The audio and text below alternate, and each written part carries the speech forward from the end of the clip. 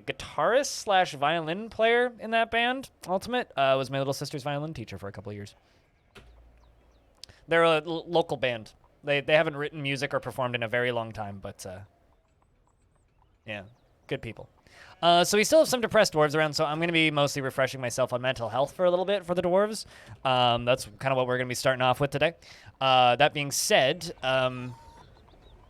everybody's putting shit away because I think we just finished trading, so there's a lot of stuff getting put away. A lot of wood's getting put away. A lot of other things are getting put away. The dwarves that are currently alive, and if you want me to check in on yours, just let me know. Are Pilot the Third, the Scoid, Abigzendi, Stone, Jacknerick, LaFonda, Whitcode, Max, Evil Trick, Pavanir, Windatar, Vimamel, Bastet, Free, Clay, Massive, Alien Slayer, Sathados, Patchwork, Gorvius Suede, Defcom, Aquafunkilistic Booty Wap, who's now the captain of the guard, by the way, Trees, Tiny Goliath, Kade, Taurus, Ghost, Seeker, Cyralac, Knowles, Blue Water, Peter, Unib, Voidlock, Hazaza, Lorbam, Animal, Nish, Prismatic Flux, Murphist, Kib, Hexwrench, Caveman Crafting, Orange, who apparently is no longer a child, Tango, Costlord, Nimeseas, Ducky, Jess, Wave, Depletion, Lumpy, Arch the Second, and of course, Spitalier. How's your dwarf, Ire Stupid? Well, so you got really tantrumy, and we beat you to death. And now your hubby Hazaza is very sad. Yeah. Oh. Yeah. Sorry about that. You were one of the you were a merchant, right? And merchants really can sometimes be a problem because they want to do certain tasks that they're literally not allowed to do in the fort, and it's a pain. It's a pain. Yeah. Although Ultimate, I've heard rumors.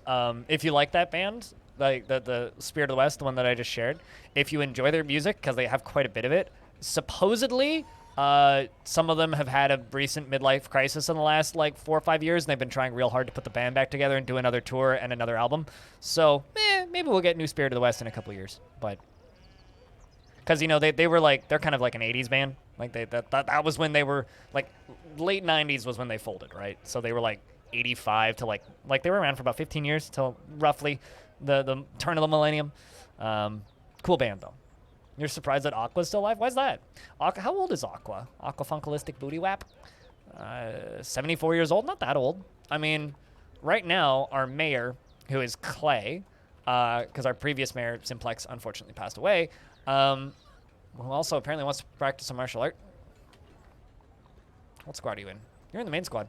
Yeah, is doing quite well, and also is 147 years old. So this is a dwarf that was born in this fort, son of Dragon Man the First and Wave Thrash, which is, you've been around for a while, dwarf. Unfortunately, also Ducky the Second has been under a great deal of stress after her mother passing away. I think it's her, she, maybe he. Yeah, his mother passing away, which is unfortunate.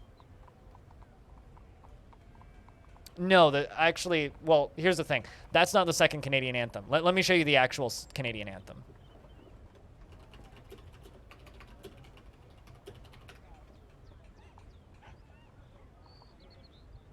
When you look around me, I can't believe what I see. It seems as if this country has lost its will to live.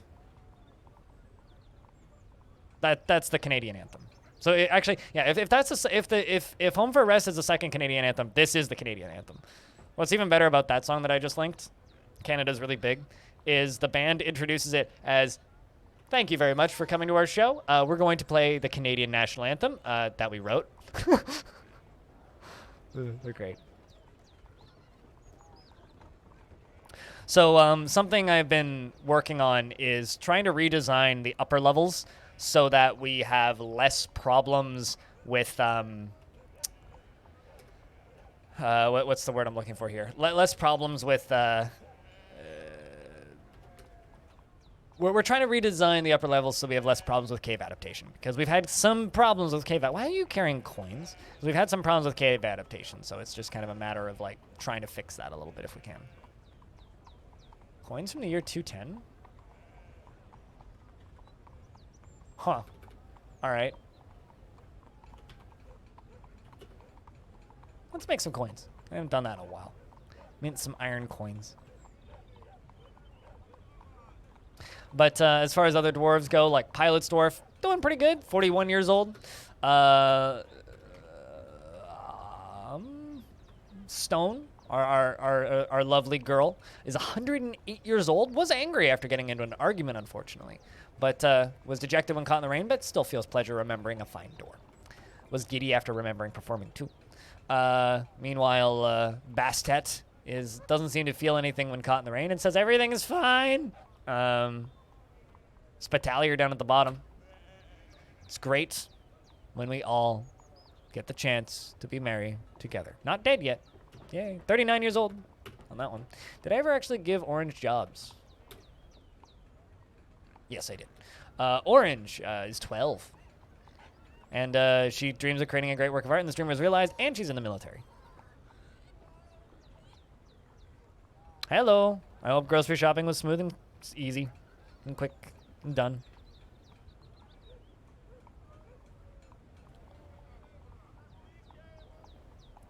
Smooth, easy, and quick. But yeah, so plan for today is actually what time of year is it? It's mid-autumn. So we'll probably do at least a year of Longdeath, just because it's been a bit. But we'll do at least a year of Longdeath, which is like 3 hours, and then after that we'll do more Jupiter Hell, because I mean I'm really enjoying that game. I'm really enjoying that game. I've been thinking about actually doing a subathon on an endless run for Jupiter Hell, and just like cap out the stream at like 14 hours, and then if we have time left on the timer, come back the next day. Because you know, sell out for a second here. Next month is September, which many of you might remember, some of you may not. Right, yeah, we need to keep an eye on this dwarf, I forgot. So September, many of you may not.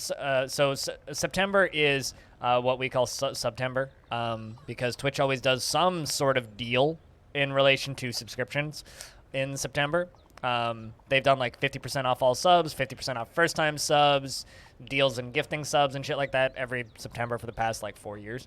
So I don't know if they're going to do anything this year. I assume they will. But that would mean doing some sort of marathon or something in September would be a good idea. And I'm kind of thinking about just doing like a endless medium subathon and just seeing if we can get all 666 floors on that. If that's something you guys would be interested in, we could line that up. Also, I'm thinking we will start Cogmind on the 15th and then play Cogmind pretty consistently for the rest of the month after that. Just because, I still want to put some more time into Jupiter Hell. Also, apparently, No Clip Video just put out an hour-long video about Thief. Well, I'm going to need to watch that tonight. That's my evening entertainment. It's almost September already. Yeah. Well, I mean, we're like almost halfway through August. The prairies are not, though, Ultimate, but the rest is kind of bumpy. And, but boy, we got a lot. Some people would tell you that France is pretty large, but you can fit 14 Frances into this land of ours. If you want to get a cackle, listen to their song, If I Were Prime Minister. If I were Prime Minister. Canadians would sunbathe in the Gulf of Mexico, where I'd put Newfoundland. They're great.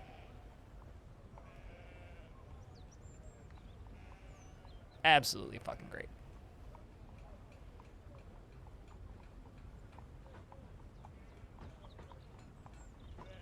If I were Prime Minister, Canadians would tan in the Gulf of Mexico, where I'd put Newfoundland. That's the line from that song.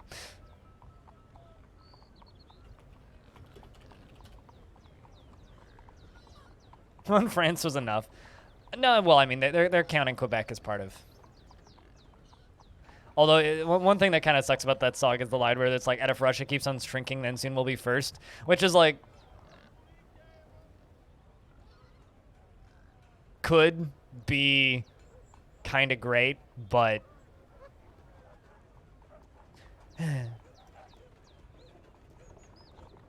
unfortunately Russia stopped shrinking, so no more shrinking Russia means Canada won't be first. But yeah, no, the arrogant worms are a Canadian national treasure. Um,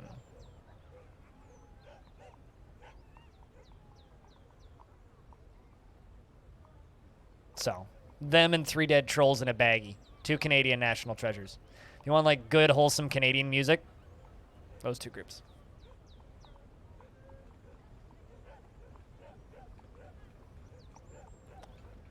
They also wrote hit songs such as I'm Gonna Kill the Dog Next Door. Which, you know, I think is kind of relatable. You know, I think that this dwarf has never tantrumed, right? They're utterly harrowed by the nightmare that is their tragic life. 19 years old, and nothing seems to fix them. Everything seems to make them worse.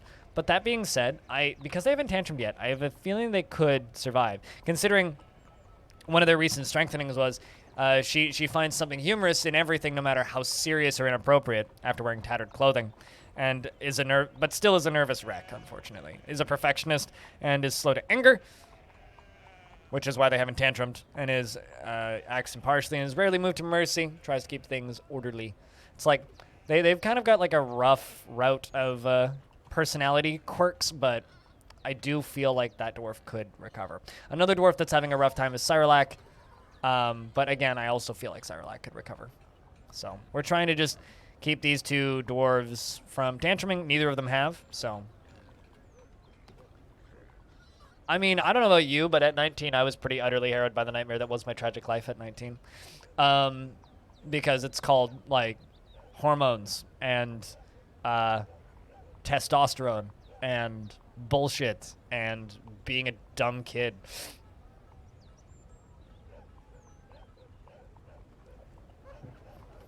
Is being very quiet. I'm the one that visits my grandparents' building sometimes. Wait, what? The dog? Does that mean that you're wondering if the dog is okay? I hope dog is okay.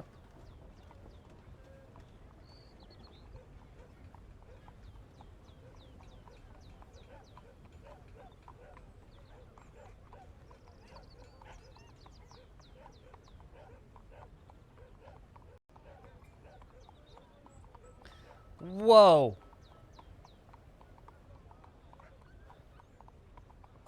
Okay, so chat, has anybody here seen that, seen Love, Death, and Robots?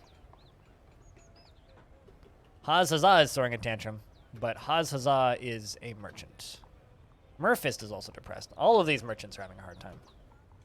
But chat, have you seen Love, Death, and Robots? Okay, you know the one short in Love, Death, and Robots where it's like all of the cowboy like farmers in the Wild West, but they have mechs and they're getting invaded by monsters? Legit, I think somebody made that into a video game. It's a farming simulator, but you're in mechs. They're like tractor mechs. I need this. Fuck. I need this in my life. Right now.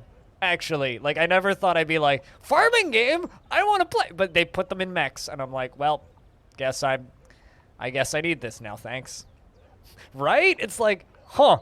I don't believe I've ever looked at a farming game and been like, yes, I need to play this. But they're in mechs, so I just sold, I guess.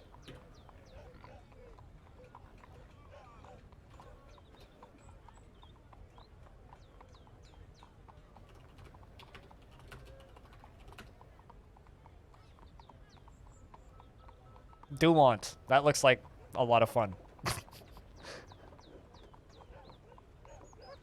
Farming on a alien planet with lasers. So Cyrolac has fallen back into depression. So because this dwarf has created a great work of art, it's impossible for them to permanently fall into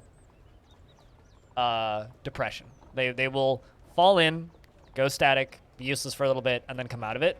Same with Free. Free's in the same spot. Has also created a masterwork. So because those 2 dwarves are like really far gone, they will recover. So fingers crossed. Fingers crossed. Some of their personal tendencies can change a little bit. Current population of dwarves, by the way, is 53, meaning we still have enough to expand the Giants collection. And I don't mean the sports team. For anybody who hasn't been paying attention recently, in these cages, okay, we have a giant, a minotaur, another giant, another minotaur, another giant, and a cyclops, and of course another giant. So it's been expanding pretty rapidly. Yes, you did the masterwork, but you're also depressed beyond all reason. But I will do everything in my power to recover you before you, keel over and die.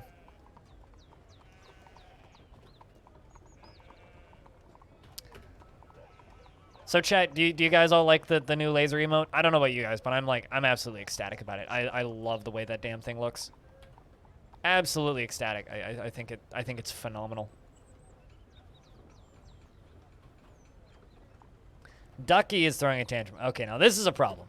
Ducky is throwing a tantrum. Ducky is a child. Childs, or children in this instance, can't be put in prison.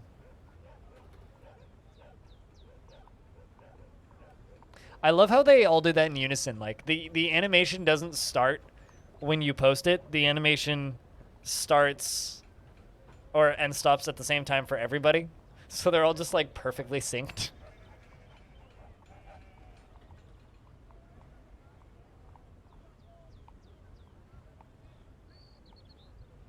Looks cool. Yeah, no, and it gets the point across, which is really nice. Did you attack something?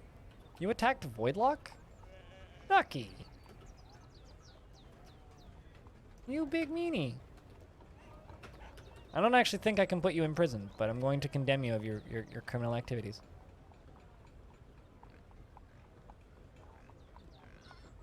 Can I tell the Giants that being 4 games up on the Dodgers is really a rain on your parade? Well, no, because I don't think they speak English. I think Giants in Dwarf Fortress speak Giant. So I have no idea what language they speak.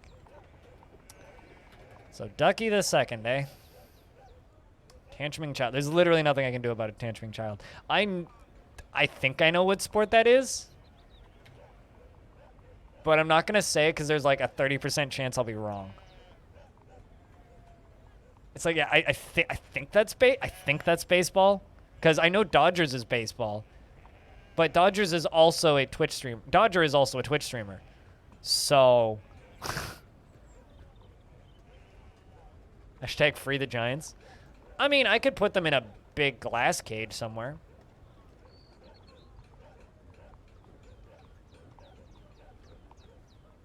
In a random Sivern language? Oh. Interesting.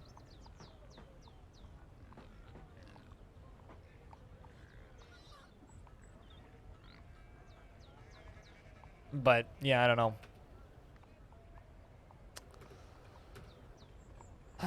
Man, children tantruming is the worst, because they don't get sentences.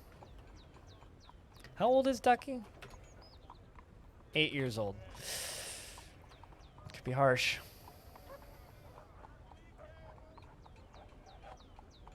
I don't know. I don't pay attention to people's personas because, you know what? I really don't care. Genuinely, I really don't care.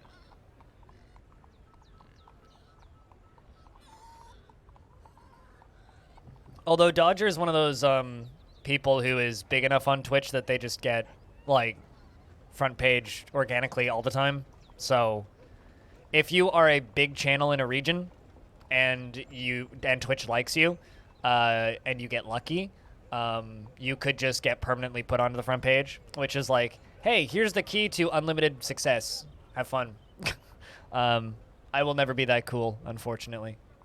Kiri's that cool. She's on the front page for Germany all the time, which is nowhere near as big as North America's front page. Like if you're on North America's front page, it's like a free 3,000 viewers.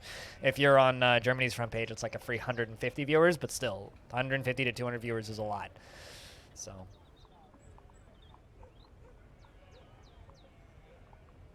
Yeah, that's what I figured, GoDappy. That's what I figured, but like, I don't believe I've ever actually watched a baseball game. But I could tell the Giants in my game that. Hold on. In fact, here you go. I'll do you a favor.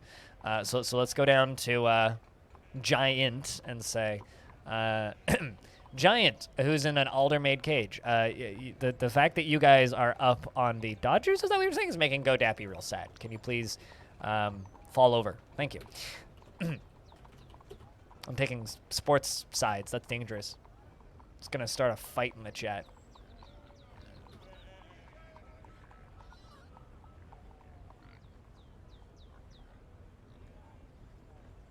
Caused 2 crashes? In what? But with an external program, you copied over some stone stuff. And placed with work now, and then you have some block and stone. You want to post a screenshot of what you've done? I'm really curious to see what it looks like. I'm not gonna lie. Like, really curious.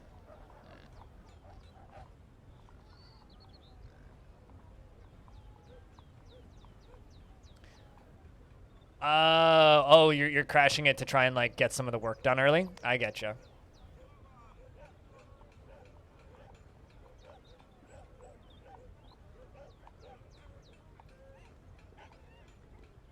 You ever actually consciously thought about baseball was Wii Sports? I mean, I consciously thought about baseball quite a bit when I was younger because, like, a lot of kids had, like, baseball-themed toys. Like, my cousin had this weird, like, water jet thing that would, like, shoot balls up with water, and then you'd smack them when they came back down. But, like, so, like, I played with that stuff. Although, by play with that stuff, I mean I took the water jet thing and pointed it at my cousin. Because there was no way in hell I was ever going to hit any of those goddamn balls.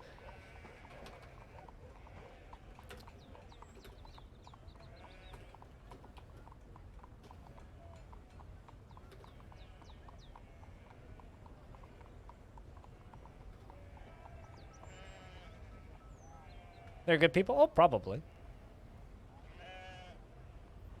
But, Trail of Debris, if you were European, wouldn't you call it football? Not soccer? Because soccer is the fake football?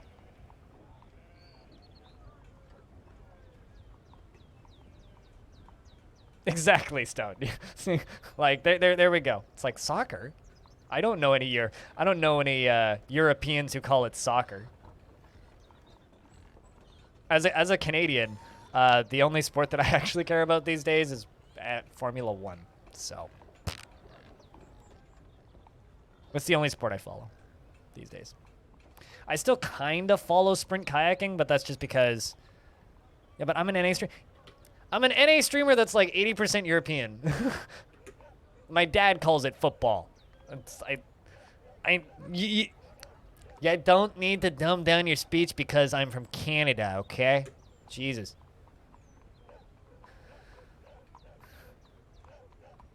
They do get balls everywhere, which is kind of funny. I thought that's what golfers do. Hey, Coglorf. Yeah, Spitalier was very kind this morning. Dropped a 5-pack, so some people got bestowed gifts. Get tired of the misunderstandings? Nah, I know what you're talking about.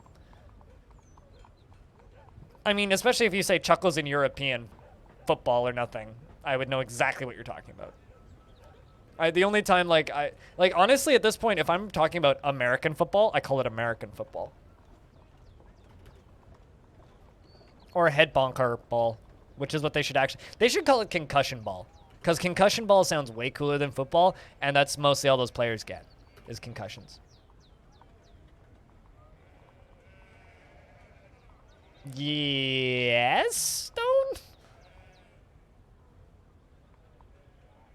Your hat now has a second hat. Yeah, your hat leveled up to be a better hat, in fact. Because you've had enough hats now that your hat now looks cooler.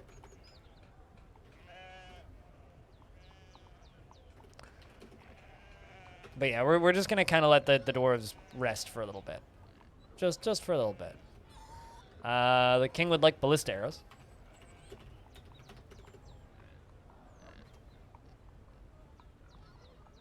Oh, probably. But, like, football, as in European football, they're not trying to headbutt each other, whereas in American football, it's all about hoorah, I'm the more steroided up muscle maggot than you, so bonk heads.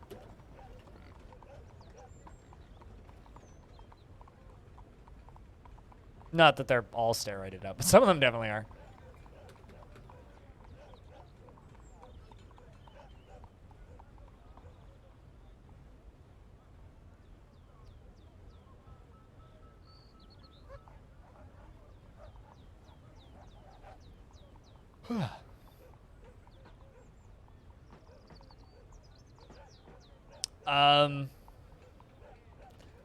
Google. Is rugby older than football, and than American football? Rugby is a codified set of rules. A codified set of rules 2 years before American football, in 1871, as opposed to 1873. The rules bore little resemblance to modern rugby rules. So rugby is 2 years older than football. 2 years.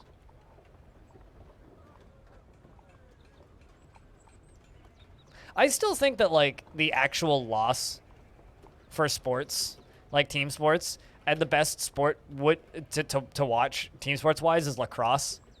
Like, it's literally like European football or hockey, but with sticks, nets, a little ball, and it goes through the air, and they just fucking whack each other with it. It's great.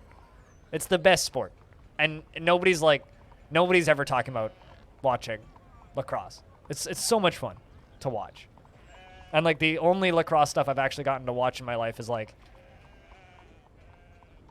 high school tournaments. It's so much fun. Hazaza is throwing another tantrum. What'd you do, Hazaza? Anything? Did you commit any crimes? Doesn't look like it. I'm going to give you all of the crafts and all of the metalsmithing just so that you have something to go do. It's apparently Hazaza has no jobs. Free, how are you doing? Kind of rough. But also, like this dwarf's doing kind of rough, but also looks okay. Like, I don't know. Oh, that was the wrong thing. Rock craft. That's fine. It's fine that I canceled the drinks though. Let's do 400 rock crafts. Just doesn't. Actually.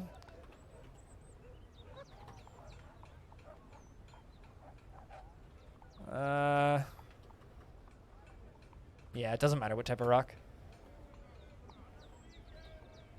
I mean, technically, lacrosse is Canada's national sport, not hockey. Everybody thinks it's hockey, but it's actually lacrosse, which is hilarious. Dude, I want procedurally generated sports so bad. I want, like, my dwarves to decide that crossbow throwing is their sport of choice. What about, like, ladle throwing? Shad with the 9 months! Fuck yeah! Crypt Jams, Crypt Wave, Crypt Bear. Thank you very much for the 9 months. Welcome back. Welcome back.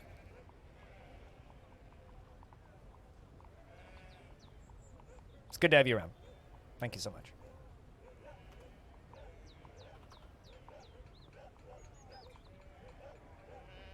Imagine the catching games they'll think of. Oh, baby toss. Huh? It'd be great, isn't it? What do you think? Baby toss? Imagine just like competitive baby throwing competition. Someone left lunch in there. Peter. Peter, come on. Rotten unicorn meat? Really? That's gross. I had a pretty good day yesterday. Me and my mom went down to Moody Row, which is an area in Port Moody in Vancouver, which has a bunch of breweries. We went to 2 breweries. I took her to Twin Sails Brewing and the Bakery. And we also got Korean barbecue because she'd never had Korean barbecue. The Korean barbecue place was like basically empty. It was like us and then another couple that were like at the other end of the restaurant. It's a pretty big restaurant because we were there at like 12:30 on a Monday. So like there was nobody in there. It was great. So we got, I can show you the plate that we got because I need to show this off a couple times because it's so fucking good. We went and bought this. So hell yeah, it's real fucking good. Because my mom had never had kimchi before. So this was pork belly, pork butt, and a little bit of chicken. There was also potato. These are like big, thick rice noodles. Like they were like the size of your thumb. They were really big rice noodles. And then cabbage and some other things that I couldn't identify in this. And then that was some sort of I don't even know the name of it. Pickled thing, and then shit tons of kimchi and a salad. It was fucking great. This bowl of food, by the way, $30. $30. Such a fucking it's cheaper than going to McDonald's. I haven't eaten in a restaurant this year. I've only like just started trying to go back to restaurants, but I'm very picky and choosy, and the only restaurants I've been to are like restaurants that I know will be absolutely empty when I'm there. So it's like there's a pub that I've been to twice this year now, which is like,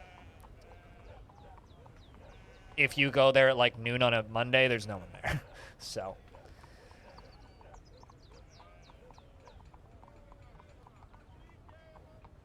Sensory issues with food? Define you mean like texture issues?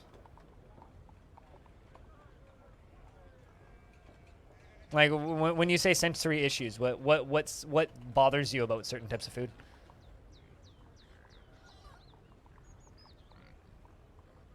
For Dwarf Fortress, not. Oh, I mean, it depends on what version of the game you're playing. If you're playing this version, I do a little bit. Like if I have a dwarf that's very like hell bent on trying to get a specific type of food, I will try and get it for them. But usually I just kind of ignore it and make up for it in other things. In the most recent version of the game, doesn't matter. So if you're playing the most updated version, the version after the one that I'm currently playing on, you don't need to worry about it. Just give them masterwork quality food and they will be happy. So. When will we start this DF sport? What, baby tossing? I think the key to winning the baby toss is throwing the baby without the baby going splat. Although, realistically, I just want to see the dwarves do foot races. And, like, wrestling competitions. Like, wouldn't it be awesome if they arranged a wrestling competition in the tavern, and you could just see, like, dwarves, like, line up and just go, poof, and knock them over? It'd be great. New food scary? I used to be that way. Not about texture, but about new food scary. But you only live once, right? We're all gonna die, and if you have a meal you don't like, that's not gonna kill you. It's just a meal you don't like, and then don't eat it again. So see new food, eat weird thing. Like, I will go out of my way to like eat things I haven't eaten before. Dwarven sack off. Potato sack! Dwarven potato sack! I would totally watch that. Duckies throwing another goddamn tantrum. Children tantruming are the fucking worst, man. In DF. Because they're like dangerous little murderers. They could like kill people. And you can't put them in prison to actually rehabilitate them. I mean, I could expel this dwarf and their mother.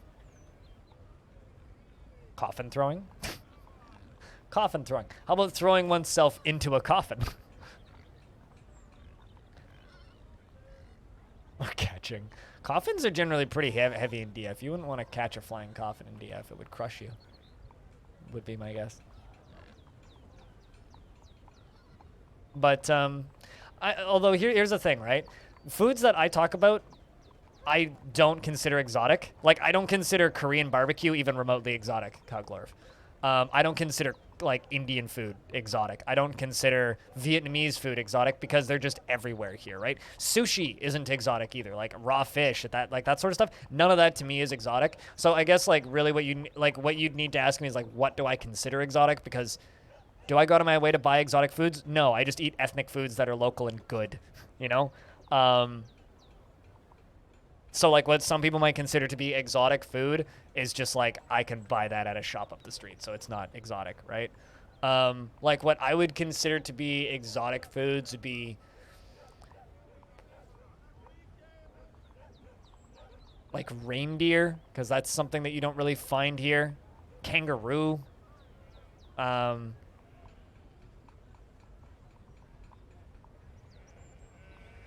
Trying to think, like, what's maybe, like, the weirdest or most exotic thing I've had?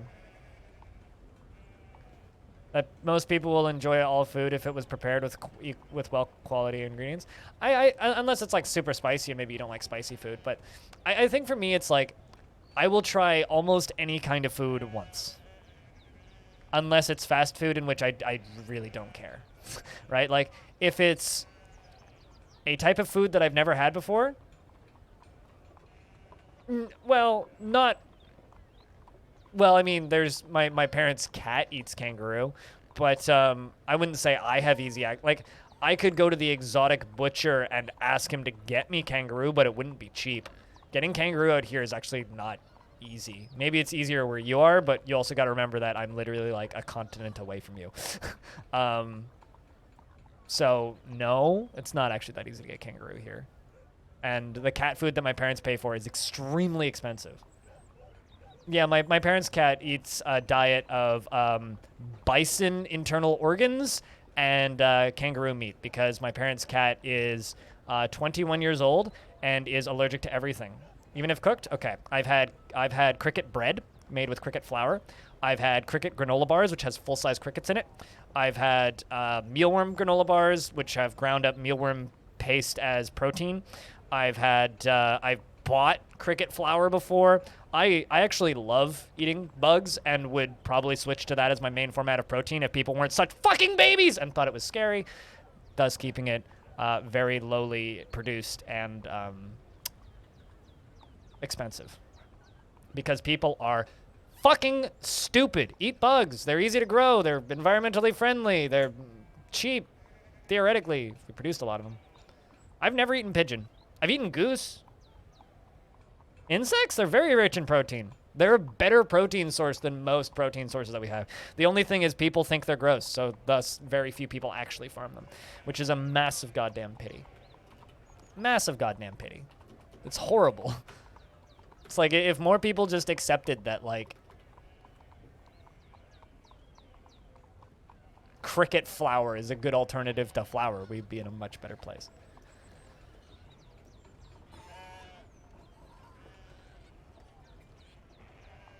I don't know. When I was a little kid, I say little kid. When I was like 12, maybe ish, around that age, I had a lollipop that had a scorpion in it, and a lollipop that had a spider in it. It was a pack of two. One had a scorpion, one had a spider, and I ate both of them in front of the girls in my scout group, and they all like sat there and squeed. This is why I had no friends.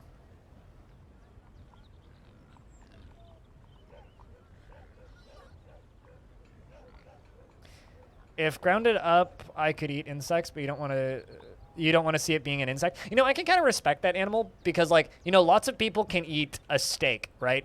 But not as many people could eat a roasted cow that still looks like a cow. You know what I mean? Like, if there's like a spit roasted cow, I know some people who wouldn't eat that, but will eat a steak, no questions asked. So I can kind of respect the ground up insects. Personally, I don't care. I'll eat a fucking locust. Just fry me a fucking locust and I'll eat it. But the problem that I have is when people are just like, like my dad, for example, doesn't matter if they're ground up or not, he will not eat insects. Doesn't care. Like, just straight up won't do it. Ever. Period. Like, just will not do it. Doesn't matter if you can see them or not. Just will not do it. It's like, I kind of respect it, but like at the same time. So I once had a bag. It was like a bag of chips. I bought this down in California, I think, when I was down at a TwitchCon. It looked like a bag of chips. It was salted crickets. Just a bag of salted crickets. They were so good. They were like, it was like eating pistachios. They had a nice crunch to them. They had like a nice like barbecue one. They had a sea salt one. They had a habanero pepper one. They were so good. I wish I could buy those up here because I would legit just like sit here and eat crickets. They were low carb. They were healthy, high in protein. It's like, I don't know. I wish more people accepted eating insects because, like,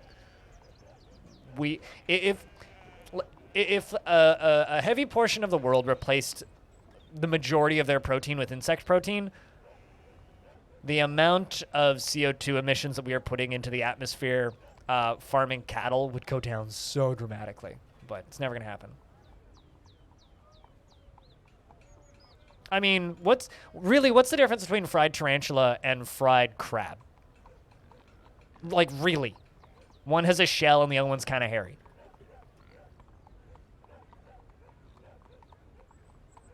No, see, that's the thing. What they need to do, actually, Pilot Guy, is they need to brand it so that it doesn't have cricket anywhere in the name and you don't tell them. And just say, oh, it's protein bread or whatever. Because, like, most cricket products are, like, ground into a flour and baked into a thing. Like, you can buy cricket cookies.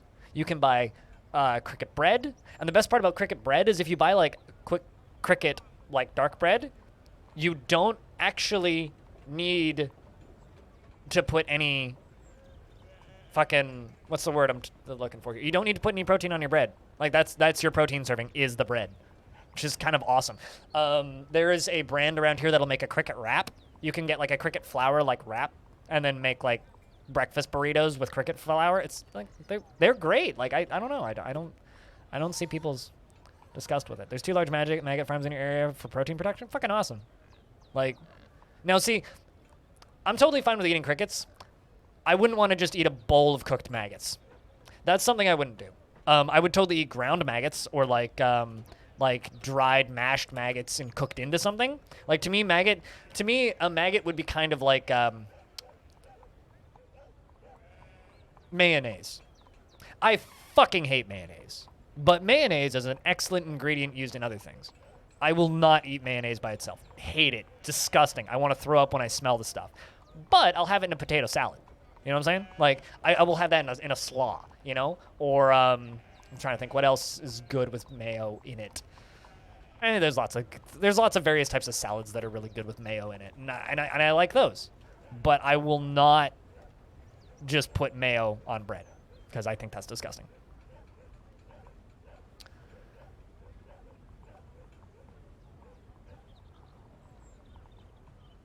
The reason you no longer eat cherries is because you ate them as a kid and they had hidden protein in them, aka maggots. What's wrong with that? Oh, wait. Are you saying that you ate a maggot-infested cherry? Because you want to know what the scariest thing that ever happened to me when I was eating berries was? I ate a raspberry that was on a wild bush growing here when I was a little kid. Bit it, chomped down, and I felt something moving in my mouth, spat it out, and there was a fucking centipede in it. It was like that long. So now whenever I pick a blackberry or a raspberry or a salmonberry, I will look at it, blow it, and then eat it because I will make sure that there's no bugs inside of it. Let's put garlic in it. Yeah, it needs more than garlic. Mayo needs to be hidden. But you see, I'm an adult and I move on, right? So when it comes to like, oh, I ate a berry once with a bug in it. Yeah, I ate a berry once with a bug in it. So instead of continuing to eat berries at the risk of maybe it having a bug in it, check the berry before you eat it, right? It's like I bit an apple in once and found half a worm in it. Yes, I spat out that apple. I still eat apples, but I just do a better job checking, especially if they're fresh and organic, you know? On tomato and bread? No, thanks. I'm good. You can do that all you want. Oh, something that I like mayo in is sushi. Most sushi has mayo in it. Most rolls have, like, mayo in it. And it's, like, Japanese Cool Whip in most cases. Like, it's crappy mayo. I mean, like, that's, like, it's kind of the same thing, Cuglorf, as, like, eating figs. Figs have wasps in them. Every fig you've ever eaten, Fig Newton or anything, has a wasp in it. Because wasps pollinate figs by killing themselves in the fig.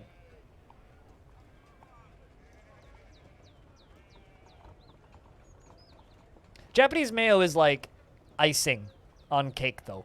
It's so sweet. Whereas American mayo just tastes like fucking cum in a jar. Hate that shit. It's disgusting. It's almost as bad as Cheese Whiz.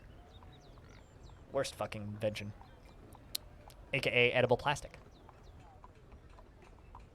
That being said, Cheese Whiz on celery.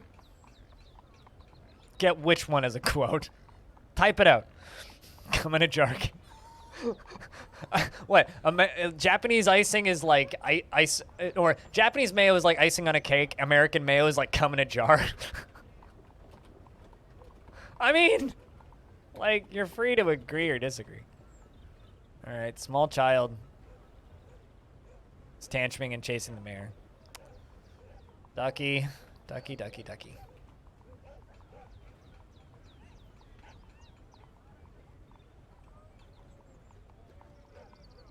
If you write out the command, I will, or if you write out the quote, I will add it to the quotes list.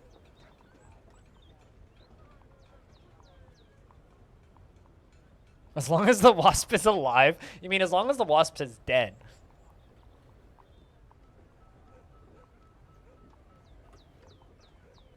Also, this doesn't really have anything to do with anything, but check out this cute little spoder bro that I found. If you're scared of spiders, maybe look away for a second. Boop. It was on the inside of my kale. Look at him. Defending my kale. What a lovely little bro. Yeah. And a cute little face. Look at the little face. Anyway, sorry, I gotta read a thing. Scrolling up, scrolling up, scrolling up, scrolling up. Let's go. Let's go. Sheep sleep in a steep, deep, cheap, beeping barn. Damp apples try to catch mold from aeolian? I don't know what that means. Dankness. Bed construction injuries plague fledgling pair bonded joints. Pickles pickle cabbage in jars. And was my cabbage. Baggage handling meerkats mingle everything beautiful. You can't just murder God. What? Ham is not vegan since forever. How do people never consider defenstration first? Sleep only during your normal state of rest. Stupid skulls do sell. Regardless, we press up, up, down, down, left, left, right, right, and fail to use code. Void engineers is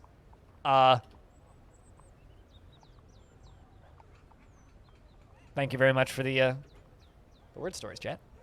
Please continue to fill that out on the Discord server. Spider trigger your fight or flight instincts. This might trigger your fight or flight instincts, but I just want to show this off.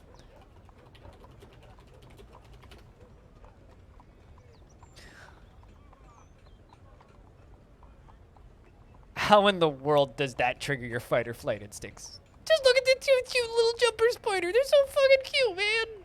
Like, how in the world does that trigger your fight or flight? It's so cute. I just want to hug it. Look at it. That scares you? It's so cute. It's so cute. It's got the big eyes. Until it jumps at your face. Dude, they're like the size of a freaking penny. They're like that big. Who cares? You get shaking hands like jazz hands? Because I do too, because it's so cute.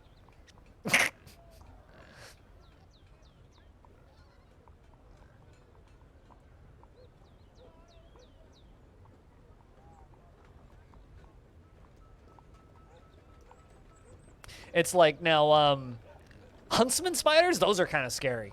If you're, I won't show huntsman spiders on stream, but if you are scared of spiders, don't ever Google huntsman spider, because well, never go to Australia.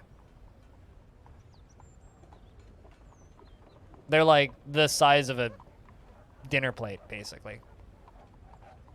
Or rather, like, they'll cover the entirety of the palm of your hand and they bite like a motherfucker. Those are kind of scary, but like, little jumping spider, they're so cute. I like little jumping spiders.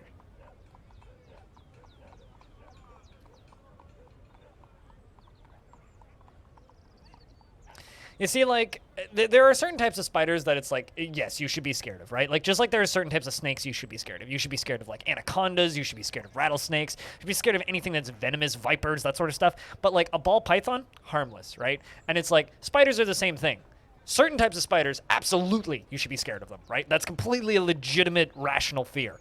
But there's also certain types of spiders where it's like, it's completely harmless and, frankly, a benefit to your house and its living space. So it's like, I don't know.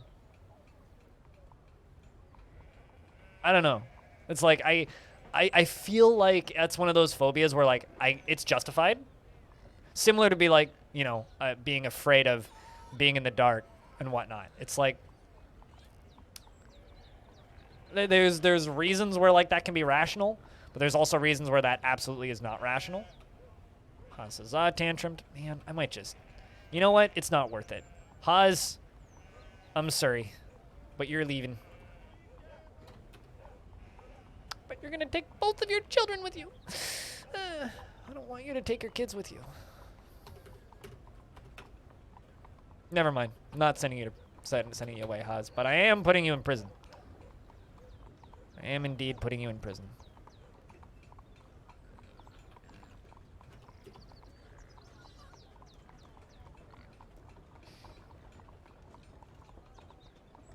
Same with snakes, taking care of small runs. I mean, I love that little spoder that I showed the picture of. That was on my kale. That little dude, I saw him killing a butterfly that was laying eggs on my kale, which is gonna sprout out into little caterpillars, which will eat the entirety of my kale plant in like a matter of days, right? So fuck yeah, that little spoder, got him. It was great. Like literally, I watched the butterfly land on my kale, and then little spoder went thunk and just got him. And I was like, yeah. Fuck yeah, man! So I gotta like be careful when I harvest my kale. I gotta go around spoder. Don't wanna hurt the little spoder. Haas's husband found dead. You know what? It's all good. I do need to replace the captain of the guard though, because captain of the guard's a little bit too strong. But Haas's can I get some F's in chat for our old friend Haas's who is now dead? Because I need a less strong person on that job now. I kind of did that intentionally. Some of you might remember last time we streamed this, I made sure that I had a very strong captain of the guard to be able to deal with some of these dwarves, because it sucks, but it's the reality of it, you know? Like we need to make sure that dwarves aren't killing other dwarves, and I would like that dwarf's children to stick around, but unfortunately Hazaza and I are stupid. Goodbye, you two. You were good dwarves while you lasted, but they can only stay so long. That was a pretty brutal fight too. The captain of the guard punches the merchant in the head with her left hand, bruising the muscle and fracturing the skull through the pigtail hood. The force pulls the neck, tearing apart the muscle and tearing apart the upper spine's nervous tissue. An artery has been opened by the attack, and a tendon in the upper spine has been torn. The captain of the guard punches the merchant in the head with her left hand, and the injured part collapses into a lump of gore. An artery has been opened by the attack. Has anybody seen the movie Drive? Scene in the elevator? Drive's pretty good. Not a movie for everybody, though.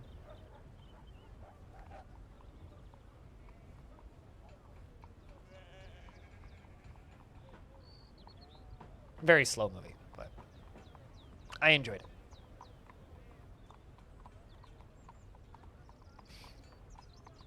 No, iDrive is a new product from Apple.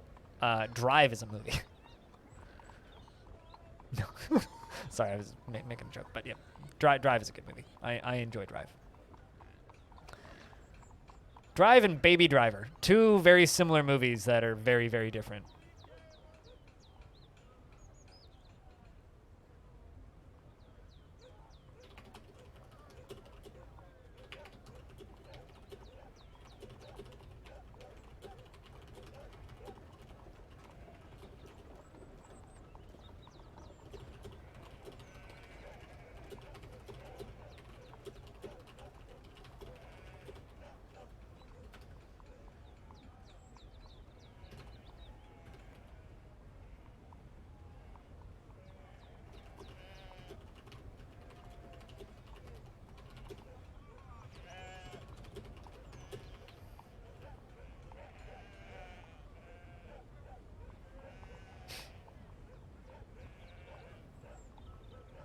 The way Ryan Gosling just stand there and talks very little is both calming and a bit hilarious. It kind of is, yeah. I mean, I'm trying to think of other movies that are like that. That director has a few movies that are kind of like that, but Drive is probably the best one. I don't know. I like movies that don't have a lot of spoken dialogue. It's part of the reason why I love Mad Max Fury Road, because it's like, it's a very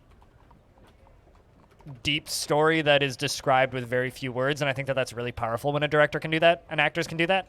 I really, really like that.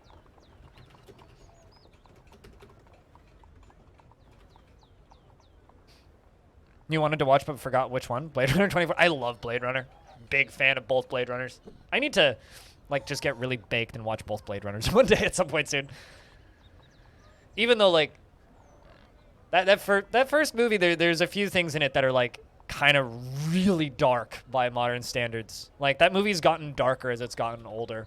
But, yeah, I fucking love Blade Runner. I like noir kind of film and such. I really, really, really enjoy noir film.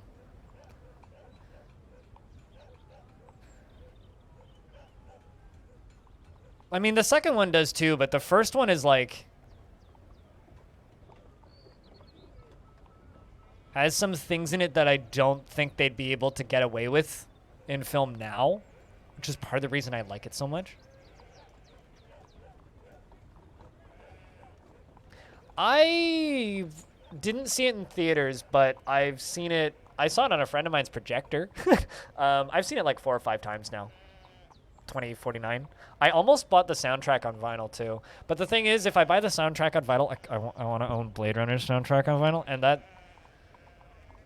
first one's soundtrack's expensive.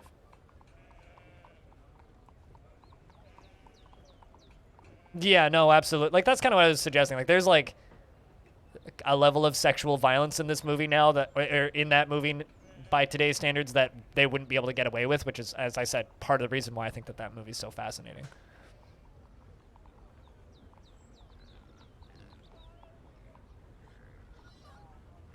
I got down. It's one of the recently released movies that got downvoted by the anti-SJW crowd. So, like, every other movie that gets released, that's not exactly like that's not exactly like a lot of detail there. Like, you're gonna have to be more specific. But, like, do you know who was in it or anything like that, or like even like the vibe of the movie? Lena Headey. I don't even know who that is. I probably should.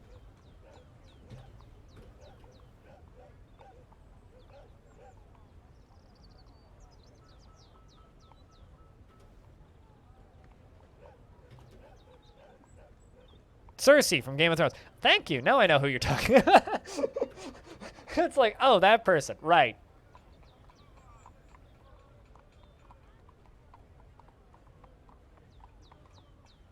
Also, Jinx.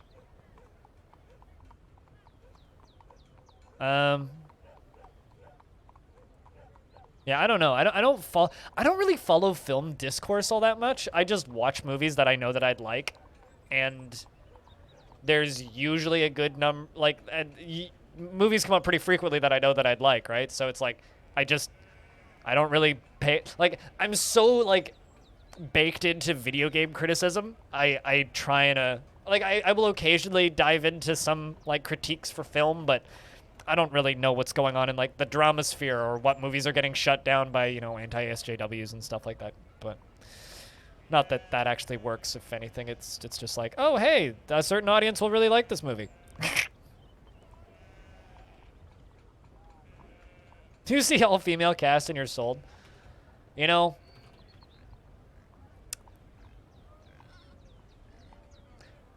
to a degree, I will agree with you. Ghostbusters didn't do it for me, unfortunately. That just wasn't a good movie. I shut that movie off pretty quick. I lasted like an hour in. I was like, you know what? I can't. I can't. I can't. Not because it was an all-female cast. Like, that part was fine. It just wasn't a good movie. It wasn't funny. It wasn't entertaining, and it didn't. I don't know. I'm a really big fan of the original Ghostbusters, and like, nothing's lived up to it. I wish I liked that movie more. I want to like new Ghostbusters stuff. I don't even like Ghostbusters 2. It wasn't for me. Like, some people like that movie. It wasn't for me. I'm trying to think of like movies with all female casts that I've actually enjoyed though. Because like, I don't know. There's definitely been movies like that. Oh, a good movie that I watched that has a very heavy female cast is Cam, which is on Netflix. Horror film. Ironically, very relevant to what I do, although it's featuring cam girls. It's like basic like elevator pitch for that movie is girl is camming, making a lot of money, and then goes to log in one day to her account, and there's somebody else on her account streaming that looks exactly like her, like a doppelganger kind of shit. And she doesn't have access to her account, and everybody's claiming she isn't her anymore. And it's a good movie. I wouldn't necessarily call it horror. It is a horror movie, but it's not that bad. I mean, my tax lady thought I was a cam girl. For the first 2 years, she did my tax. She understands what I do now because her grandkid watches Ninja. Not even fucking joking. She's like, oh yeah, my grandson watches Ninja. I'm like, you know what's like the worst part about being a full-time Twitch streamer who doesn't stream Fortnite is whenever like you finally do run into somebody who knows what that is. Like when a neighbor or somebody like asks you what you do and you're like, and you like don't actually lie, and they're like, oh yeah, no, I do watch Twitch sometimes. Do you play Fortnite? Actually, recently it's been Pokemon Unite. It's always like, and do you play Pokemon? I don't even own a Switch. The fuck's that? Curse nobleman. Yeah, I agree. But no, seriously, like the first time I got my taxes done with my tax lady in like 2016, she was like, so what exactly do you do? I'm like, well, I explained it to her, and she goes, is that an adult industry? Was Minecraft before? See, here's the thing. I actually kind of like Minecraft. Don't ever. But like the reason she jumped to adult industry immediately was like she's like, oh, is that the adult industry? There's a couple girls that come through that I do the taxes for every year that do something similar to that. I'm like, sure, but I keep my clothes on. She goes, okay. Like, it's okay. She understands now. Exactly. It's just I'm pretty sure if I didn't have my clothes on, I would just do this. Hey, look, chat, no pants.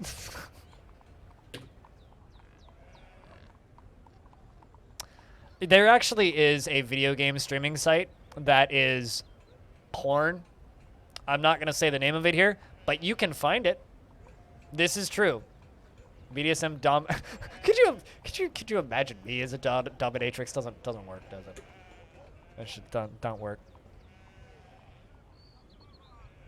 Besides, streamers don't have legs. This is a fact. We've confirmed this before. It's part of our Twitch partner contract. They chop our legs off. Yeah, I'm not sitting in a chair. I'm floating. It's what you call a hover gut. Have some gimp suit on? Yeah, I'm okay. I have kinks. That's not my kink. What, me in a gimp suit or me with no legs? How's the floating life? We'll all float on today. We'll all float on, okay. You are stupid. TMI? Nah. I just have Modest Mouse stuck in my head. I'm in a good mood today, okay? Should be thankful. It's very rare that I'm in a good mood. Normally I'm just like chronically fucking depressed, but today I'm in a good mood. Down here, you'll all float too. You'll all float too. How much stuff is in your dwarf's bedroom? You mean like how many items do you own?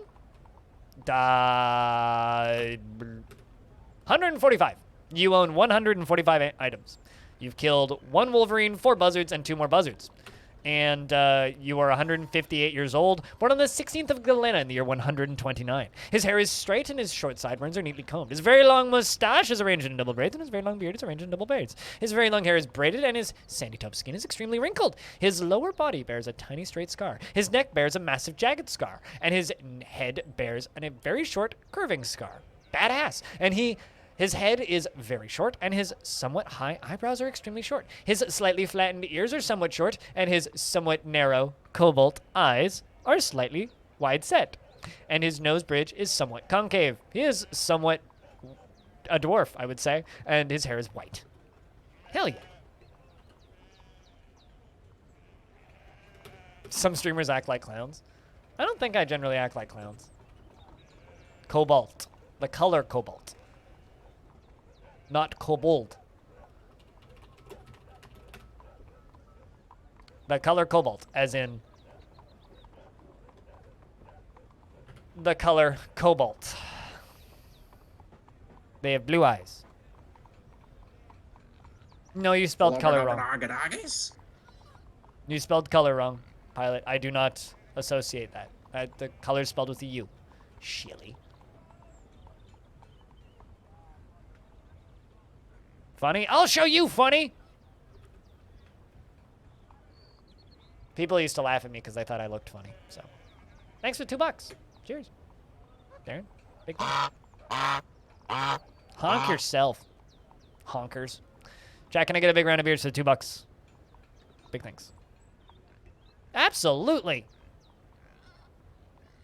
God, it's color.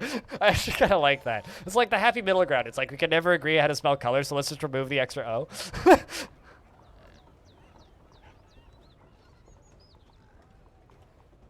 A Crundle is fighting. Because I'm pretty sure this Crundle just fell out of a tree and just went splat. Because that was like impact damage. Are you okay down there, Crundle?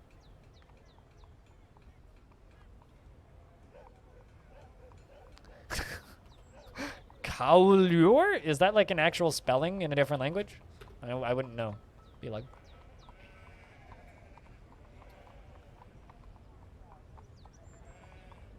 Early printing, you paid by the letter? Yes, this is true. Yeah, because they had to arrange all of the letters in the printing presses.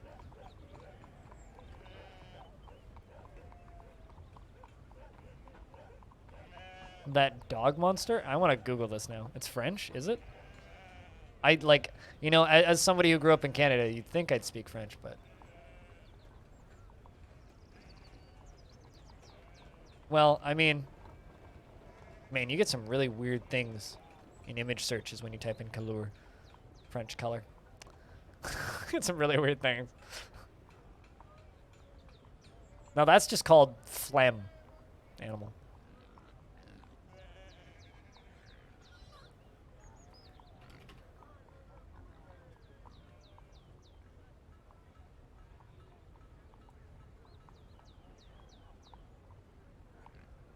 Turn safe search? Oh, no, I mean, it wasn't that weird. It wasn't that weird. Although, the weirdest thing ever... the game's saving, so we got a second. The weirdest thing ever is when you search for different types of gems on Google image search. If you scroll down, like, if you type in ruby, right? Or emerald, or sardonyx, and you scroll down more than, like, a page, inevitably, you will find a dildo made out of that material. It is springtime. Nothing seems to have passed away of old age, and the humans have arrived with their annual tribute, meaning we are now in the year 288.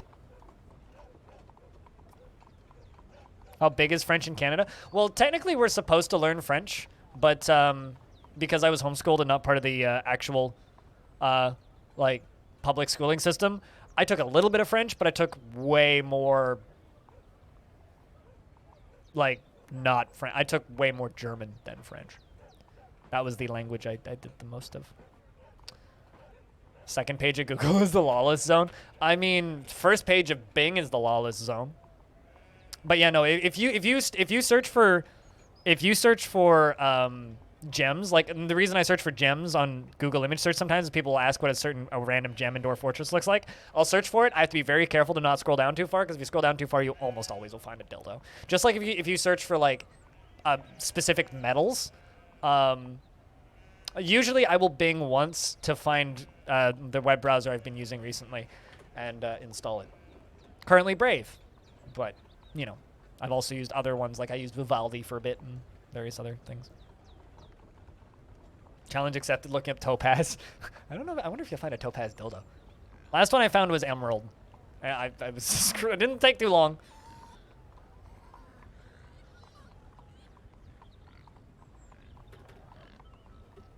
Did you appreciate the break from paperwork for a week, Stone? I hope you appreciate it. Also, thanks for the follow, Curse Nobleman. Cheers.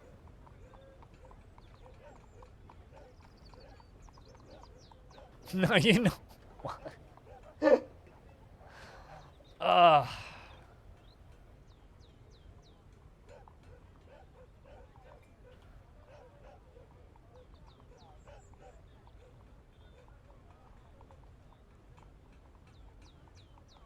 How far down is the soldering equipment? On what?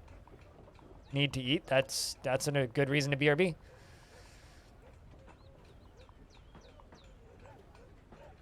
All right, let's do another.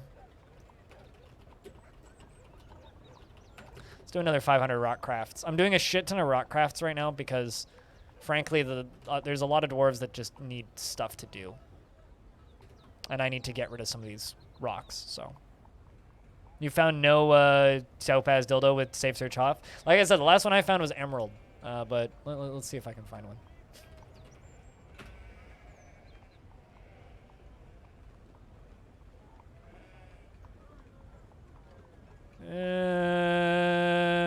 About 3 pages on ruby for me.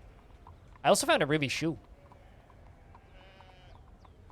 Is this safe? Yes, this is safe. She? That's on ruby. I found a bicycle made of rubies. I found... Oh, boy. No. I mean... Find some weird shit when you search for gemstones. Oh, yep, that's porn. Okay.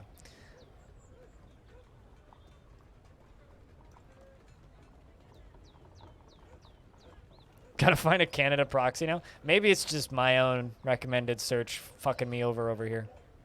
Not that I've ever searched for rare gemstone dildos before. But, you know, here we are. You know, actually what I blame it on is that one kids TV show that people think is a grown-ups TV show where they're all named after gemstones. Steven Universe, that show. That one little kids show. Because people like to make porn out of it. So people will do some strange things with that stuff. Oh God, no. You know exactly what I'm talking about when you say, oh God, no.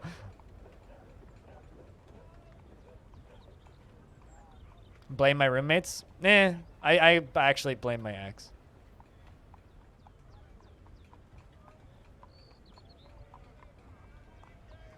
And I blame the Steven Universe fandom.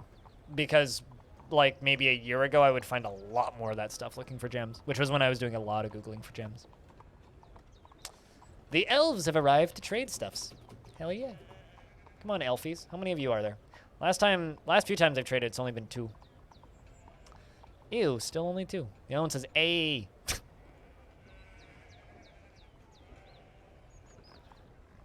By adult My Little Pony art? I mean, I'm desensitized to that shit these days. You'd know what you'd inadvertently find. Yeah, this is part of the reason why I don't actually watch cartoons that are kind of like grown-up cartoons, is because that shit just gets too weird for me too quickly. Oh, you know what? I'd be willing. There's probably a degree of truth to that. There's probably like some truth to that. I wouldn't doubt that, actually. I've never watched BoJack Horseman, but I've never watched BoJack Horseman because I know what it's about. It's about me. People like me. So I feel like that show would do one thing, and that's make me extremely fucking depressed. And I'm already extremely fucking depressed all the time. I don't need to be more extremely fucking depressed, so I will never watch BoJack Horseman. I'm good. Of Owl House? I don't know what that is. Pitch me on it. What it? I've been watching Car Masters, Rags to Riches, because I love really shitty fucking reality TV sometimes. No, it's about my archetype. It's about people with a public persona. But no, I'm not a depressed alcoholic horseman actor. I am, however, a depressed semi-addict of various substances who has a public face. And I listened to Super Bunny Hop and his podcast mates, Matt Visual and Liam Edwards, who's a ex-Rockstar employee, actually, talk about BoJack Horseman at length. And yes, I have absolutely no desire to watch that show. Oh, yeah, then I'm already out. Trail of Debris. I did actually enjoy the one cartoon that I've enjoyed in the past few years, which to me is shocking that I enjoyed it, was Midnight Gospel. I actually really enjoyed that show. But that show is more just like acid trip visuals with weird audio backing. So that show I actually quite enjoyed. But they brought us a buffalo bull, green tree frog, and a kid. Thank you, elves. Gives you warm, happy feelings. It's cute. Fair enough. If it works for you, it works for you.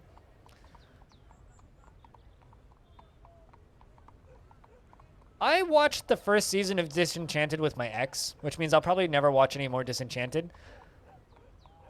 I wish I liked that show, because I really like Futurama, and I like parts of The Simpsons. But Disenchanted just doesn't do it for me. It's like missing a soul, if that makes any sense. Like it. Like there's parts of it that I really liked of the first season because I watched the entirety of the first season. But the problem that I have with it is I hate basically every character in that. I like the demon. Yeah, like you said, the demon's great. But it's like every other character in that show is not likable, and I don't know if they're doing that intentionally or not. This dwarf is pondering toxicology. Are you thinking about poisoning somebody? 51 years old. So it's like, I think that if I'd never seen Futurama and I'd never seen any of The Simpsons, that's the best feeling ever when a cute neighbor moves in. You're like, cute person lives next door. Anyway, if I'd never seen Futurama and if I'd never seen any of The Simpsons, I probably would have liked or really enjoyed Disenchanted. But because I've seen a decent amount of The Simpsons, or a little bit of The Simpsons, and all of Futurama, because of that, Disenchanted is just fine.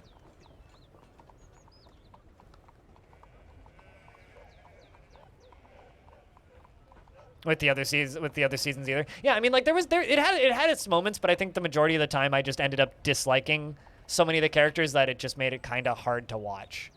It doesn't mean that it's necessarily a bad show. It just means that, like, it's fine. Like, I'd give it a 6 out of 10, you know? And, you know, for a lot of ratings, it's like, that's bad. But, like, I don't know. It's a perfectly passable TV show, right? Like, it's fine. It's fine. It's just didn't quite do it. I mean, I've talked about this before, Pilot, but the highlight of my day is when my cute neighbor who lives 2 floors above me goes out into the backyard area and walks her dog. It's the highlight of my day every evening.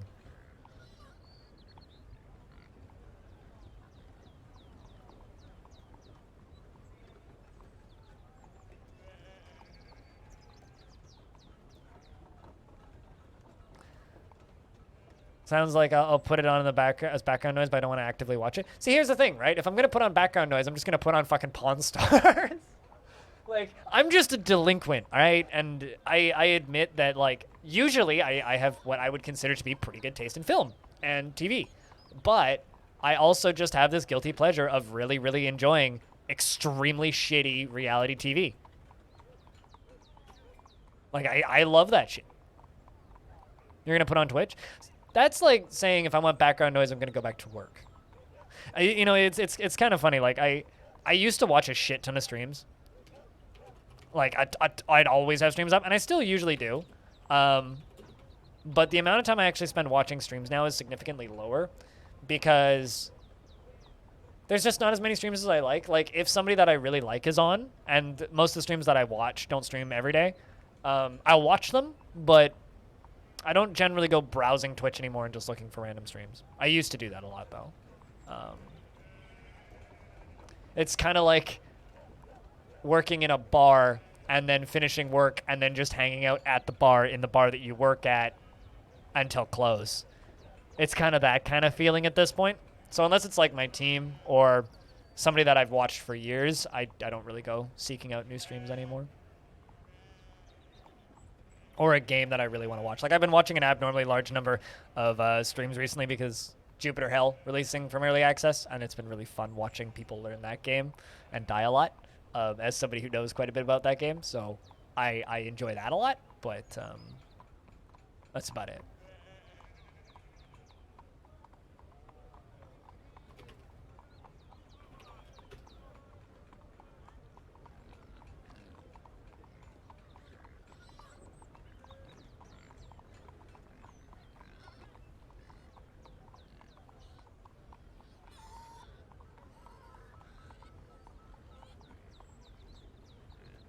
But yeah, I don't watch as many streams as I used to.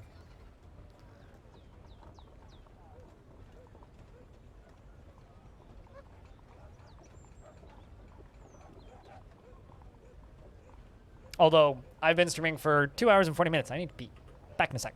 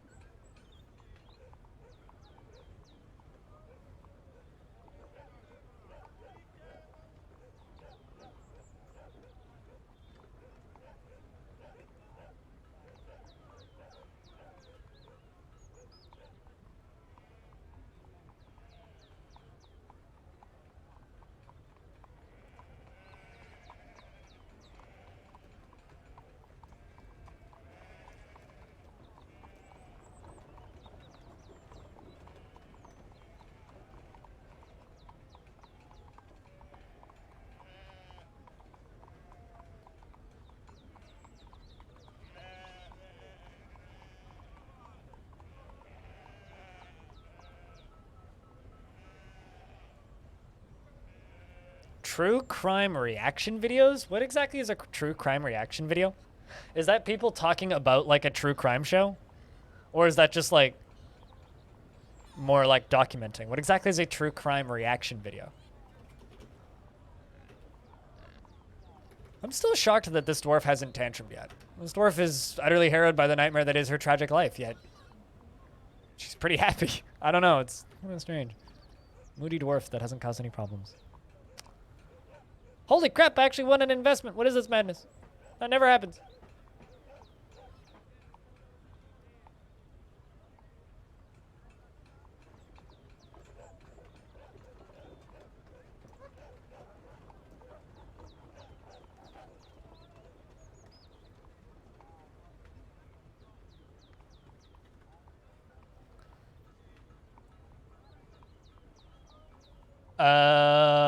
Watching somebody watch true crime. Gotcha.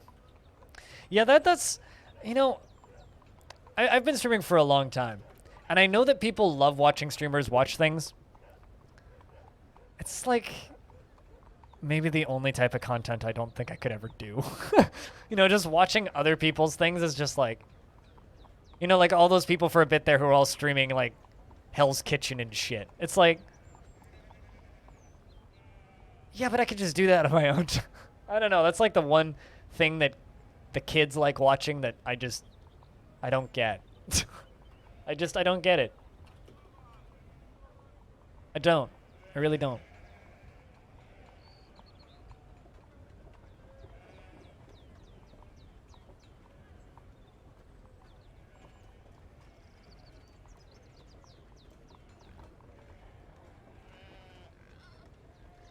Also, another thing that I'll do when I need background noise is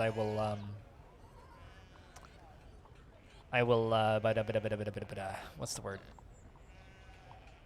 Put on a podcast. You know, I listen to a ton of, like right now on my queue for listening. Let's see, what do I have? On my queue right now, downloaded on my phone, I have 11 hours of podcasts. Yeah, 11 hours of podcasts.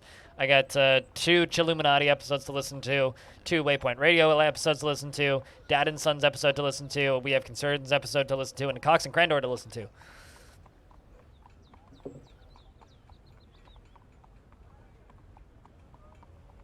And today's Tuesday, which means I'll get a giant bombcast by the end of the day to listen to.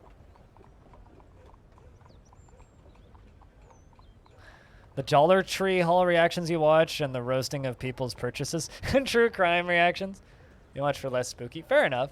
I love watching. I watch a couple of YouTube channels that do record haul videos and like cassette haul videos. A really good YouTube channel that I love watching is This Machine Kills Music, which is a great YouTube channel name.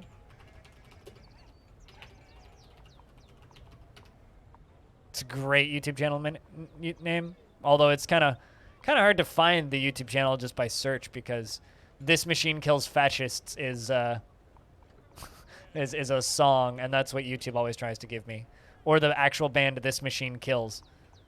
But now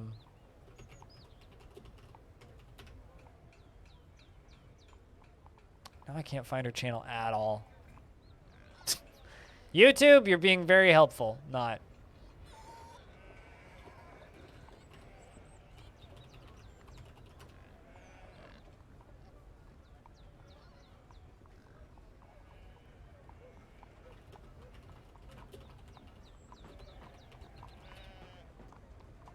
Do they also play the music? I mean, this is YouTube, so no.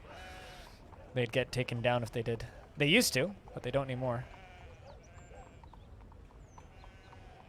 I mean, they talk about it, so you can look it up on your own time if you want. No, I can't find the YouTube channel at all. It's like, okay, I have to dig through my subscriptions to find it. Cool, YouTube.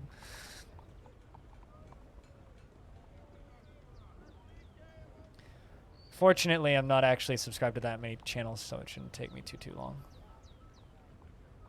But I quite enjoy YouTube channels that talk about music.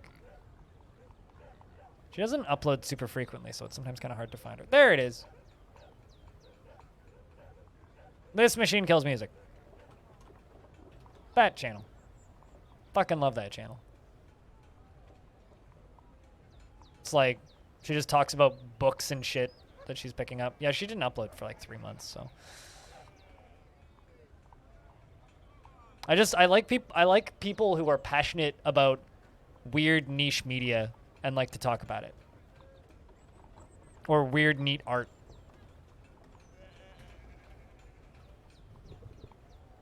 Yeah, it's like books, records, cassettes, CDs, sometimes weird DVDs, that sort of stuff.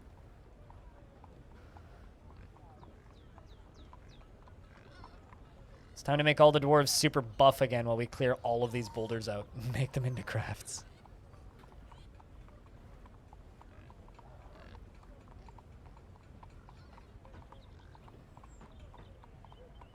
I need a bigger animal stockpile.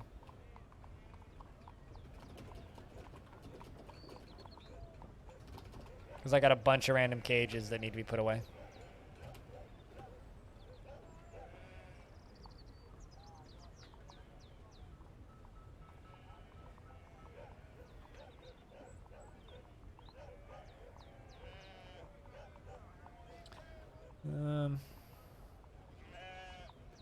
Well, looks like they're doing what they gotta do. Where are you? Looking for a particular dwarf.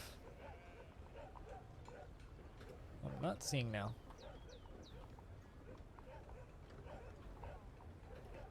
Where's Cyrillac? Oh, there you are.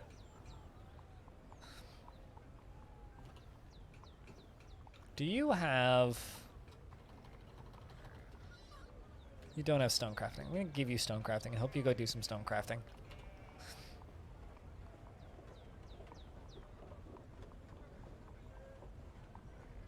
I don't listen to a lot of. Well, I mean, the only like podcast I listen to that sometimes does true crime stuff is Chilluminati, but they talk more frequently about like aliens and dumb conspiracy theories that I find amusing. Because the thing is, and this is always a problem that I run into when people are like, if you like podcasts, you should listen to.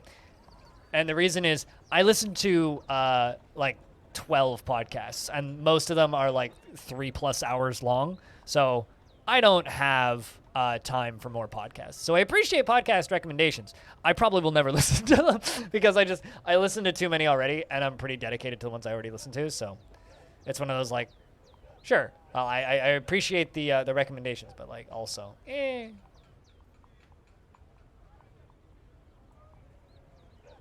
it is highly likely I will never listen to podcasts you recommend.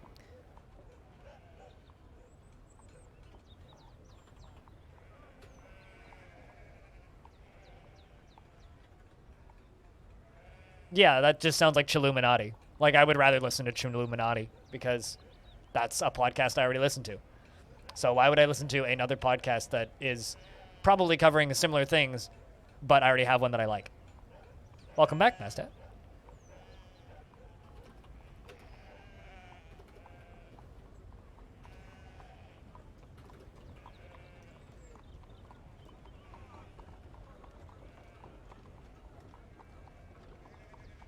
It's like I already really like Chilluminati, so I don't really need another one.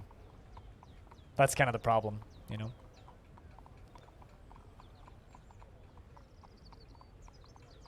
Or once you kind of have a thing that you like, it's really difficult to, you know, get more things.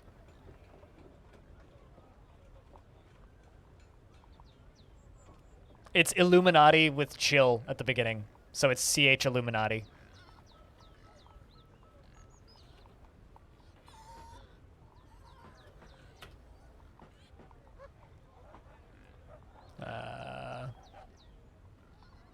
There you go. This is a pretty good, like, multi-site check-in.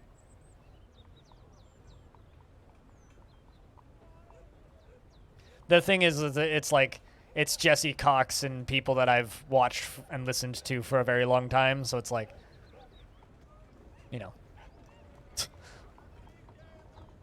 It's gonna be the kind of occult and true crime thing that I will listen to, because Jesse Cox is on it, and I fucking love Jesse. And it's really great when you're listening to like a conspiracy theory or like weird witchcraft randomness bullshit podcast, and then you just have Jesse Cox in the background going, nope, this is all bullshit. Nope, it's all made up. None of this happened. None of this is real. Stop it. You guys are all fucking stupid. Why do you believe this shit? Which is how I feel listening to those podcasts. It's like, Jesse Cox, you are the voice inside my head. I love it. Keep on fucking trucking, you god. I love you. So, I mean, that's just how I feel whenever I'm listening to those podcasts. So it's really nice to have somebody else who feels the same way.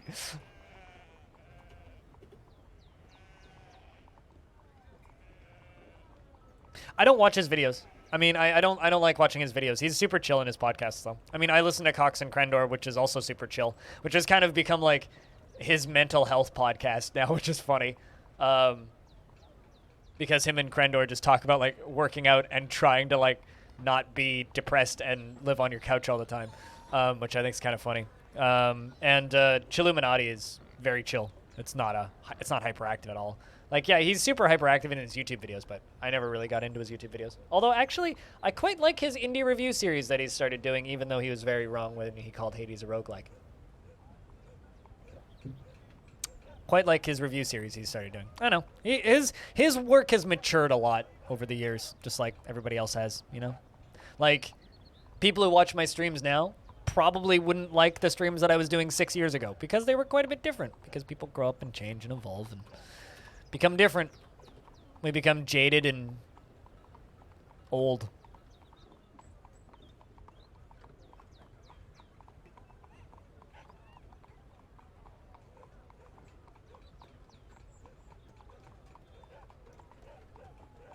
But when you're doing Let's Plays, you kind of have to be hyperactive to a degree. Otherwise, you just become bland and samey, in my opinion. Like, there's a lot of Let's Players that don't really do it for me because they in order to maintain an audience, they have to be so hyperactive and loud. I kind of feel that way about some streams too, where it's just like in order to keep their audience engaged, they have to be very uppity, and I'm not big on that shit. I like streams that are very laid back. I mean, today I've been pretty uppity, but I'm in a good mood today, and that doesn't happen very often. But yeah, I don't know. Like I said earlier, the problem with me and podcasts is I listen to too many of them. So, if anything, I should probably listen to less podcasts. How many more crafts do you have to go? 123. And then we will fill up those boulder things again, make another round of glass. Is anybody assembling a... Let's forge 30 ballista arrowheads and make Make 100 charcoal. Make me some charcoal, make some more ballista arrowheads, and then make those ballistas.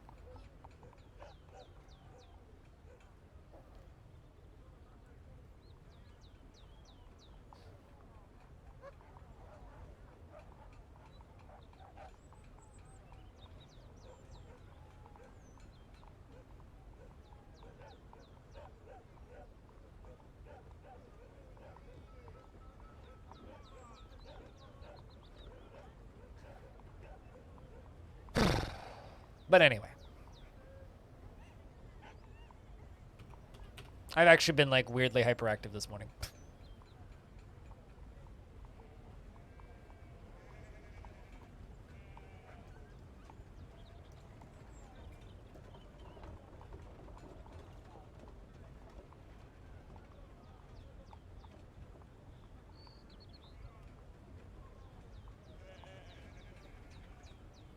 Too much coffee? Not even. No, I'm just actually in a good mood for once. It's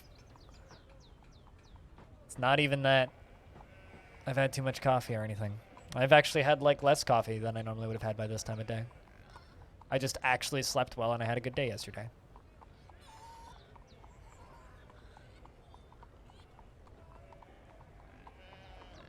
But I'm me. What's the last sweet thing I've actually eaten? I had like a dark chocolate bar, like on Saturday, but that was like 85% dark chocolate. So there's more like bitterness in that than anything else. Chad, what's the last sweet thing you ate?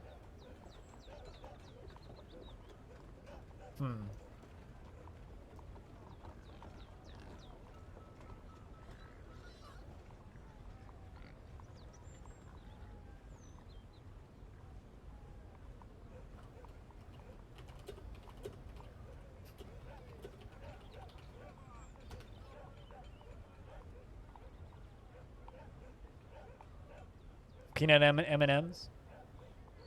Trying to think like what's. Oh, I had an O. Henry like 3 weeks ago. That's sweet.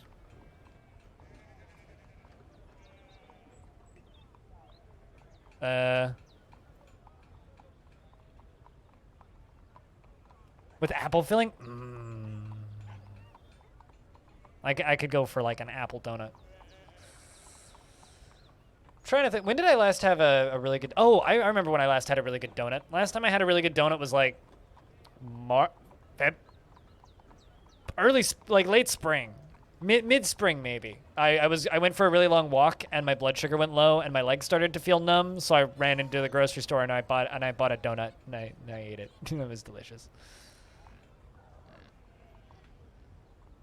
You ended up finishing it last night? That's the worst. When, like, you finish all of something delicious and then you don't have it the next day when you really want it, and you're like, Finish eating a very good peach. Oh, if we're counting fruit, I still have blackberries left over from blackberry picking. I think I'm going blackberry picking again on Sunday, though. My friend wants to go blackberry picking again, so I'm going to do that again.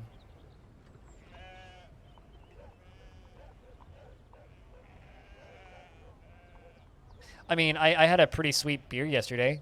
I had a Frappuccino espresso beer, which was very, much like candy. It was tasty, though. Yeah, back when Safeway existed, because they just went bankrupt and are now gone, which is really weird.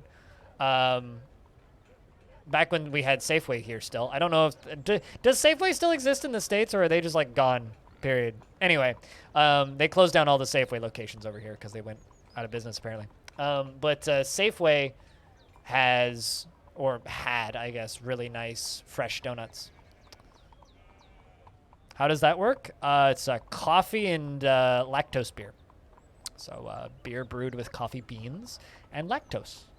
So it's kind of a milky coffee flavor. Kind of like a burgundy colored beer. It was delicious. Beer made with lactose is pretty common, and beer made with espresso is also pretty common. It was tasty, is what it was. It was like drinking like an espresso lager. It was so good. That was pretty sweet. Also had a very juicy hazy IPA. My mom liked the breweries I took her to so much that she wants to go again on the 30th before she starts work again. So we're going again.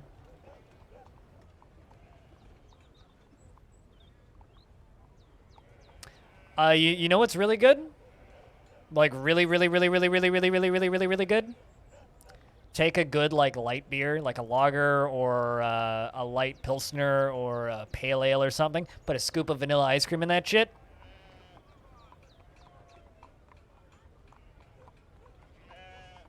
It's really good. It's really good.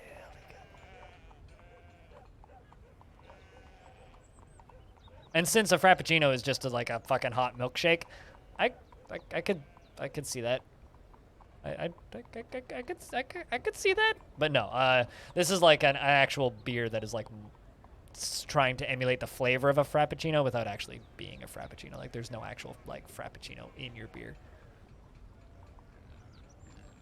Orange juice with vanilla ice cream. I mean that's just like an orange float. And you shall now go have dinner. Go have your dinner. I'm gonna have plain rice for lunch because I'm out of bread. I will do my best to have good rest of stream. What time of year is it? Late spring. All right, it's time to start digging, I think.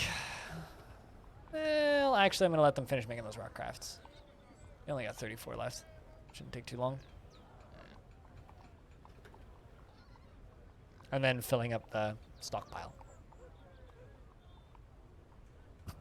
You had a Reuben? I used to have Reubens at a diner that was close by, but they closed in like 2018.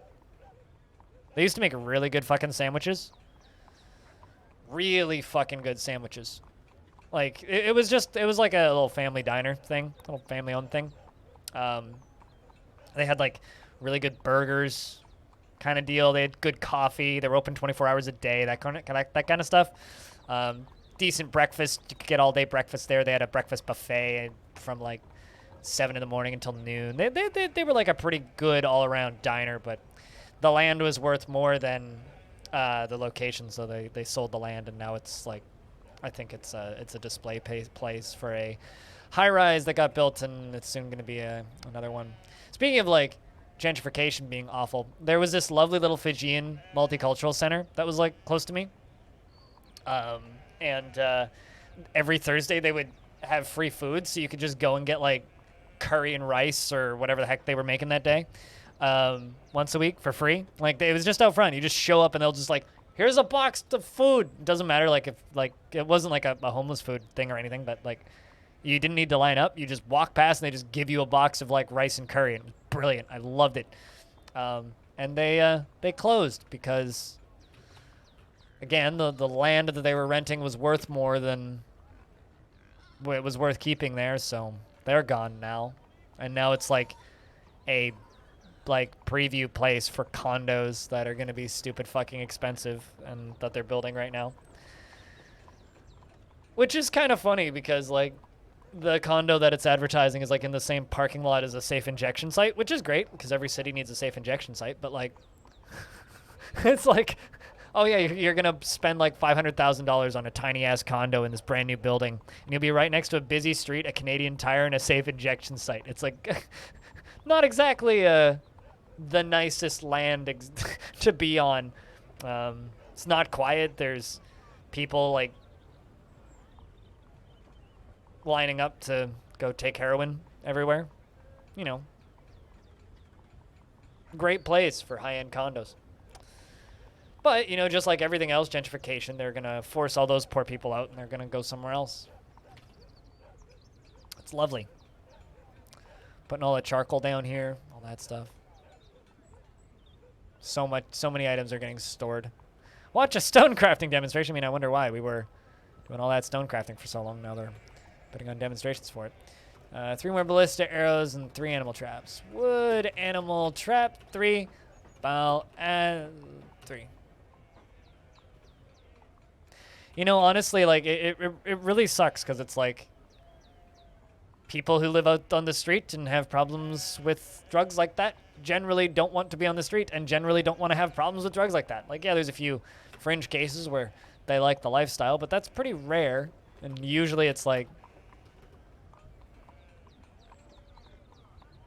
what are you actually benefiting by just moving them? It sucks.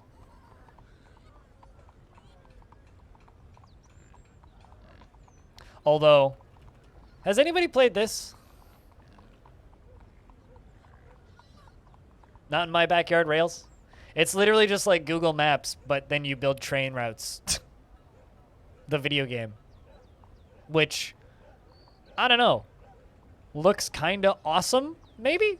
Supposedly, like, it's just that. Like, there's not enough objectives for some people, but was it any good, Animal?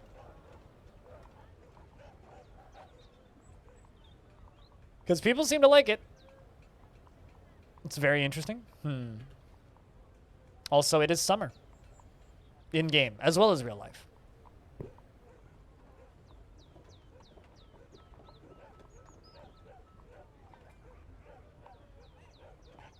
You love train shit? I'm just imagining like a train pooping now. Or like a train transporting cow feces. It's train shit. Gotta love the train shit.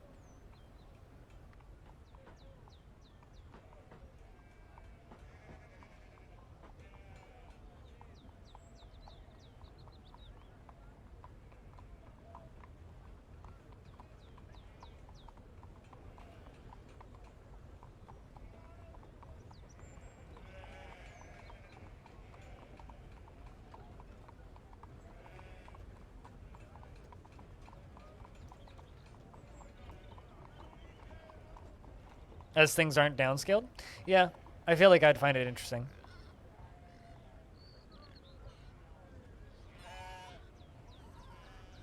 That's your new title for your... That's the title for your new game, Train Shit? I mean... There's got to be like a train restoration game now, right? Where like you just... Like, you know, like all of the... like house builder or house renovation games and all that shit. There's got to be one where you repair trains, right? Maybe not train mechanic. I just want to like paint the train, like dust the train.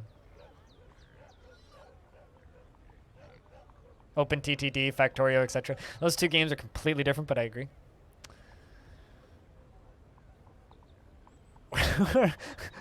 Where a propulsion train is ship flying out the back.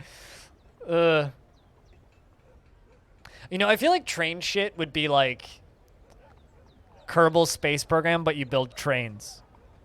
Where you're like, you're just given a bunch of random blocks and shit, and you have to make like the most aerodynamic train with the dumbest garbage. Or like, you know, or like, oh God, what's the name of that game?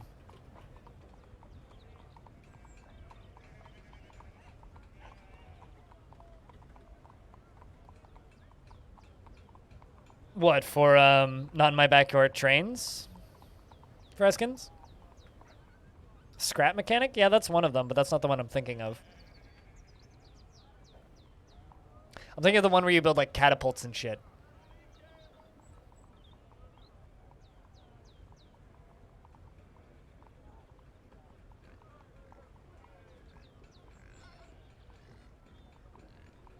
What's the name of that thing?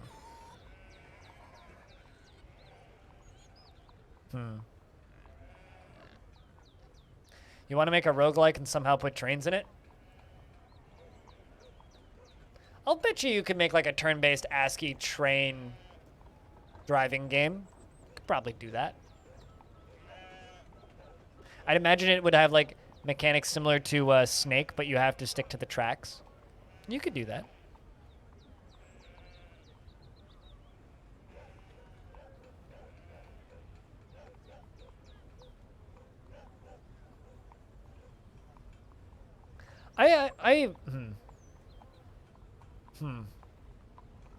Yeah, I don't know.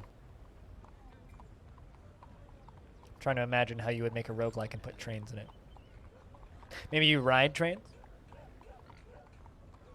We should try and figure out some way of putting trains into that mud that I want to build.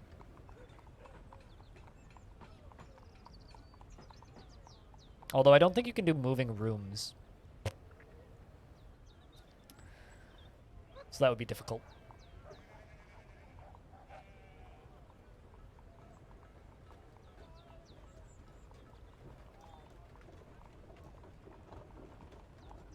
I'm just like racking my brain. It's like, how would you do trains in a roguelike?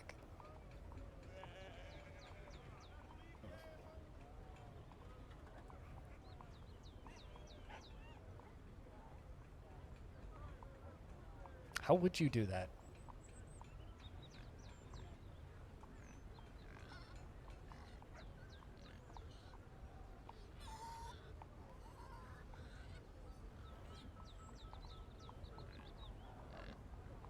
You have notes somewhere on this? What, how to... Yeah, well, I mean, yeah, you could do it like as that's what you get on to finish the area. Like, you could pretty easily do like a style of game where you get off of it, like maybe it's like a post-apocalyptic thing, you're on a train, air quotes, and you get on the train, and then each floor of the dungeon is you get off the train to go do X thing, and then when you die, you start at the beginning of the rail again. Like, there's a way you could do that. Like with similar, like Stone said with Jupiter Hell, where in between floors, for certain areas, you get on a little ship and then you appear in a new zone. Yeah, or you could do like an open world kind of like CDDA thing, and you could use the train stations as fast travel. Pretty sure other games have used train stations as fast travel.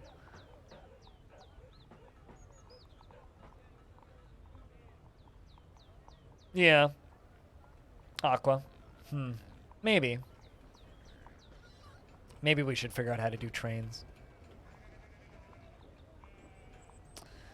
The humans have arrived to trade, and our royal treasurer... What color is your hair these days?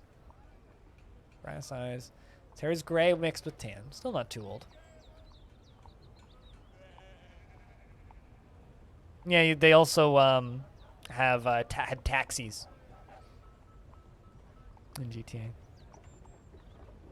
Oh yeah, true, Snowpiercer. I wish I got into... I feel like I should try again to get into Snowpiercer. I tried once to get into Snowpiercer and lasted about 30 seconds into the pilot and was like, you know what? I don't like this vibe. This isn't for me.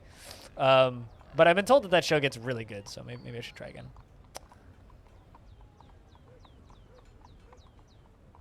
What about a surreal style train game where you are the train and you have to suplex other trains with the train? Like it's a train-on-train action combat game. Also, high fog. Besiege! That's the one I was thinking of. Thank you. I'm imagining, like, a building train game like Besiege. Yeah. Or you are a trained personal trainer and you have to train people into being better trains by beating up trains with trains. The ultimate train game. We'll call it Train Simulator. I don't think that's taken. I'm just imagining a train being a personal trainer. There's too many puns in that. I like it.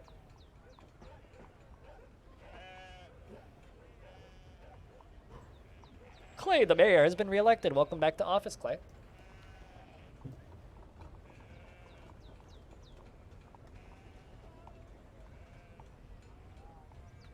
See, it didn't strike me as deep or melancholy. It just struck me as kind of silly because trains don't work like that.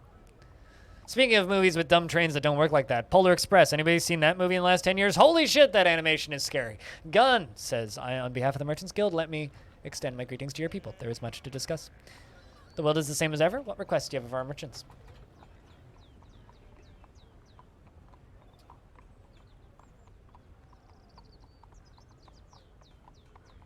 That I would stop yawning is my request. You lost your whole morning? To what? Did you find it yet? That's a lot. Let's discuss what we were willing to offer you for your craft worship. The Polar Express? Really? That animation is... I thought that animation was terrifying looking when I saw it back when it was new. I mean...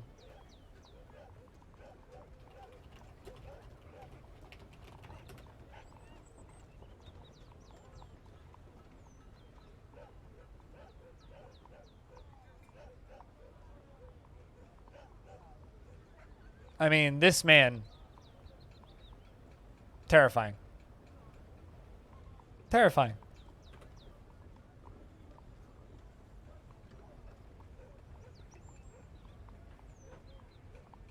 But just the part where they're trying to steer the train on ice is like, trains don't work that way. Come on.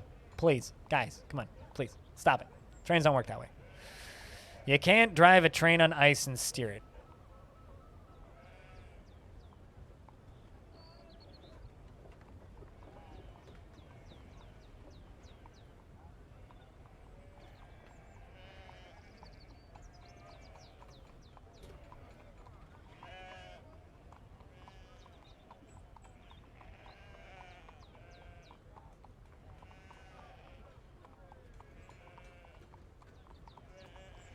Trains don't have steering. Oh, maybe you can. Maybe you can't. You're just not that cool. Work called Things Are Broken. Did you fix the things at work? You just love the idea that the different second class and first class, etc., are all stacked on top of rather than lengthwise, so you can have a dungeon tower-y style train. Oh, true. Yeah. Actually, you know what you could do?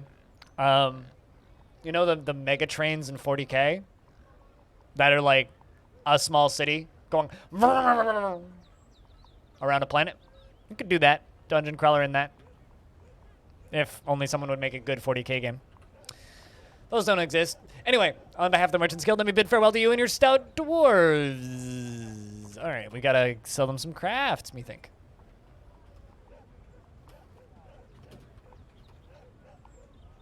Although, actually, before we do that, we should definitely do some clothing.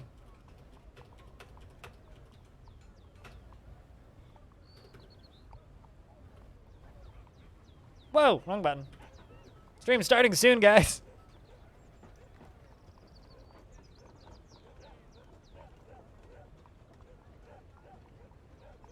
Doing the lunch thing, which is just coffee. I'm sitting here thinking I might need to go get some sort of sustenance for lunch soon because my body don't feel great, which means my blood sugar is probably a little low.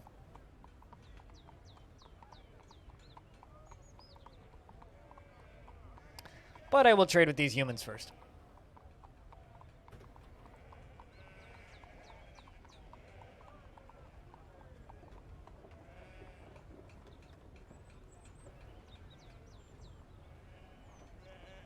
Actually, no, I won't. I'm gonna go check my blood sugar. Back in a sec.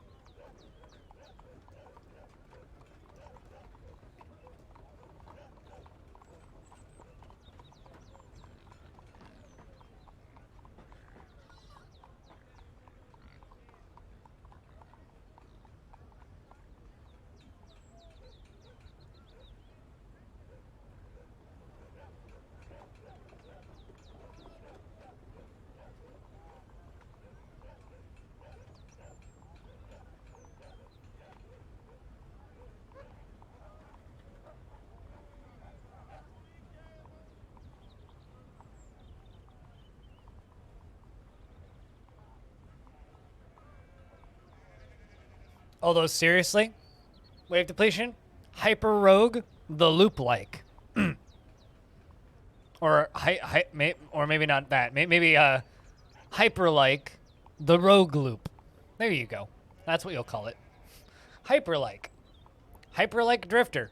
That's definitely unique. No one's taken that. My blood sugar was a little low. So, I fixed it, or should be fixing it. I drank a juice box and ate 2 cherry tomatoes. That'll fix it.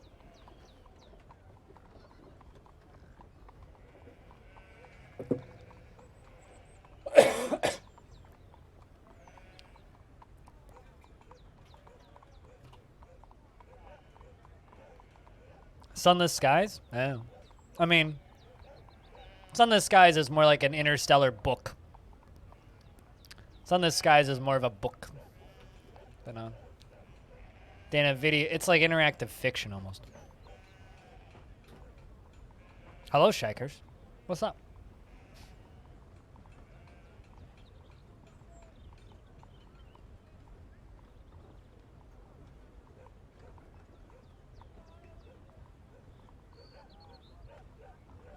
But yeah, no, I've never played any of the Sunless games. I almost played Sunless Seas and I almost played Sunless Skies, but the reason I didn't is like it's one of those. I don't know if I necessarily just want to sit here and read on stream.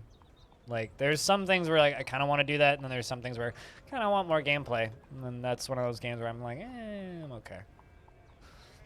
Not that it's bad by any stretch. It's just, I'm okay.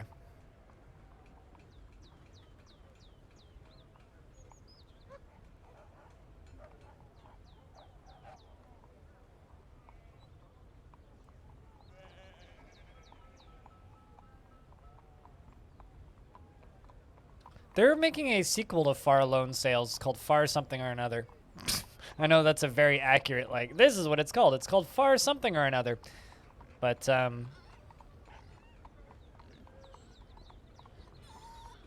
was very atmospheric. I want to say, I think I own it. I think I bought it at some point for really cheap. I've never played it. What's the other Far game? Far Something or Another. Turns out it's really hard to find games called Far, right? Because there's like Far Cry, for example. You know what's great? The developer for Far is called Okomotive. Ah, there it is. Far Changing Tides, which is Far, but you're in a boat. Boat-like thing. Boat-like machine. Which is published by Frontier, of all people.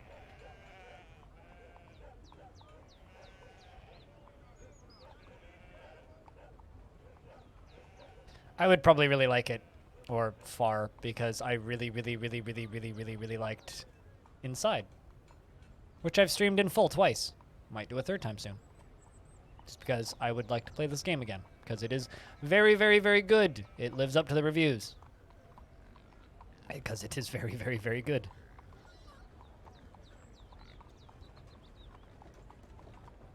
It's just a beautiful game. Even though I've played, like, more Jupiter Hell in the last 2 days than I have of that game, it's still...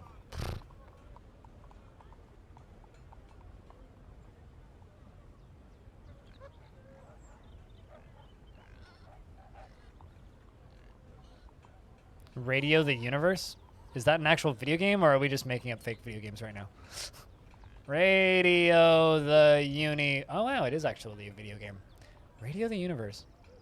The hell is this?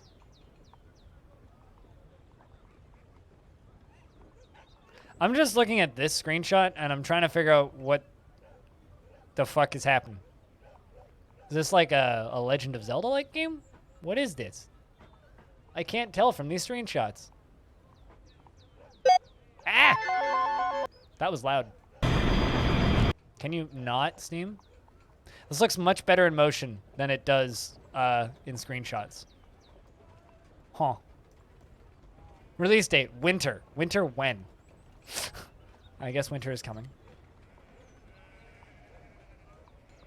Too much screen shake for me, though, I think.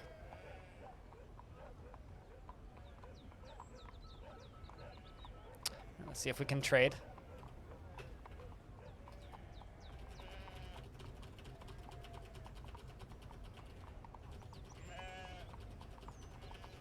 Bullied helps? What do you mean bullied helps? Also cooler. Really, really, really, really, really like the waving panda. Good work.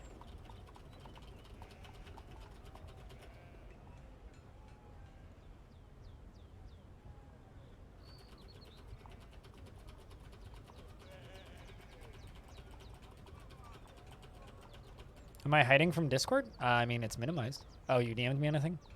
Ooh.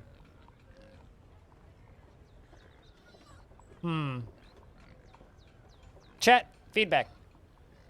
Whiskey. I'm thinking a little bit less tilted, maybe. Like more flat. But, I mean...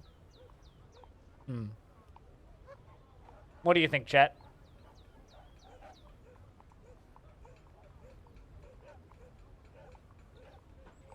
No, this is high quality whiskey. You don't put rocks on high quality whiskey. Single ice cube in color. I disagree. I don't think you do not put ice cube in high quality whiskey. That's sacrilegious, my friend. That's like committing a crime. Needs a cigar. Where the fuck would I put a cigar in that image? I'm thinking like slightly less tilted down. Like maybe a little bit flatter and needs color, and then ship it. Neat, exactly. There you go.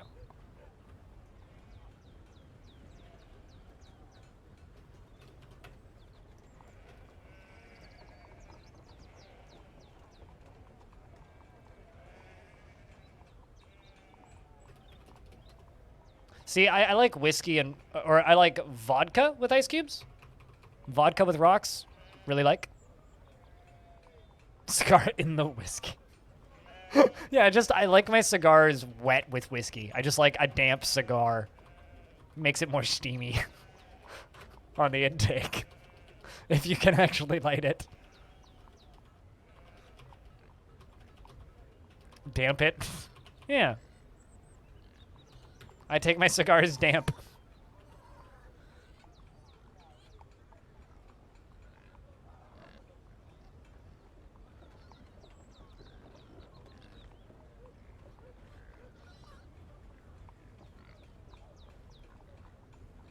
You can brush your cigars with whiskey?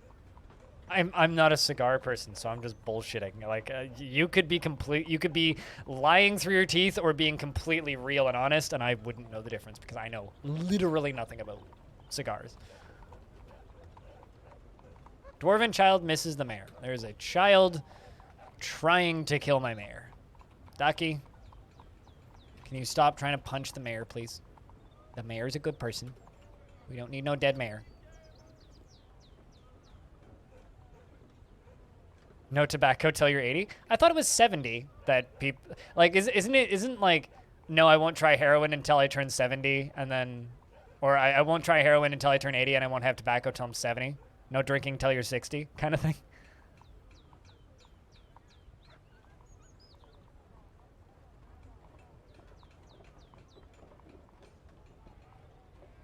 See, no, that's kind of cool. There. No, that's kind of cool. One of the breweries I went to the other day will make barrel-aged sparkling water. So you could buy a glass of very expensive fizzy water. Which has like a smoky aftertaste to it. It's kind of lovely, actually.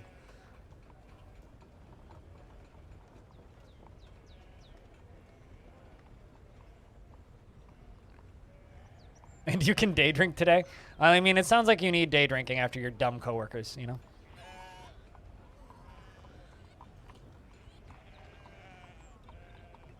Cooler, was that enough feedback? By the way? Also, should that just be called Crypt Neat? Because there's no ice cubes in it? Humans are headed off on their journey. Mira wants a pick.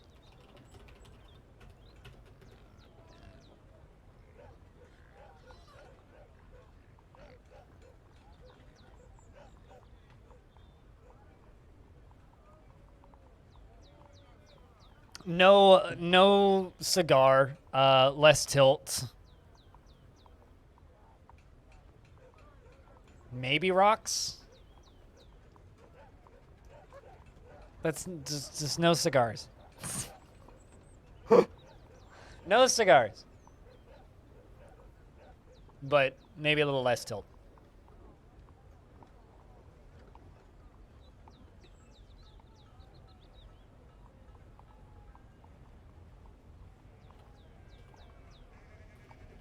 Close, but no cigar. Yeah. I feel like a cigar emote would have to be a separate emote, but I don't really want a cigar emote because I don't smoke cigars. So, you know. Because, you know, cigars stink. I don't like the smell of cigars. I'd rather smell weed all day. Oh, also, chat. I am in the process of working on getting myself a new resub sound.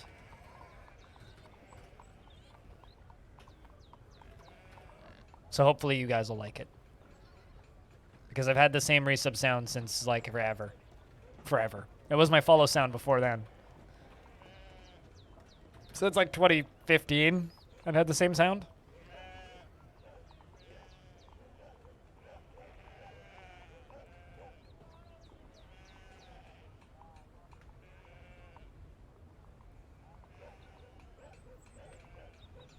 What is the sound from? On, like, my resub sound? It's Daffy Duck screaming and a local metal band. But the local metal band has more or less booted all of the original members out of it, and the guy who's still in the band from the original members are not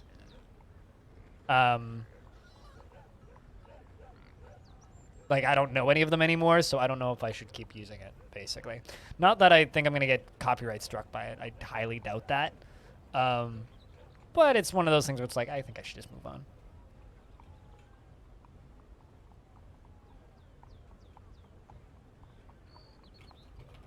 But it's from this album. I couldn't actually tell you which song because I can't remember it. I want to say it's A Victim Is Born. Hold on. Give me a sec.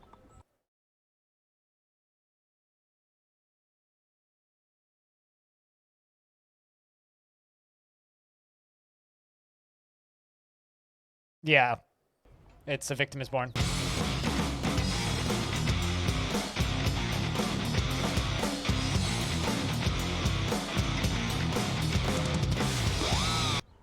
Good band, but like they're not like most of the original set like are not in there anymore. So if you want to buy the song, go do that.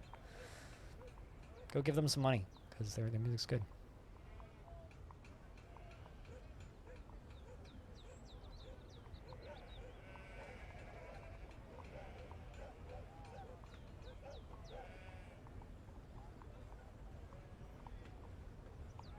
It's the song, yeah. It is the song. It's A Victim Is Born, but yeah, we're moving on to something a little new, a little bit newer. It's a tad loud though. Oh yeah, no, it was. Oh, you posted it. The thing you posted is a tad loud. Do I have to listen to it? Yes. Do you want to feel pain? The pain train is the game for you. Train your trains and let them fight for you in ultimate battles on the fast-paced routes, dazzling switches. Get insane unlockables, level up your train squad, and challenge the mighty bullet hell train. Do you dare take on the train pain? Coming soon to Steam, Android, and iOS. You know what's sad is that could very much be the real backing voice for a train. The pain train.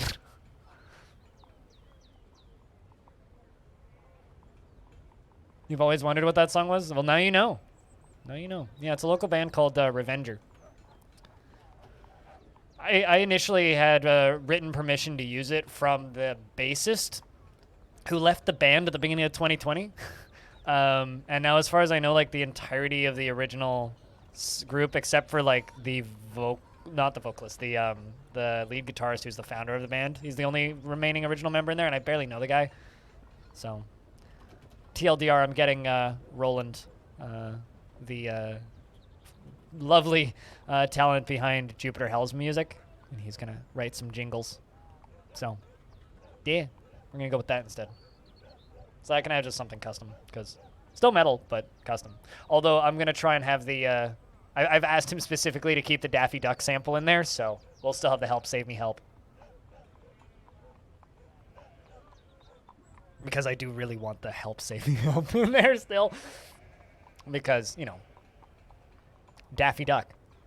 Save me, pal.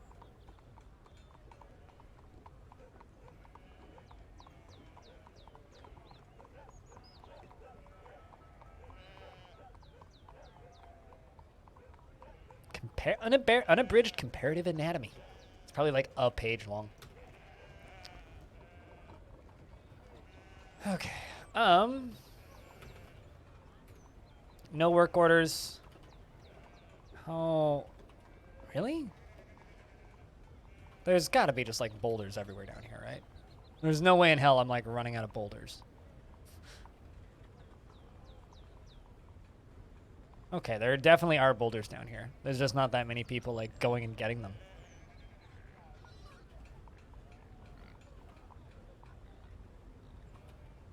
All right. Well, you know what? Let's give the dwarves like until after we're done the next round of trading, and then we'll start working on the tower a bit. Has been Daffy Duck getting molested by a guitar sound? I mean, someone should just take a whole bunch of Daffy Duck samples and make us a song out of it. Like you know all those people who made the BitConnect metal covers where it's like BitConnect screaming, but with like the gent sounds in the background. Someone's got to do that with Daffy Duck at some point. Just like all of the various Daffy Duck shrieks and just make them into a metal band. Daffy Quack and the something.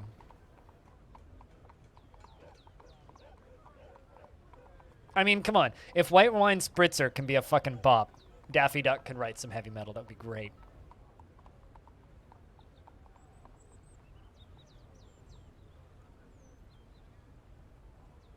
Because, like, you know, the Ned Flanders band is great.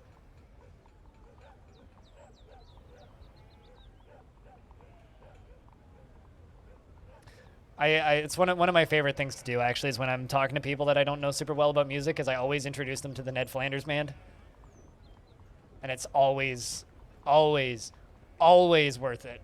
Because they've never heard of it, and it's always very amusing. They're always, like, just confused, shocked, and a little bit upset. It's just like, why am I watching a Ned Flanders metal band? Well, because they're great, okay? That's why.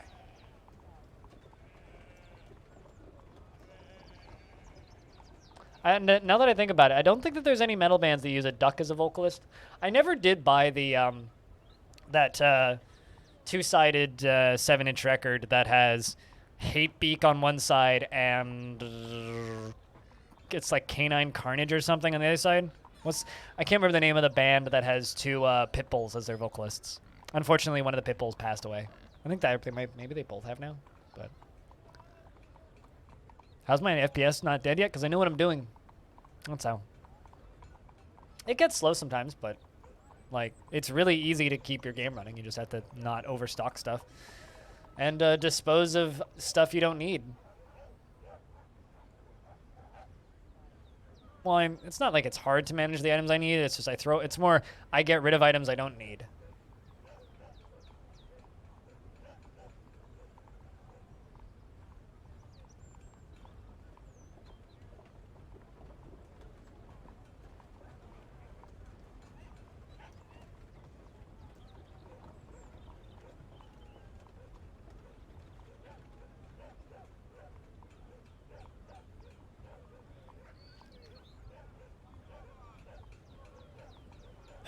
I actually don't have any traffic restrictions. No, I have enough space that they don't have to pile over top of each other. Wider hallways and bigger open spaces seem to help quite a bit, at least in my experience.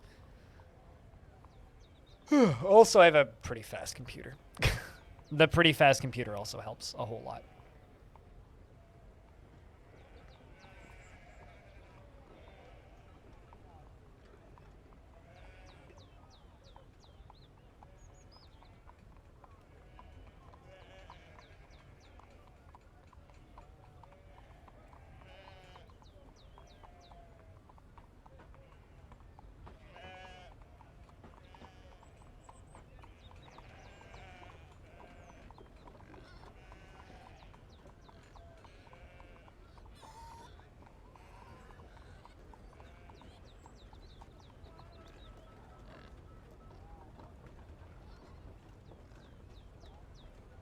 But yeah, no, there's lots of ways to keep your frame rate functional. But mostly all I do is I simply give the dwarves lots of space to roam and get rid of stuff I don't need. That's honestly the majority of what I do. But to me, this fortress is just me trying to prove that, yes, you can have a fortress alive for a long period of time without killing your frame rate. You absolutely can.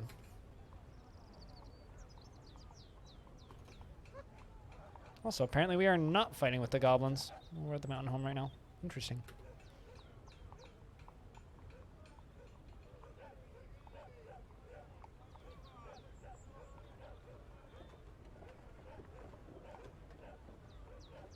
Ugh. My neck hurts. Apparently. I like just got like a weird pain in my neck. In like the last 10 minutes. I think I'm gonna stand up. I think that's what I'm gonna do, chat. Give me a second. It's been a minute since I stood up. I usually, when I stand up, I start I start the stream standing up, but I'm gonna stand up because I wanna stand up.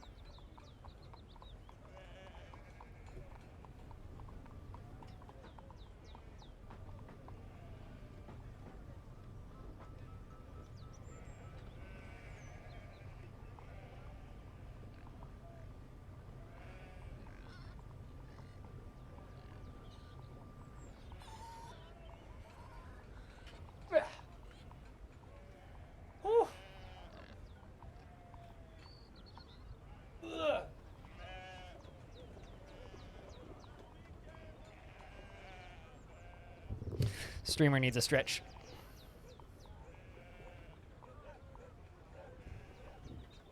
There we go. Comfy standing position. All right, I think it's time to start digging. It's time to start digging.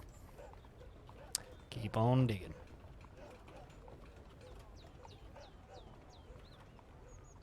Stretch that stretch. It's like, I'm just starting to feel like one of those 80s workout videos. Work it, stretch it, stand up. Ah.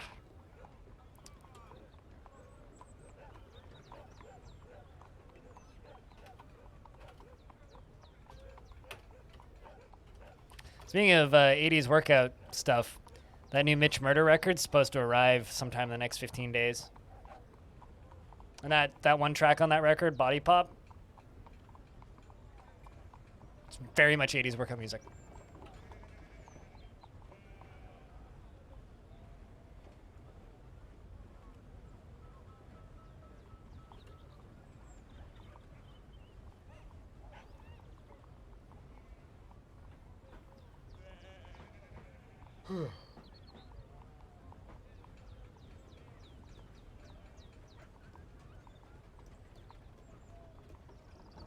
I just look at YouTube sometimes and see thumbnails and get really confused. Like, why is this person putting what looks like milk on salmon? It's like I kind of want to watch it, but I also kind of don't. Why are you putting milk on salmon? I mean, I'm sure it's delicious, but like, is it really?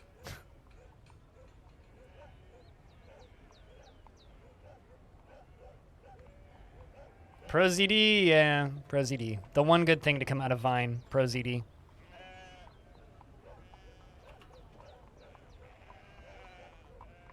To cook it, duh. I mean, fair.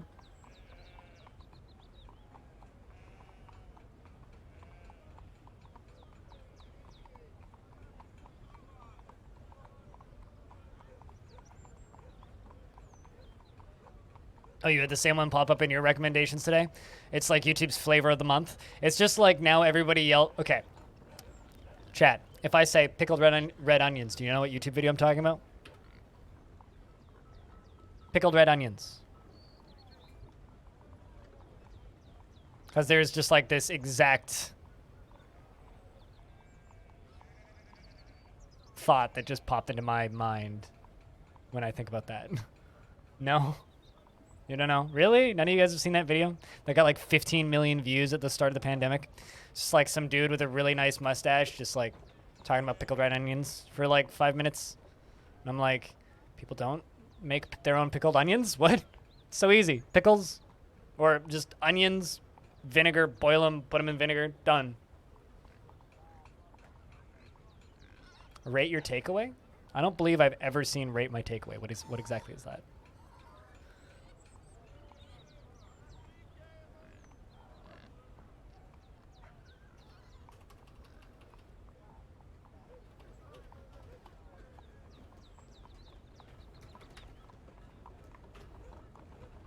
My mayor would like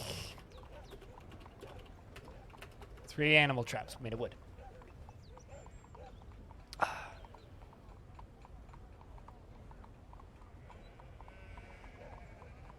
Stop looking at YouTube and look at Discord. I'll have you know right now I'm looking at Dwarf Fortress, sir. Chat. Thoughts?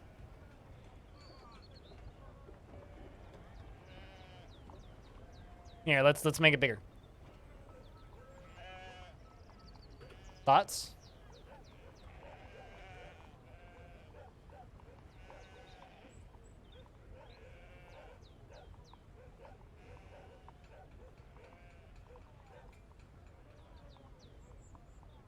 I mean, we already have a beer emote. So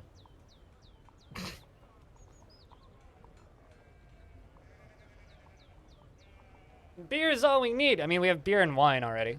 So, whiskey. I like it. Much improved from original doodle.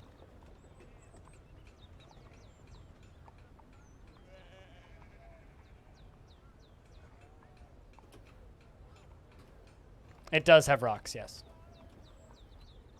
But chat seems to want rocks, so we'll go with rocks. I mean, Canada's got rocks and trees and trees and rocks and rocks and trees and trees and rocks and water, so I mean, I guess it's fitting.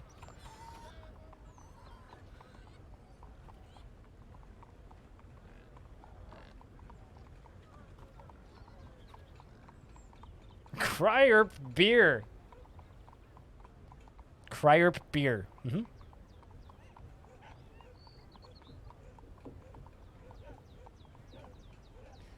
I mean, to make it even dumber, you could just like put a flag in it, but please don't do that. Or like a little umbrella. Cocktail umbrellas are like the greatest thing in the world, though. Jokes aside.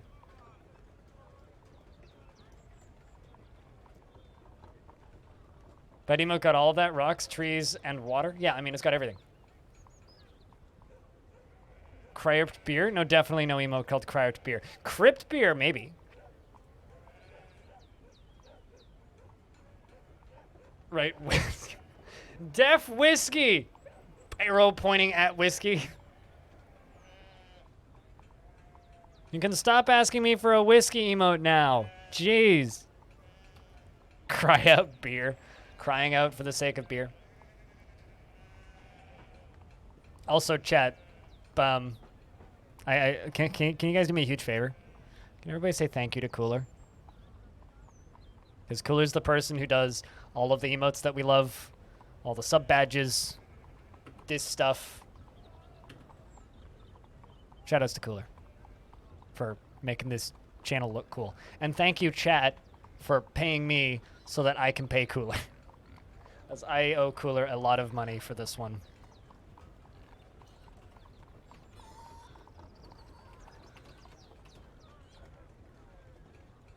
because that little animated laser probably took him forever.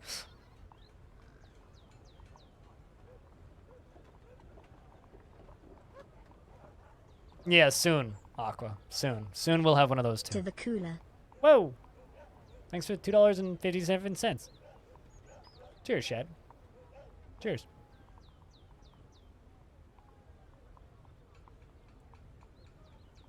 It's going directly towards the art budget.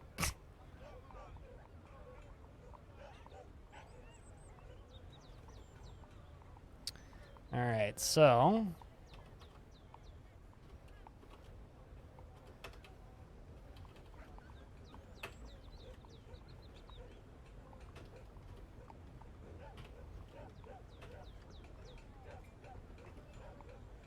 the second they dig through that corner, I need to fill it up with something so that nothing scary can come flying in, because there's definitely scary things that could come flying in. Chat, can I get some lasers in chat for the $2.57 from chat? Please and thank you. There's nothing cooler than cooler.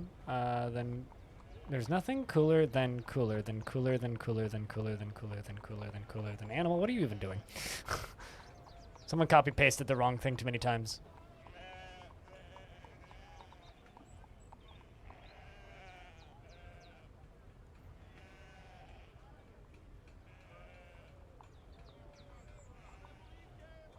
I love that the hat looks like it's being just propelled backwards by its laser. It's like the little Mr. Skull there is just like flying backwards because he just can't like. It's like, I'm just ahead. I got no balance.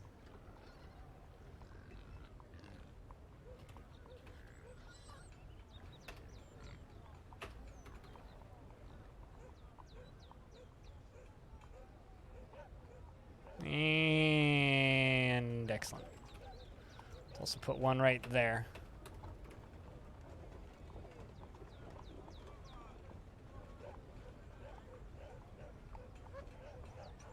Sure, animal. Yeah, and perfectly logical. Completely understand what you mean when you say that. Definitely. Mm-hmm.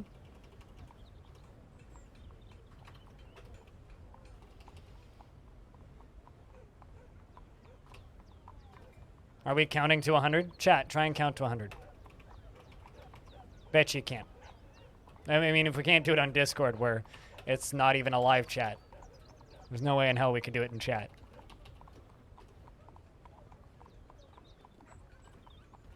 God, no. Speaking of, how's the Discord count even doing? I haven't even looked in a minute. I haven't looked since like 2 days ago. Oh, jeez. We're like almost 450. Oh, yeah.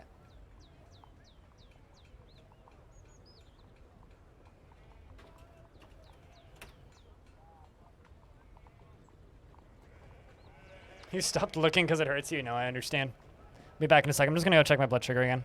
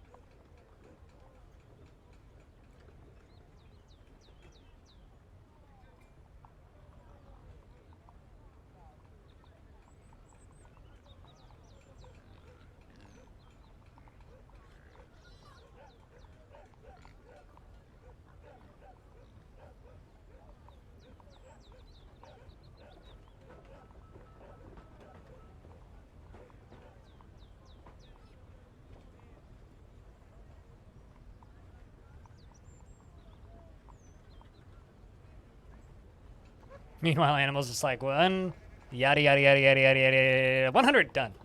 It is shipment season. The humans have arrived. I see a musical instrument. I'm excited.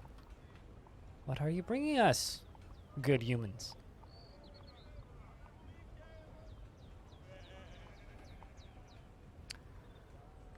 What did you bring us? Also, chat, I want to complain about something for a second here. This is my dashboard. Twitch made these buttons multiple colors. They used to all be nice purple and all nice and uniform. And they also, like, put the ad break button back on my dashboard after I deleted it. I think they're trying to tell me something. I got rid of the ad break button. Twitch put the ad break button back.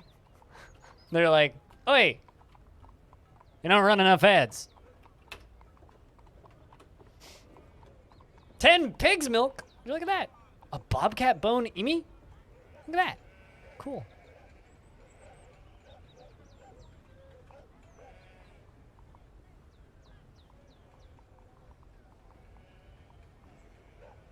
Also cooler, I just have Discord up in the background now, so I will see things faster-ish.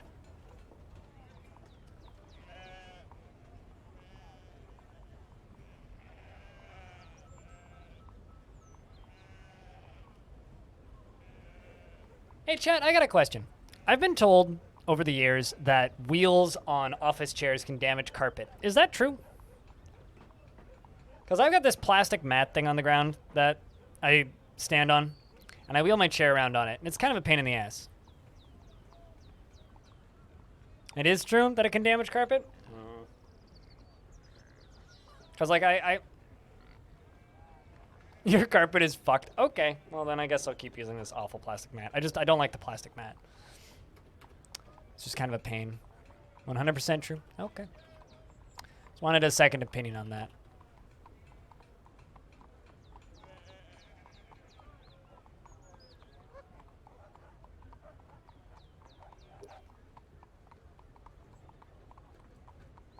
I started with wheels nicer to soft floor mats.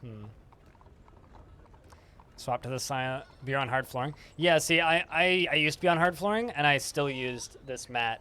And now I'm on carpet, and I'm still using the mat. I've had this mat for a very long time.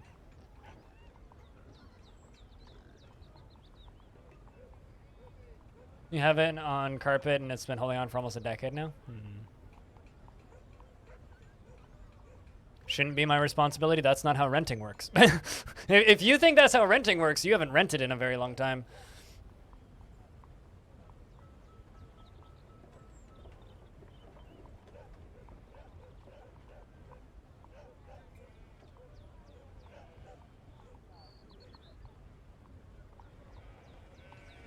It's a soft mat, but it's got a hard top. The bottom part of it is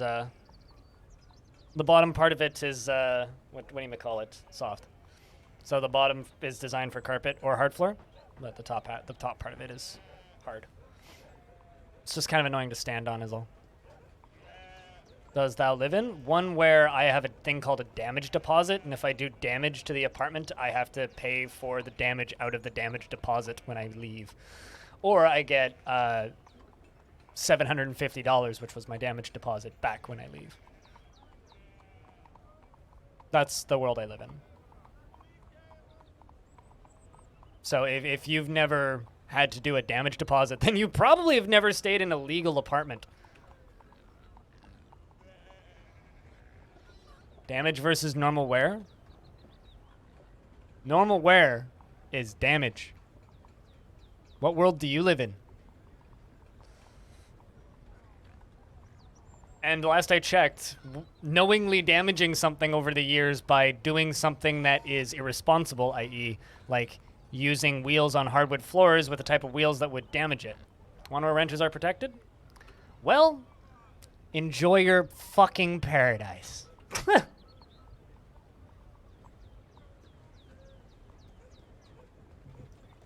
Yes, but you have to do what's in your power to keep it from wearing. Like, yeah, I could, like, drag my chairs around all day, every day, but I don't do that. I put little soft tips on the end of them to keep them from, like, damaging the floors. And that's why I have this mat on the ground to keep it from damaging the carpet. It's just I kind of don't like this mat, so I might get a nicer mat. You know? It's like if I vomit on the carpet, that's damage I'll need to pay for. If I roll my chair around on the carpet for years that damages the carpet, that's damage I'll have to pay for because it's damage that I willingly did. So, you know, I have this thing called renter's insurance. I have protections, but if there is damage in this apartment when I leave, I have to fix it. So, if you live in a world where that isn't the case, then cool, good for you. I don't live in that universe. I live in one where I have to pay for damages that are caused by me.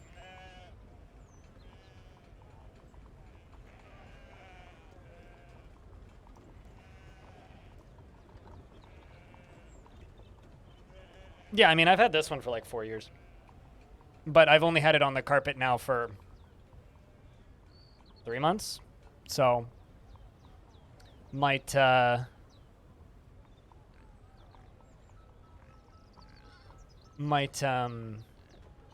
get a new mat pretty soon. But, you know, my budget is thin currently. You know, it's really funny that whenever I talk about renting stuff, there's always some jackass in the chat that's like, that's not how it works where I live. It's like, well, cool, I don't live where you live. Every time. It's like, why do I ever talk about fucking renting things?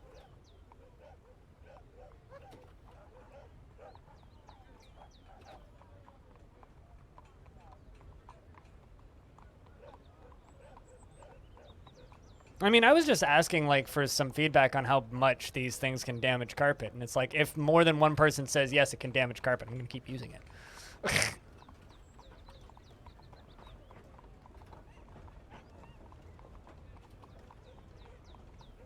You know, it's just like when I mentioned that my rent was going up this year, which it did by $50, I almost immediately had someone in my chat saying, well, that should be illegal. You should be able to argue that back. It's like, no, like my rent hasn't gone up in 4 years. So like that's fine. It's not like it's a huge increase though. My unit's still way cheaper than everything else in the region in the same size. Regardless of whether or not prices are overinflated, which they are. It's like I'm still coming out on top on that front, so.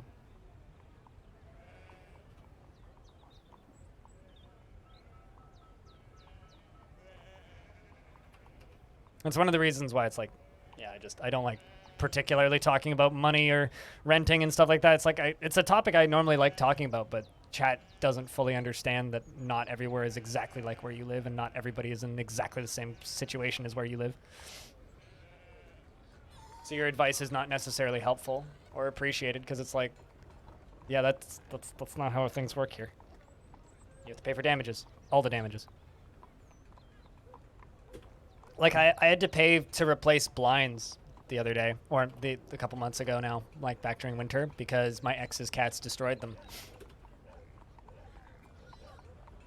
I would have to pay for them anyway when I moved out, and I was tired of looking at the old ones, so I was like, yo, get me nicer blinds. $400 later, I now have nicer blinds. At some point this year or next year, will have to pay to repaint a good portion of this apartment for the same reason. That comes out of me. There's no protections on that. That's not how that works. It was damaged while I lived here. I let my ex get cats.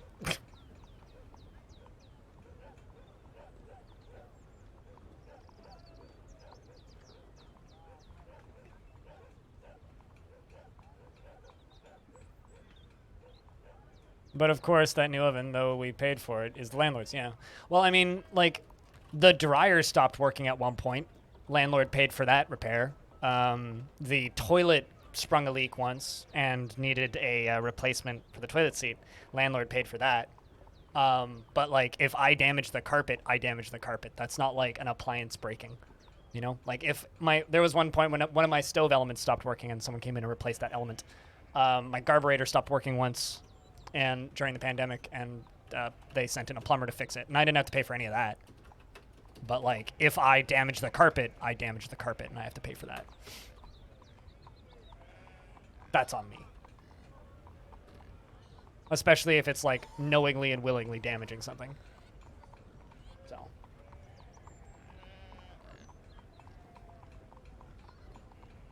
Like, neglect is a form of damage.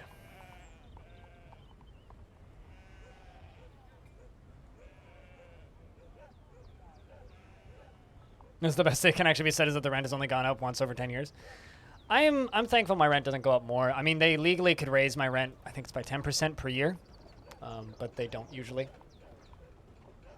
And they probably should, because like they're losing money letting me stay here, because like there's another unit in this building that's the same like exact same square footage as mine that's renting for $1,300 a month, whereas I'm $900 now. So equally useless. My landlord's pretty good. She's fine. Well, it's a team of 3 people.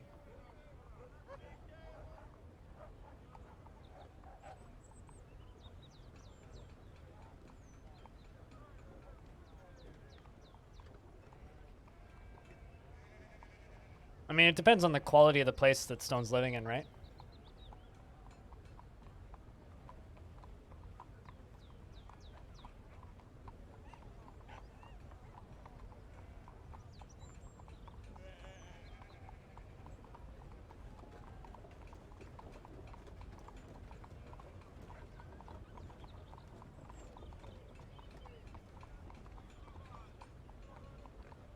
You think that they forget that you exist? I doubt that, because they collect your money once a month, don't they?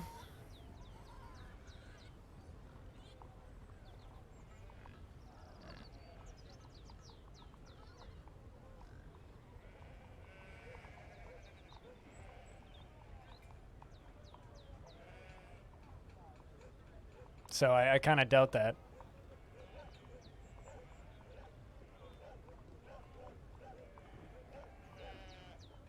But they might hope that you forget that they exist, so that you don't ask them for anything.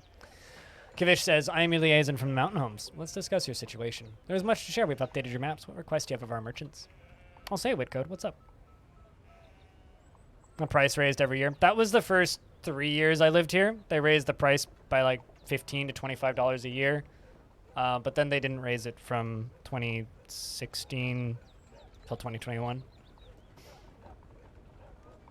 No. No, 2017 to 2021.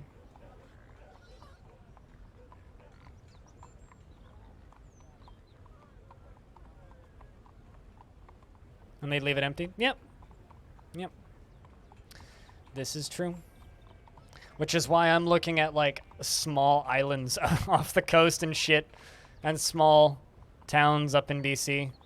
So it's like, if I could get onto an island with, like, 20,000 people on it in a small town and just get my own place, that would be a lot nicer than having to keep dealing with the city. As much as I like the city, there's a lot of benefits of being in the city, but like buying records is a lot easier. Kavish says, I look forward to our meeting next year. Our fortunes rise and fall together. And also because like I wouldn't want to live somewhere with crappy internet, so I don't know. I'm definitely looking at options.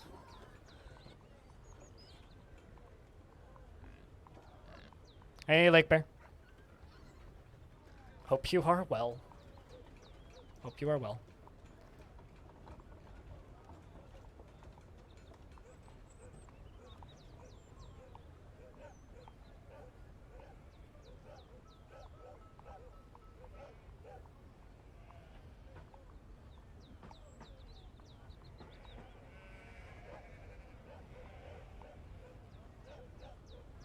Crappy internet, crappy electric, crappy medical services. Well, medical services is fine. Medical wouldn't be a problem. Although I might need to come over to the mainland to... If I do move to an island, I may need to come over to the mainland to see specialists.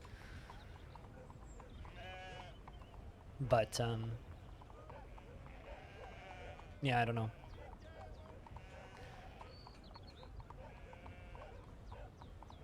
It's not that I don't like the city. There's actually a lot of things I like about the city. Like, a lot of things I like about the city. But if I could get into a small town with good internet, I would give that up. I would give up the city to live in a small town again. I grew up in a small town, so that's what I'm used to.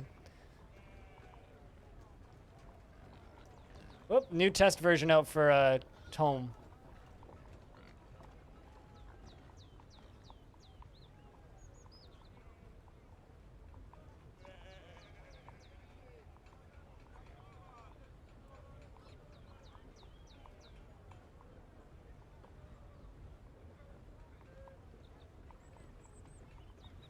That's all of the UK, not a selling point. Some people would very much disagree with you. I know some people who really, really, really like the UK.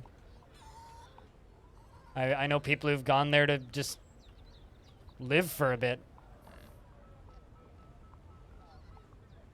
I know people who've vacationed in the UK.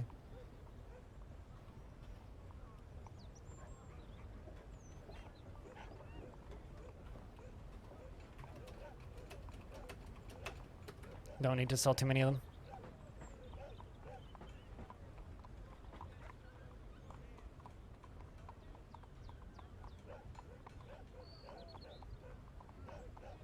Also, I feel kind of bad just like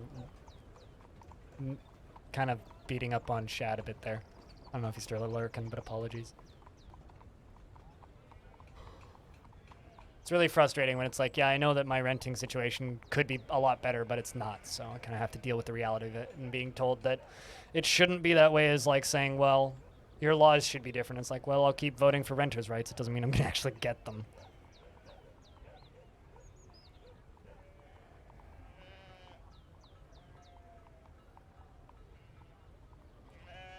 Too many people voting around here. No, I'm not talking about you, Frog. I'm talking about Shad, who was the one who made the comment initially.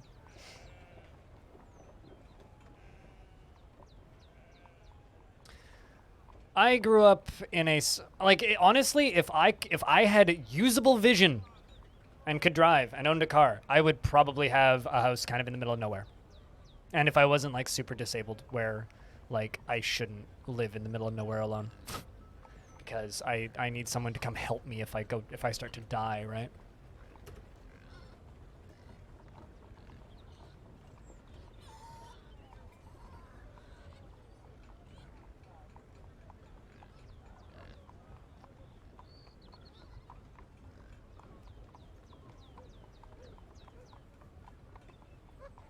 That is a town I've heard the name of before, or a place I've heard the name of. I don't know if it's necessarily a town. City? I've heard the name of before, Stone.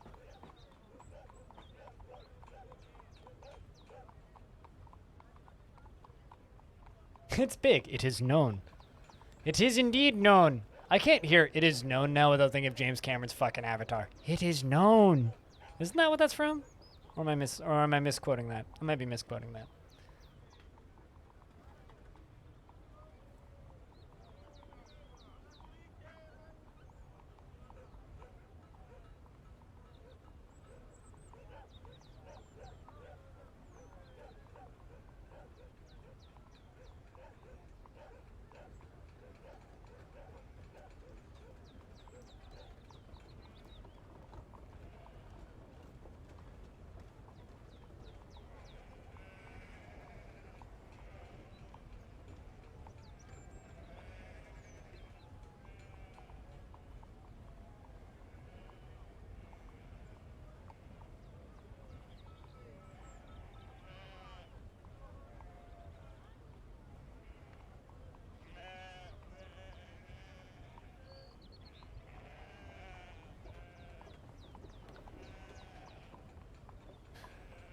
Not for me either. You're just saying that's the place someone would go. Fair enough. I mean, like, there's lots of places in the UK I'd like to go. Although a lot of the places in the UK that I would like to go to are specifically places where friends live. Because I've got a few friends in the UK, including FG.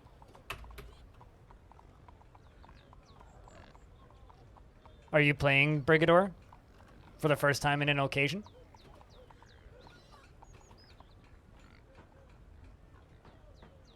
Manchester's a shithole, and please don't go there. Why would I go to Manchester? I don't think I know anybody who lives in Manchester.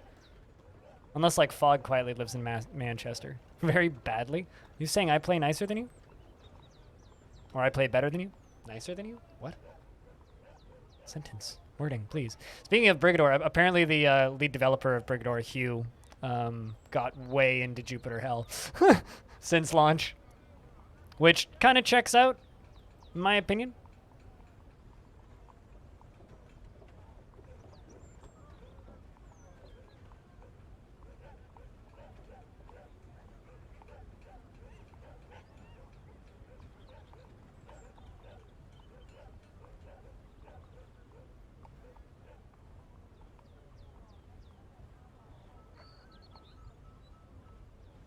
You're still in London? Gotcha. Well, Greater London area or whatever.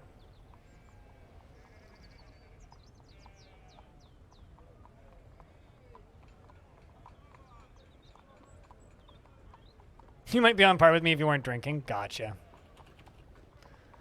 Gotcha, I understand that.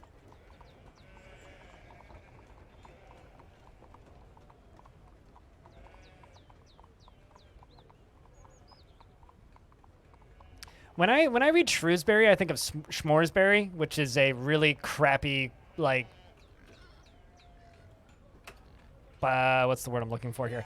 Really crappy cider ish beverage thingy. It's not very good, and that's what I think of when I read Shrewsbury as S'moresbury. All right, we are all traded up with the dwarves. King would like a ballista arrow. Now we can dive down here and start digging again.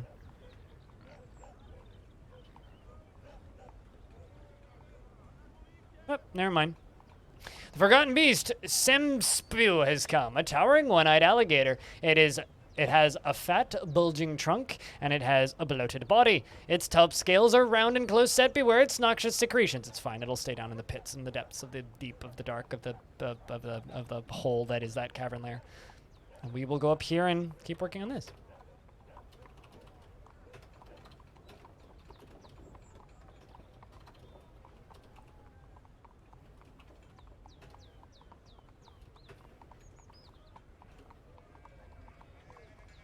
An alligator with a trunk, yes. And noxious secretions.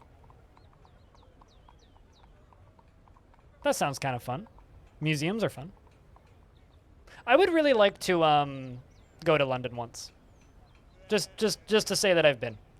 But the place I actually legitimately really would like to go in that part of the world, I guess I could consider it that part of the world, but the place that I would really like to go to is Prague. I would really like to go to Prague. I don't believe I've ever been to Washington, D.C. Actually, no, I know for a fact I've never been to Washington, D.C. I mean, like, I live in Vancouver, right? Or the greater Vancouver area. I've been to North Van, like, twice in the last 15 years.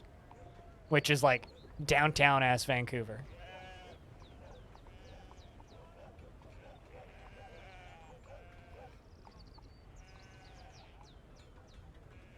Got petrol bombed. That sounds like a Tuesday where I'm from. That's just like a Tuesday evening. Ah, no, I gotcha. Bit far from London? Nah, hop, skip, and a jump away. Short drive, even. You gotta remember that, like, the distance from Prague to London is like the distance from here to halfway across my province. My concept of distance, very different from your concept of distance. Like, it's a shorter distance than from here to Portland. Yeah, that's not that far. 1,275 kilometers? Not that far. No. Not that far. That's like day and a half. Could do that. Drinking one of our 47,200 pubs. I'm down.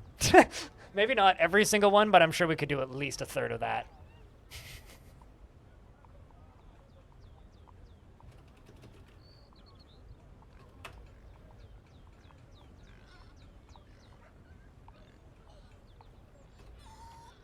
What was happy? Happy to a noodle? Happy Noodle?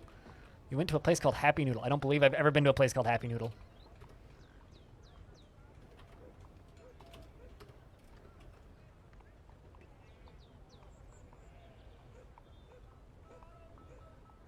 Also, Neil, thanks for those. European sense of distance is tiny compared to North American sense of distance. Yeah, it's like 2,000 kilometers. Pfft, can do that in 2 days. Let's go. Let's drive fast. 100 kilometers an hour. Go. Get on the highway. Be there in 20 hours. It's like Fucking like you could do that drive like that 1,275 kilometers thing that Stone put in the chat. It's like, yeah, you could do that in a day. That's how my brain works. It's like, yeah, you could do that in a day. It's not that far. Admittedly, there is no highway that goes from like the UK to Prague, but like to me, that's still like in the same general sense of the world, or part of the world. You know, like it's still more or less the same general vicinity to me.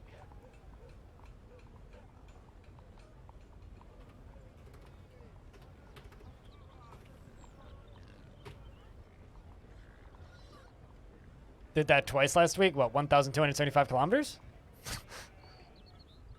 Yeah, I mean, you could theoretically do that twice in one day. If you're on like a 120 km/h highway too, you could do that. You could do that in 10 hours.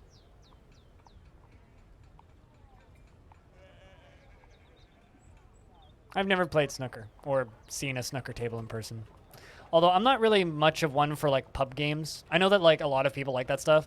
I've never been much of a person for pub games. I've never really gotten into that at all. Not that it's bad or anything. Also, LaFonda's just kind of stuck in here right now. Good job, LaFonda. We'll come let you out, though.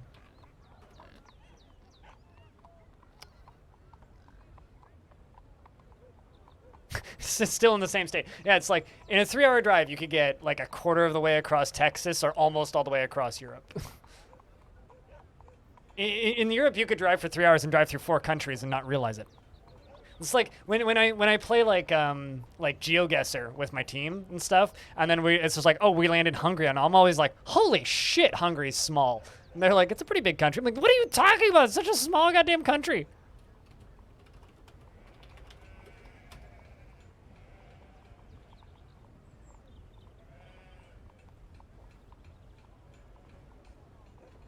It's like Russia, pretty big.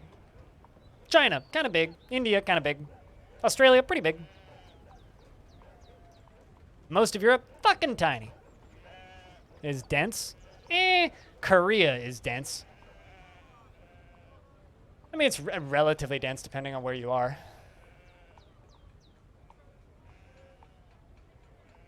Just gonna say this is my favorite Reddit post I've seen in a minute.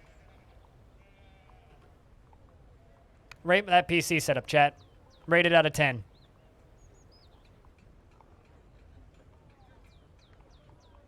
I love that there's like a new gaming rig like right there too. 5,000? 666 out of 10? Well, I mean, it's Duke Nukem, so wouldn't that be like 6.9 out of 10? Because that's Duke Nukem's stuff. You know what? You know what's kind of funny?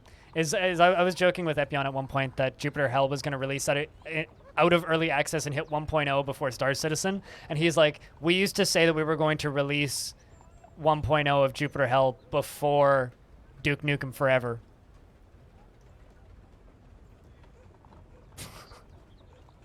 It shows how long that game's been in development. Did they even land? God, I hope so. No beer cans? Yeah, you're right. Valid point. Needs beer. Imagine just like a game developer saying that they're going to release their game before Duke Nukem Forever. Europe density in Canada? I mean, there's parts of Canada that have Europe density. Ontario, for example. But it depends on what part of Europe you're in. Some parts of Europe are way denser than others.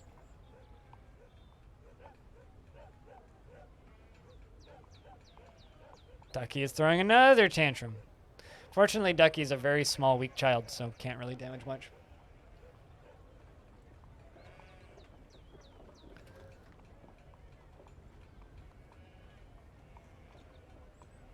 Although I don't blame Ducky for being a fucked up little dwarf, because both of Ducky's parents are dead. So all I'm saying is Ducky's just going to become Batman eventually.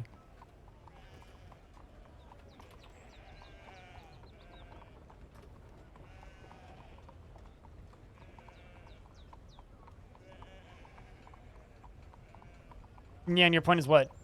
That's not that much more dense. That's like a quarter more dense. 2 quarters more. That's like twice as dense. Wait, not that much more. I mean, okay, so here's the thing.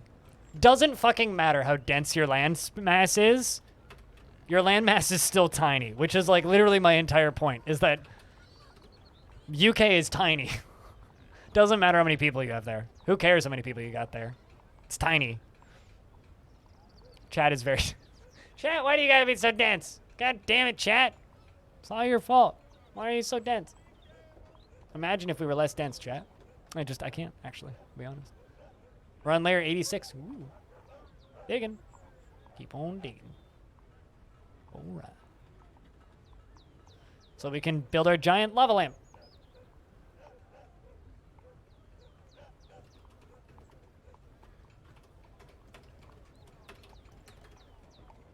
I mean, it's like an anime, right? Timpy Tim. That's how you say that, I think. Why do you gotta be so dense? This is only a stream. Why do you gotta be so dense? It's only lead.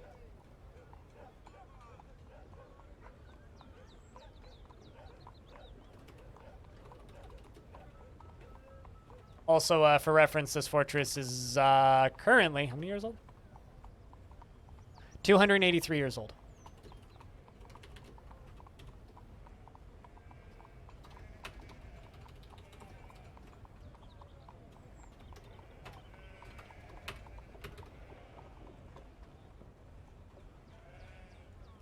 The Isle of Man. I mean, okay, here's all I actually know about the Isle of Man, is there's a really good motorcycle race that happens there. That's all I really know about Isle of Man.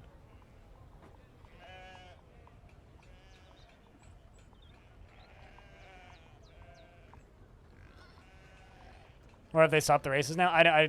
This past year, yeah. But up until this past year, there's still races there. Although the Festival of Speed happened, which isn't Isle of Man, admittedly, and recently. And I love watching the Festival of Speed because they do the hill climb races, which is just get an old racing car and race up a big hill. Just go look up the Festival of Speed hill climb races. Those are so fun to watch.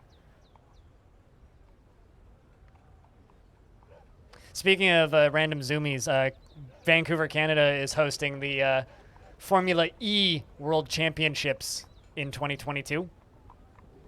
So the finals for Formula E are going to be in Vancouver, and you bet your ass I'm going. It's going to be a blast. I can't wait. Ballista arrow. Traction bench? Really?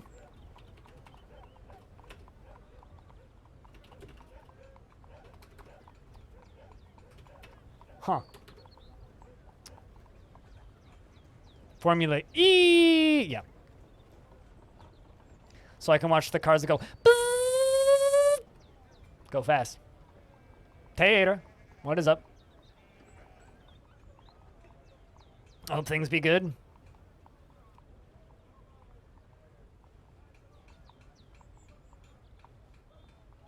Suspended the construction of the wall. Why?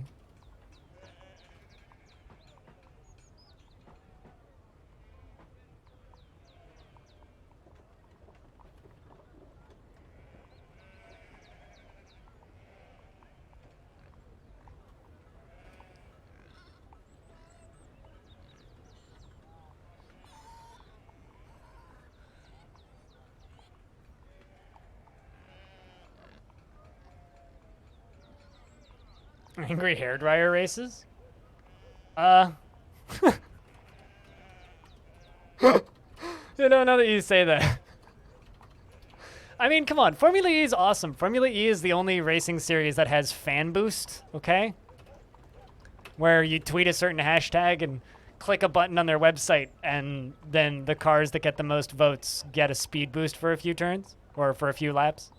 It's the only racing series that they have speed zones where if they fuck up their corner a couple times a race, they get more battery power for a bit. Like the Steam Summer Sale. Was that a minigame they had at the Steam Summer Sale? I don't know. I haven't paid attention closely to a Steam sale in a very long time, Fog. A very, very, very long time.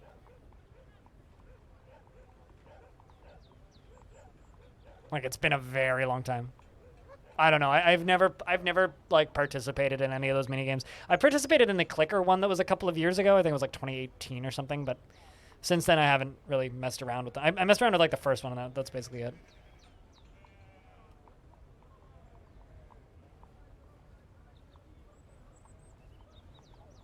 It was the one where you had to like click the trees, I think.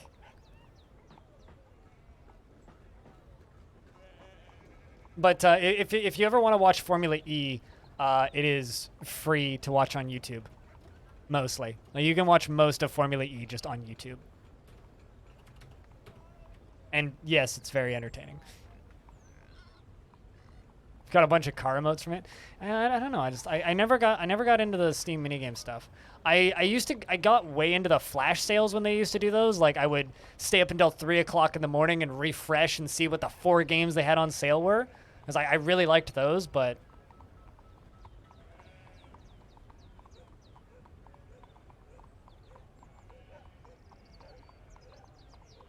like I never really got into the mini games for extra deals.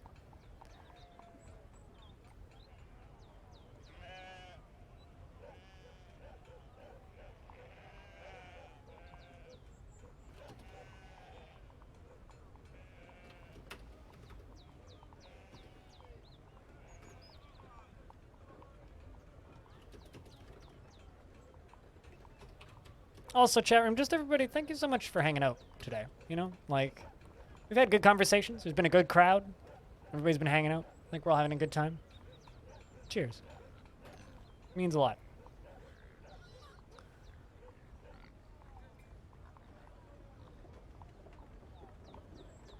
Had their faces hidden in Street View? Wait, like, the AI thought that they were...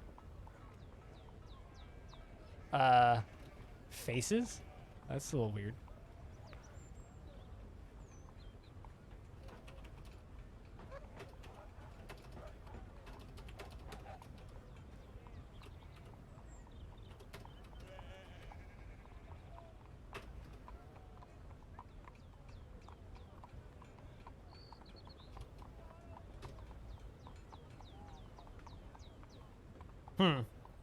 That's kind of funky. Cooler is sending me race car emotes via Steam chat. Thank you, Cooler. I needed that. Summer 2019 trees. Summer 2019 vehicle here. That's a hell of an emote name. Summer 2019 vehicle hair. And Summer 2019 vehicle pick. This is weird. This is weird. I'm not sure. I'm okay with this shit. Steam emotes are something I've never really gotten into, though.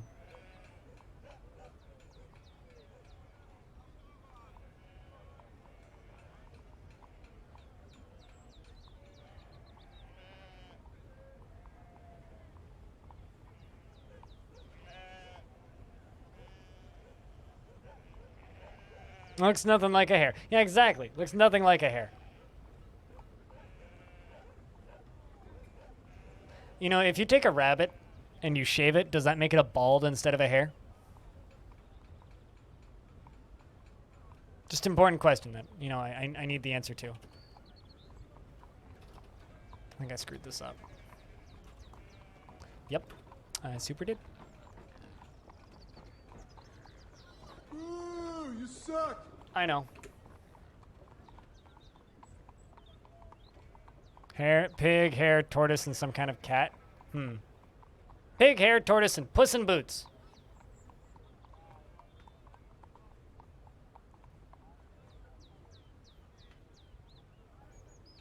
I mean, that's all I do is I ask the real questions, and chat bullies me for it by booing me. But if you want to bully me, you got to pay for the right to bully me over at patreon.com/BLINDIRL, so you can get access to those sound commands for the low price of $6.99 per month. Yeah. Or like $76 a year. I mean, no? Why wouldn't you do that? No. Or $2 a month gets you into the credits of my YouTube videos, which is, you know, $2 a month. Fuck yeah. Custom sound commands are $25. Streamer is now done with Sellout Second because Streamer has to pay Cooler for all of this lovely all of the lovely emotes that he's doing. So you know, and we all know that I owe Cooler some Sellout money.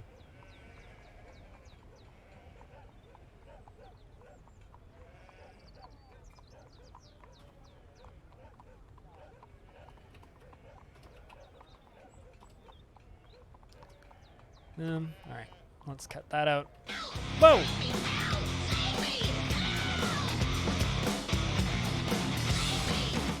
Pilot, don't drink and gift subs, but seriously, thank you very much for gifting a subscription to Lake Bear. Big thank you. Seriously. For keeping that sub alive. Or bringing that sub back for Lake Bear. It's good to have you around, Lake Bear. Thanks for hanging around enough to get ad-free viewing. You're not that far gone yet. Well, I'm just saying. You're the one who was saying that you were drinking earlier. Speaking of drinking, chat, spread the alcoholism by posting beer all over the chat.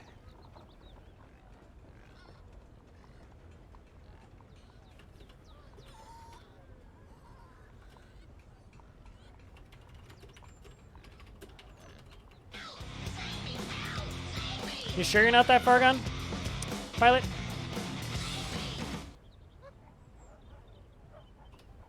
You positive? Positive. Chat, can we get a big round of beers for Pilot Guy chucking out a 5-pack of subs? Anybody who got those, enjoy the ad-free viewing.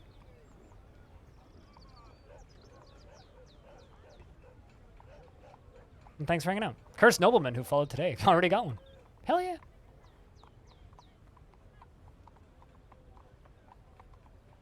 Big round of beers. Soon it'll be a big round of whiskey. That's how we die real quick. And you know what? You can't even whine about it. Ah! Ah! Ah!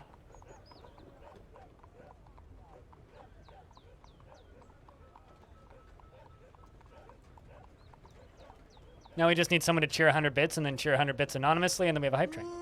You suck. I know. You said that earlier. Don't have to repeat yourself. I get it.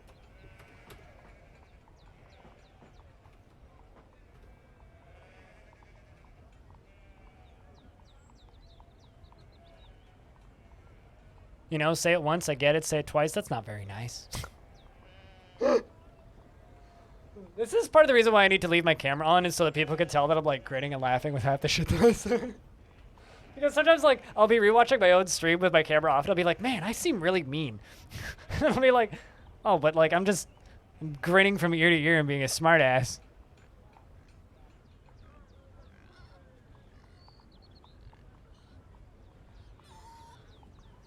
I might not have beer, but you can post beer? Absolutely. What code? Absolutely. I don't mind. Winter can be good, too. Winter can be good. Autumn can be very reasonable. Thanks, Anonymous, for the $1.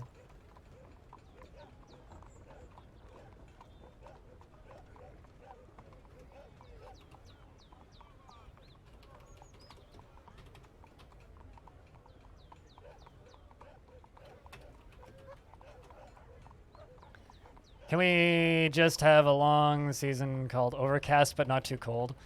You know, yeah, that'd be lovely. But I think it...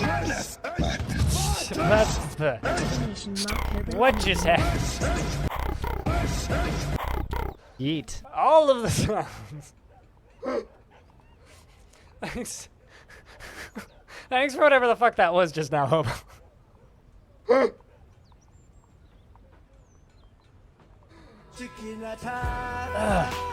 Loud noises! All of the loud noises. Did I just hit the wrong button? I definitely did.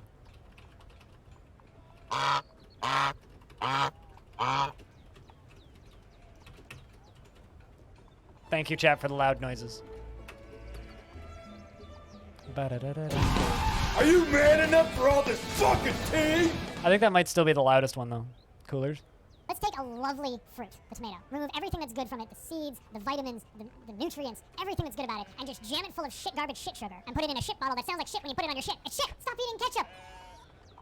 I'm never doing that again, so you can clip it. Oh, dude, fuck yeah, dude. That's fucking sick. Hell yeah. Woo!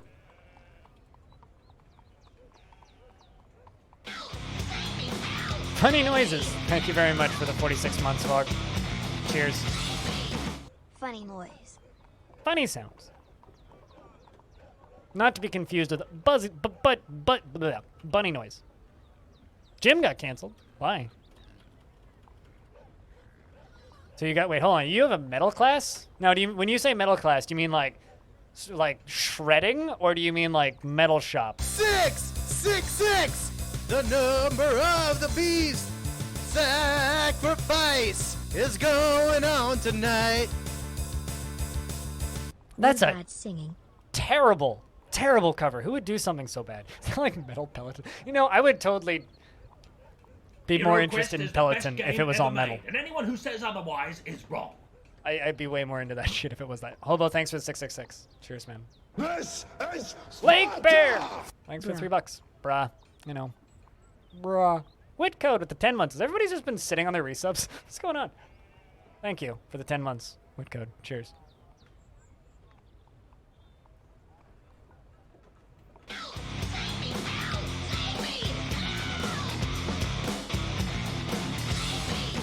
More Crypt Bear. If you like that resub sound, we're in the process of getting a new one, so enjoy it while it lasts. Shoutouts to Revenger.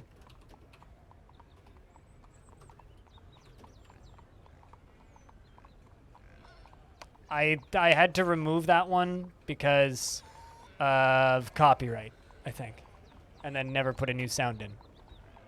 I really need to like go through and redo all my bit sounds at some point. I'm very sorry, Hobo. Catch up the remake. Catch up remastered. Yeah, I need to. What actually? Hold on. Let me just read out the full list of sounds that are available right now because I deleted my list by mistake. I feel like you did, and I also feel like I never uploaded it. I feel like you did, though. I feel like I was also really depressed at that point. Open alert variations. All right, so the active ones are Giggity at 69, 666, 169 is something, 300, 1933 bits is something, 10k bits does a thing, 700 bits does a thing, 90 bits does a thing, 91 bits does a thing, and 1715 bits does a thing.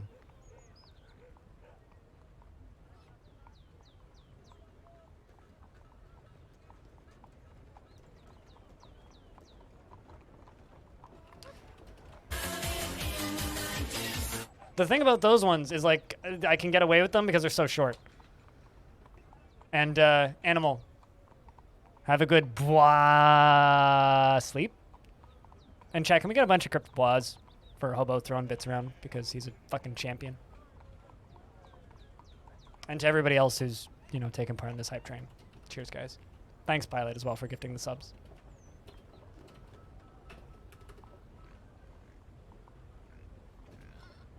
And hooray for emote budget. God damn, that emote's so good. It's so fucking good.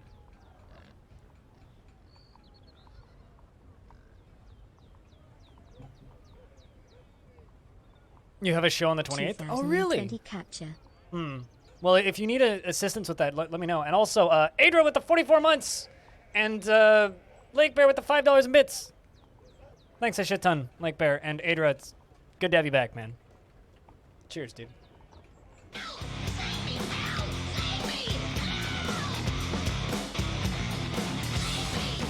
Arcus sub 1, Arcus sub 2. Sub hype. It's cool seeing that those sub emotes, because there was somebody who used to hang out this channel a lot who used to post those the subway sub hype emotes. All right, let's dig down, digging deeper.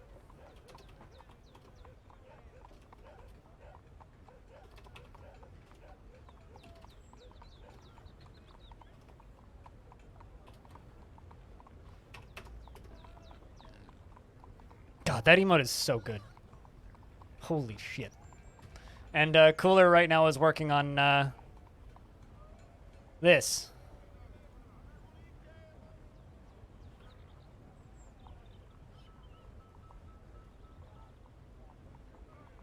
Thanks 47 last bits. Thanks 4D7 last bits. That's I tried. You can boo me for that one. That's me reaching.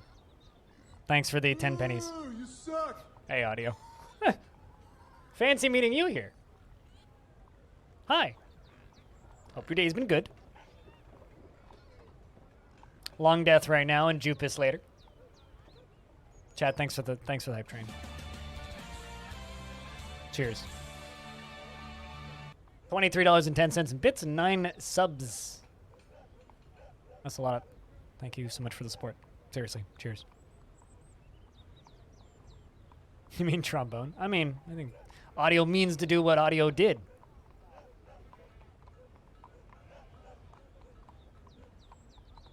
We're not cool enough yet for whamp, whamp, whamp, whamp. Not yet. Maybe another day. Hobo, did you see the picture of the Korean barbecue that I got yesterday?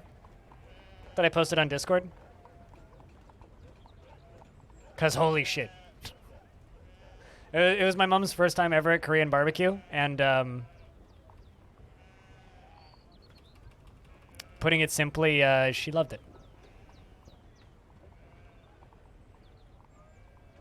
I spent over 10. All you got was hypo. Hey, it's a cute little dog. That is Pooch, yes. Although, it's way cheaper than getting this one.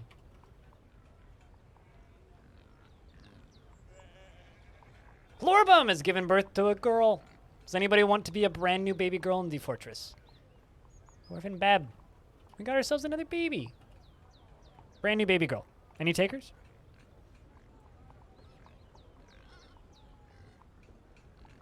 Any takers? Anybody? When did you get the spot up? At some point when a hype train hit level 5. Lake Bear, have you had multiple dwarves in Longdeath? I can't remember. Because I think you've had one, so this would be Lake Bear 2? Although your name literally is Lake Bear 3. Okay, so you haven't had any? Okay, so that's first Lake Bear. She is the daughter of Lorbim Wind Mansions and Caveman Crafting 2. And she is an ardent worshipper of the Spear of Incineration and a casual worshipper of English, the Embraced Roses. I can't remember. You may have had, this might be the second, but it's been too long. Her hair is straight, dry, and her very long hair is tied in a ponytail. Her nose is short. Actually, I can check. Give me a second. Well, actually. Engrave. Well, actually.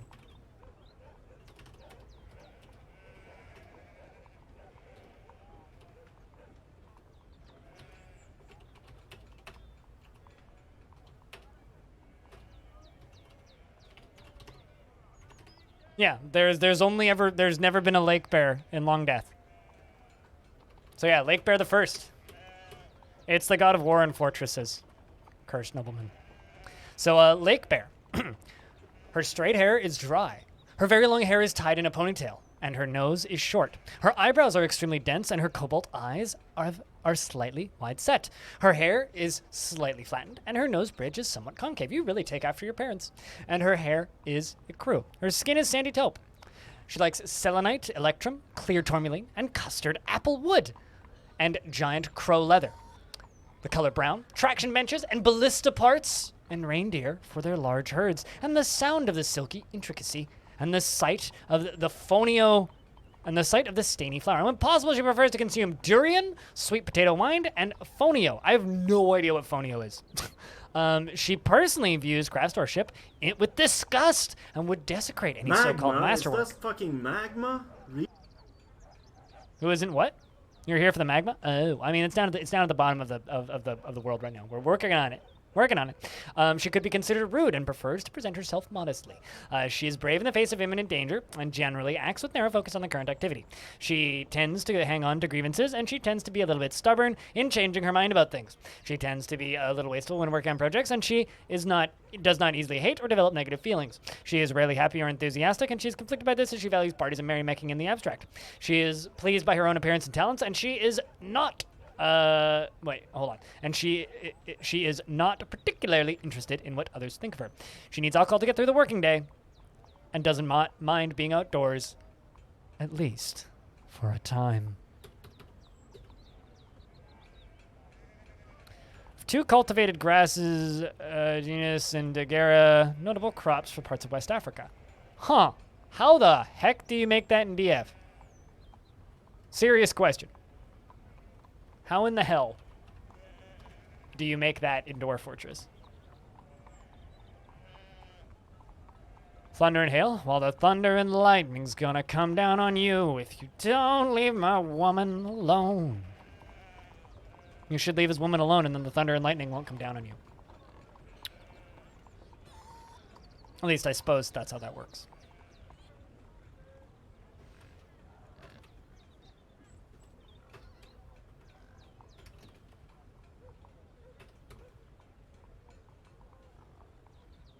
You get fonio seeds and plant them.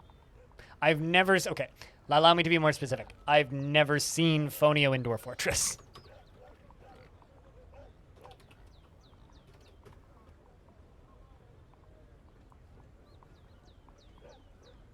Neither have you? Okay.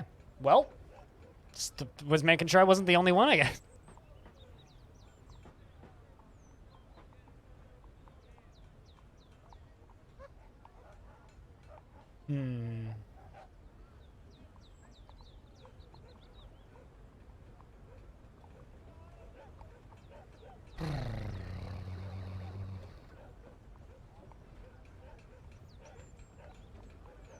Also, chat, thanks for the 2 hype trains today.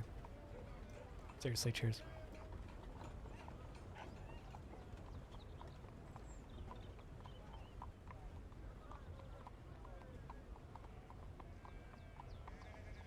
But yeah, plan for today, I think, you know, maybe another hour of Longdeath, and then we will go back to more Jupiter Hell, because I'm still in very much a Jupus mood. That...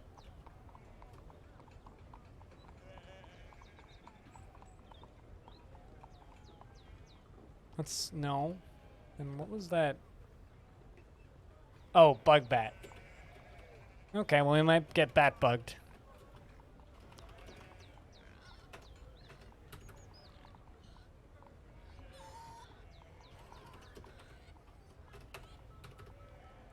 Just make sure nothing leaves and nothing comes flying in.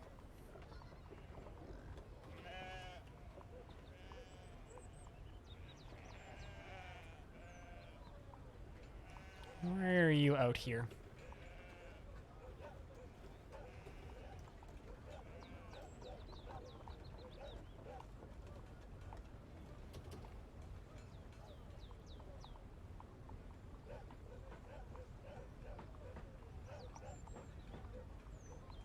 That's one done.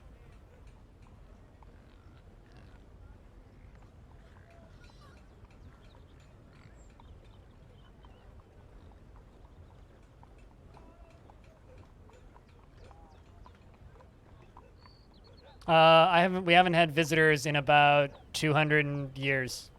Well, 110 years? 230 years? Or 130 years?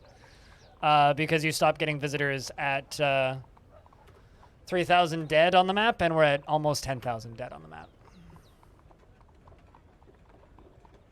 Have a lava tower, which is better than not having a lava tower, is what I plan on doing with the lava tower. I'm not sure. We'll figure that out once I've made it. Maybe I'll sacrifice giants into it. I don't know. I need to figure it out once we've built it. First build, then figure out what do with later. You know? Have a really cool lava tower in the middle of the fort is probably partially what we're gonna do. Sieges? You say that like we've been sieged. We're not at war with anybody, so it's kind of hard to get sieged. We did get ambushed a couple times very early on by goblin scouting parties, but we've never been properly sieged. We could get sieged, though. That is a possibility. But I'm pretty good at avoiding sieges, because I know how to avoid them. By keeping everybody happy. Don't let the goblins know that you're there, and don't piss off the elves, and you won't get ambushed by the elves, and don't piss off the humans, and the humans will let you be. This fort is more akin to like a Dwarf Fortress soap opera than the normal conquests of violence that most people play.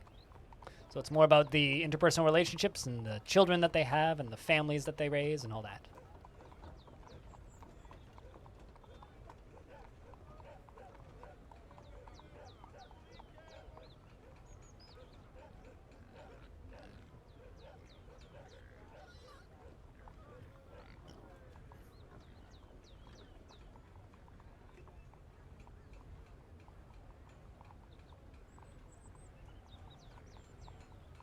I think Jupiter Hell's initial release hype is fading a little bit. They've dropped from number 30 on the top sellers list down to number 90.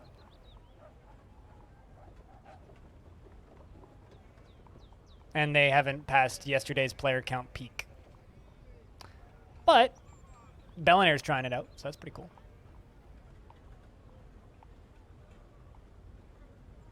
Hold on a second, I'm going to go link that on the Jupiter Hell Discord.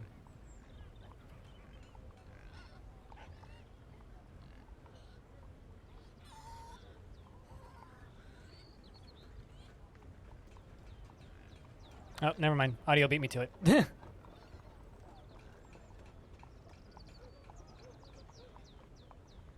I mean, I feel like they're... I know a thing, they're gonna get some promotion within the next week. That's all I'll say. But Steam's... You know how Steam does those game festivals? Every so often now where it's like, yo, a bunch of games are like featured on the front page of them. Jupiter Hell is going to be featured in one that's happening soon. So that'll probably be a good boost of eyeballs. Plus, like, you know, all the general press the game's had has kind of been crazy, and that word of mouth can keep spreading. Like, this is something that I always remind people when they talk about indie games selling. Is, you know this little video game called Hollow Knight? It's considered, like, widely a massive success and a huge classic, and, like, everybody fucking loves Hollow Knight. Hollow Knight came out, and nobody bought it. Literally, like, Hollow Knight came out and sold 10,000 copies in their first month, which is like nothing. Their second month, they sold 250,000 copies. The third month, they sold another 1 million. So, like, Hollow Knight came out and didn't do anything. Like, nobody noticed. And then it was all word of mouth. So...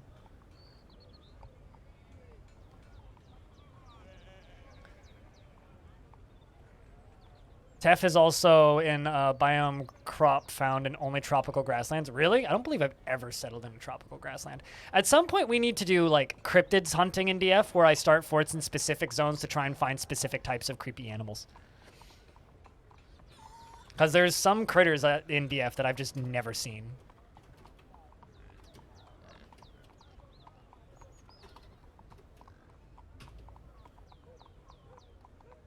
Yeah. I mean, they've had a lot of marketing recently, though. Coglerf, that's the thing. They have had a lot of marketing, and it's been doing well for them. I think also enough people have played Jupiter Hell now, and this is the most important thing for Jupiter Hell in my opinion. Enough people have played it now that whenever there's a major update, a lot of people will come back, right? You know, like there's still a lot. Like there's supposed to be 4 more bosses in that game and 2 more secret ones. There's supposed to be fully procedural destruction, right? There's a lot of stuff that's planned for that game that probably won't be in for the better part of 6 months to a year. So now that a lot of people know about the game that didn't know about it previously, updates will be sales spikes instead of just like things that nobody notices. Yeah, like find the Strangler, you know what I mean? Find the weird underground critters I've never seen, because there's a few of those. Even things like just balls of flesh. Like I've never actually seen a ball of flesh. Go to the fabled evil tropical moist broadleaf forest and try and locate the thing. Yeah, exactly.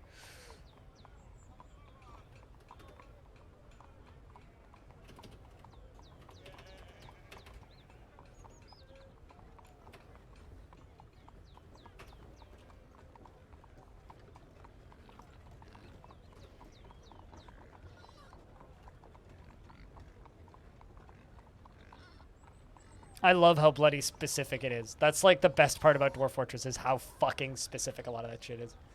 That is why it's so good, is because it's so goddamn stupidly specific.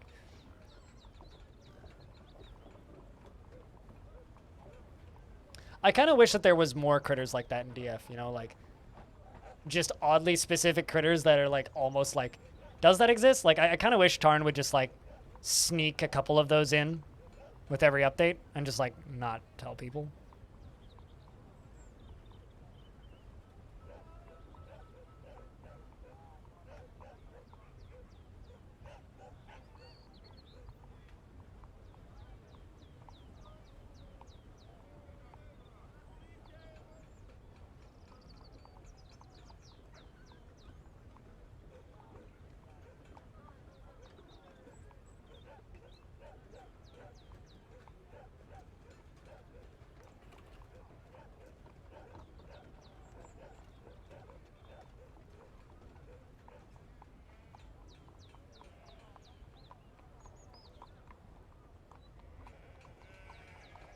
There's a large four-armed ape creature with 3 eyes and razor-sharp teeth, but it's very rare. Yeah.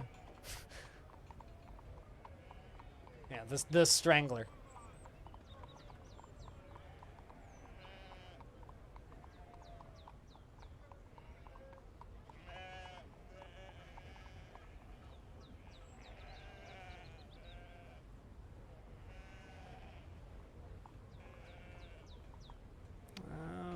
There we go.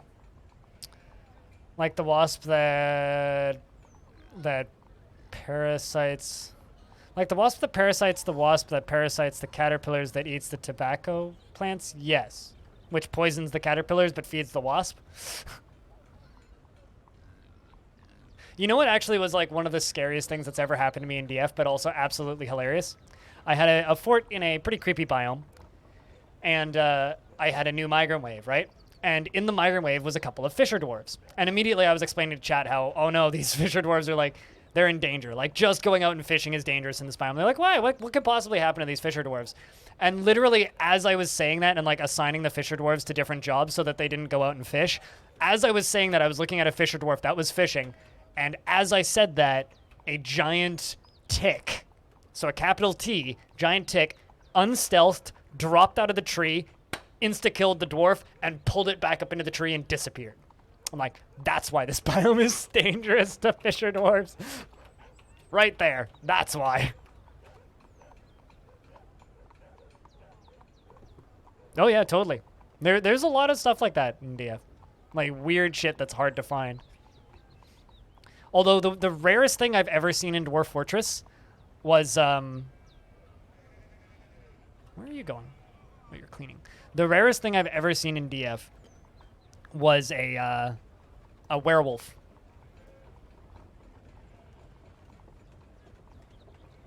But bigger and white. I've never seen a nice wolf. But yeah, I legitimately saw a werewolf in Dwarf Fortress. A wolf twisted into humanoid form. It was crazed for blood and flesh. You will know why you fear the night. I'd never seen a werewolf before. To the point where, like, we all freaked out because we were like, there can be werewolves in Dwarf Fortress? Like, we knew that were creatures existed, but none of us had ever seen a werewolf.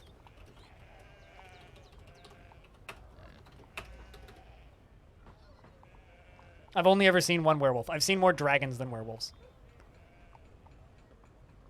Had her caged up. You had to keep her as a prized possession.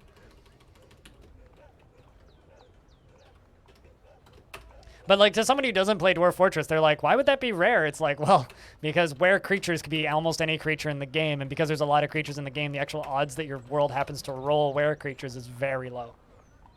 Unless you mod the game and change the raws to just do that.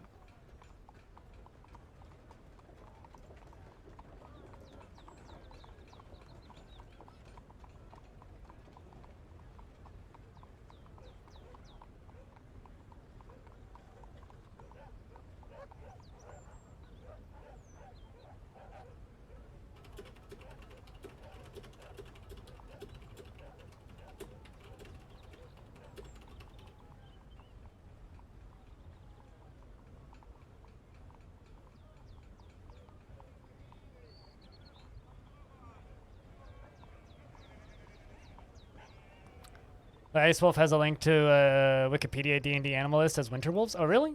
Huh. I don't know. I wish that there was more like weird, unique creatures for each biome, but Like, I'm personally, like, on team Giant Desert Scorpion. I think Giant Desert Scorpions should come back, no matter how busted they are and how evil they are. But, you know, Dwarf Fortress kind of has generated its own myths, you know? Like, to this day, people still think that, like, carp are dangerous, right? Like, people are still scared of carp in DF. It's like, carp, terrifying. Even if, like, you've never played DF with carp actually being terrifying, people still believe the carp are terrifying, which is kind of hilarious, actually, if you really think about it. Like, if you sit down and think about it for a little bit, it's actually really fucking funny. That carp are terrifying.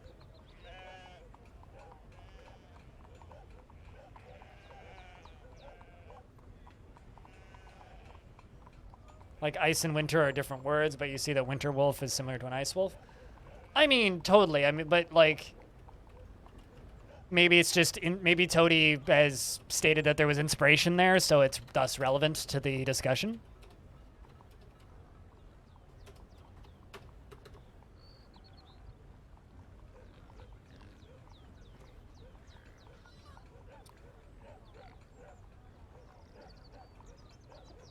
Carp in the current version are an inconvenience at worst. Yes.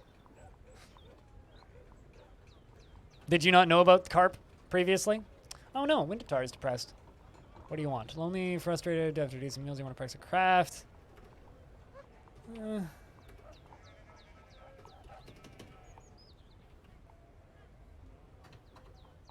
put you into the bear fighters too. Jump up to the surface and get the bear fighters training.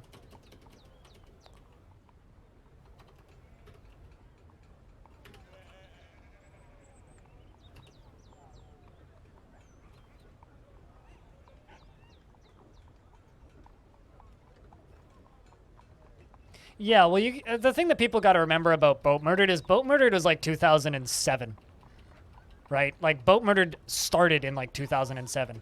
So, you know, Dwarf Fortress, like every other game that gets updates, has gotten a couple of updates since 2007. Although that being said, at some point I should just read all of Boat Murdered on stream and put that up on YouTube, because I have a weird feeling people'd watch the shit out of that.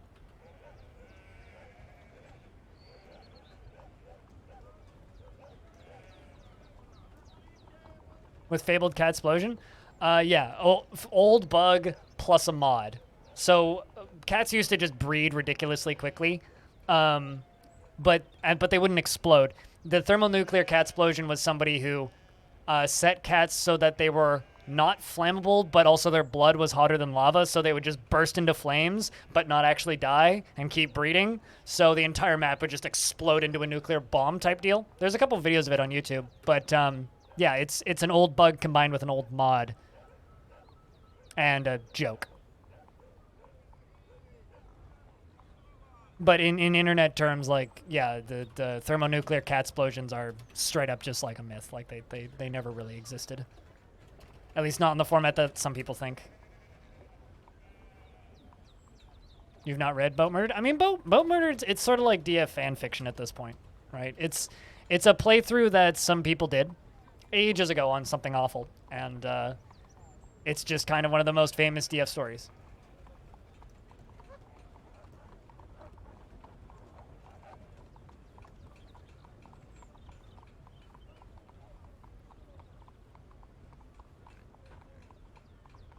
Regardless of how actually accurate it is these days, you know?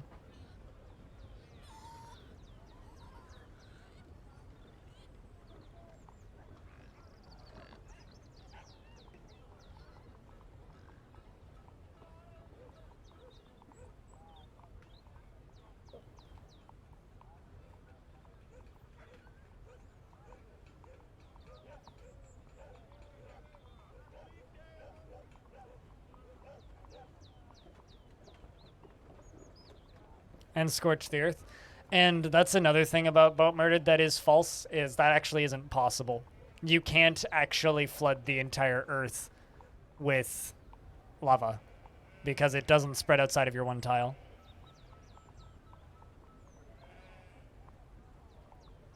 Especially back then.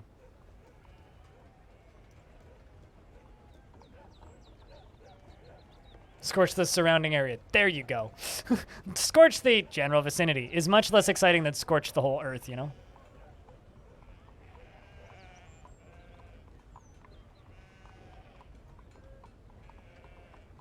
Much less exciting.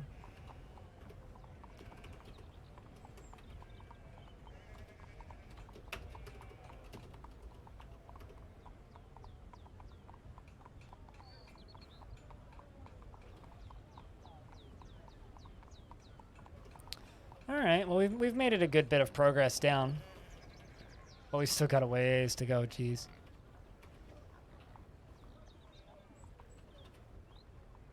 There you go.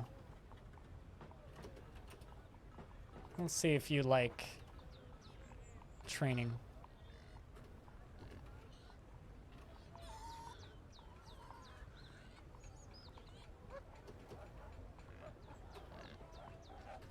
I'll have to check on you in a minute, Windatar. We'll have to check on you.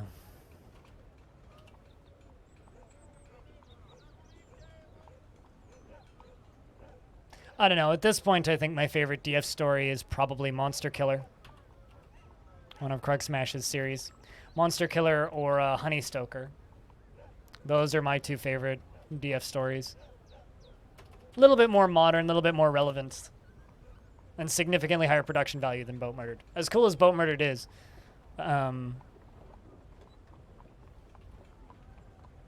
those are my favorite stories now.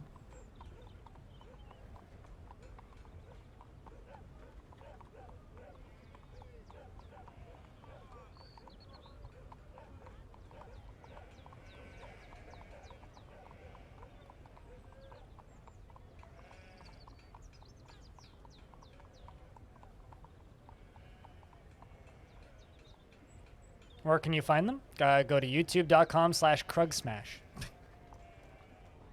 Or just go to YouTube and type in Honey Stoker or Monster Killer, and you'll find them.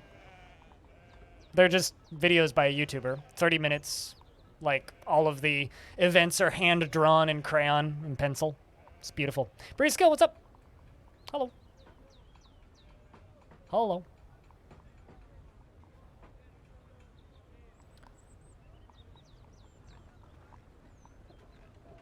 So I had there my ceiling in this room has a like a sprinkler, you know, in case of fire, use sprinkler, that kind of sprinkler, like a fire prevention sprinkler. Anyway, whenever I look at it, my brain always tells me it's a spider, like a really big one, and I'm always like, what? Oh, it's just a sprinkler. It's just a sprinkler.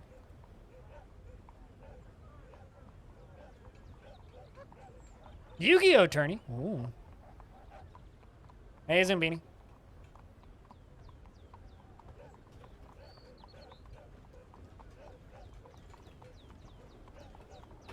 Sort of like when I see like my hair out of the very edge of my vision, I think that it's like a person sometimes.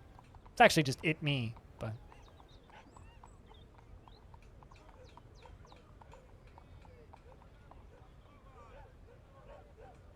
You mean Scorch Fountain? I liked Scorch Fountain, but I didn't like the Necromancer character in Scorch Fountain as much as a lot of people did. I found that character to be a little bit annoying. I really like the one-shots he's doing more recently, though. But yeah, the Watchful Eyes got to be a bit much. I mean, he burnt out on it. You know, like even Krug's talked about it. It was like it got a bit much for even him. Pango has grown to be a woodcrafter. Would you look at that? Child did growed up. It did. What do you like? Trevor Peter, light yellow diamond, the color yellow bucklers, and leopardmen for their spotted coats. Well, let's give you all of the hauling, all the other. Let's give you mechanics. Let's give you healthcare. Let's give you leatherworking, stone crafting, bone crafting, that, and that. Let's give you mining. And stone detailing, carpentry, trapping. Welcome to the fort, child. Proper. Scotch is from spell check. I understand. Scotch, as in like the spell check. Auto cucumber will forever be my favorite spell check. Ism. Somebody I know tried to type in autocorrect and instead autocorrected itself to auto cucumber, which is, you know, who doesn't want a fully automatic cucumber? You know what I mean?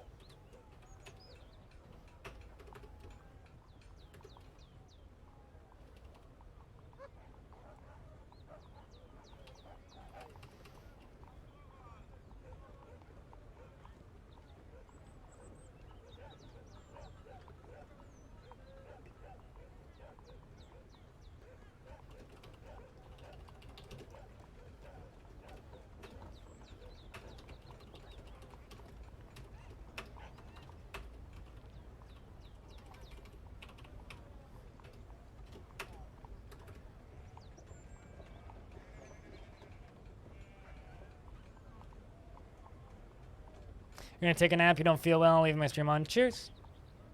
I should probably still be on when you get back from your nap, assuming you don't nap for like 6 hours.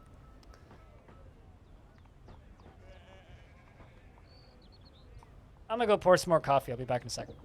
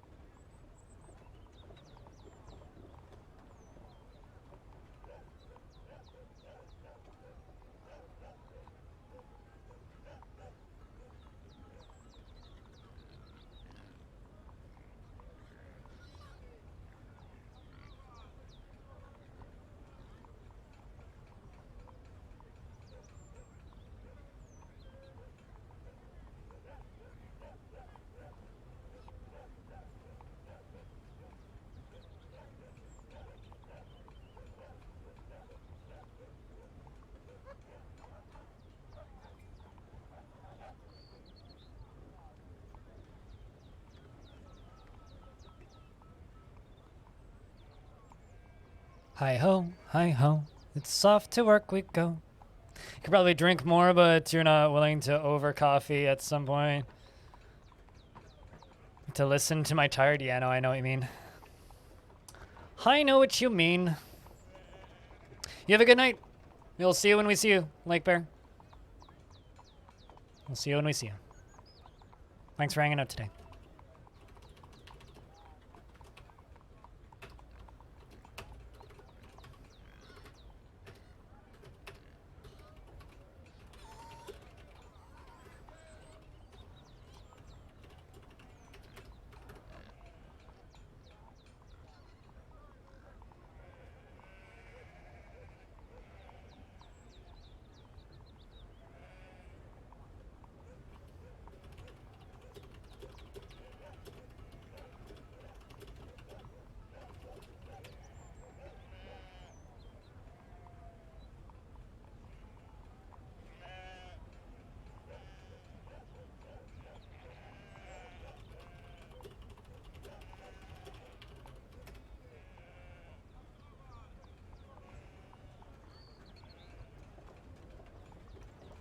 Fuck, well, you have a good nap. Also, good win, audio.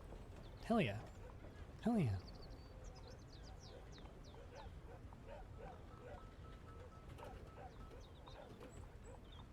If it's more than 2 hours, then it's no longer a nap. That's just a short sleep. There's a point... Chat, in your opinion, at what point does a nap become just, like, an early short sleep instead of a nap? Because for me, like, a nap is, like, 45 minutes to an hour. Tops. Anything longer than that's like, I'm not sleeping tonight, and that's too long of a nap, and so I stopped considering that a nap. 3 hours is a nap? Okay. Yeah, for me it's like, if I snooze, and I snooze longer than like an hour and a half, I just feel like shit for the rest of the day, so it's not worth. Anything over an hour is sleep and no longer a nap. It's like, at that point, it's like, I wouldn't say I'm gonna go have a nap, it's I'm gonna go sleep for a bit. You know what I mean? It's like, if I'm telling you, I'm gonna go take a nap, I'm gonna be back in like an hour and a half. maybe 2 hours tops. Like 2 is pushing it. But if I say I'm gonna go sleep for a bit, I could be gone 2 to 7 hours. You know, it's like I don't know. To me, there's a point where it stops being a nap, and it just becomes sleep. And sleep is wonderful.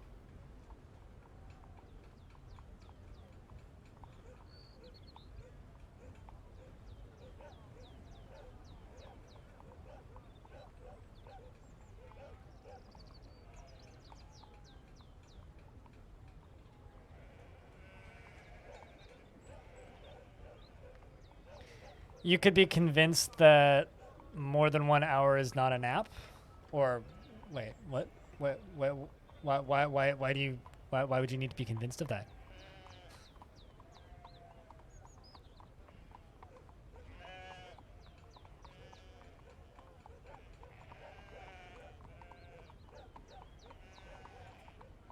All right. Well, what's this? What are you fighting? I'm very worried because, like,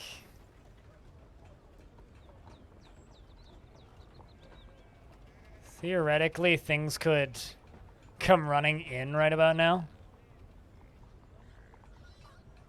I think. Yes.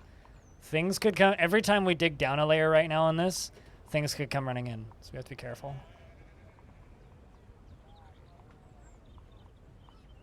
Me? Playing DF for 5.5 hours? Actually, I've been playing DF for about 4.5 hours. The first hour of the stream, I was just listening to records and talking. I mean, I've played this one fort for like 700 hours.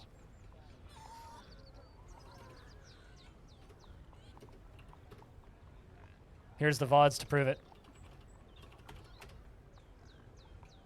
Have a peek at the playlist.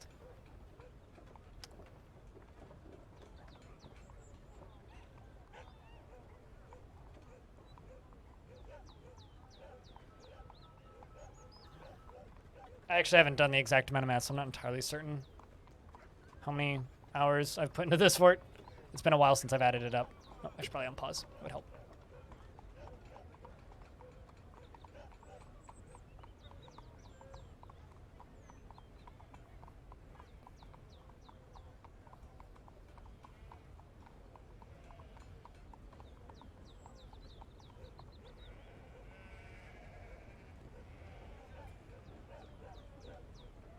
I mean, probably somewhere around there now. What the fuck is this for thing doing? Oh, there you are. It's that weird trunked alligator. But this thing can't really climb too much, so I'm not too worried about it. Its false ribs are mangled beyond recognition. But welcome to the stream. Pikatoka? Is that how you say that? Yeah, no, I stream full time, so I play games a lot more than most people's. Maybe I won't need to be filling it in anymore. That's actually really nice if that's the case.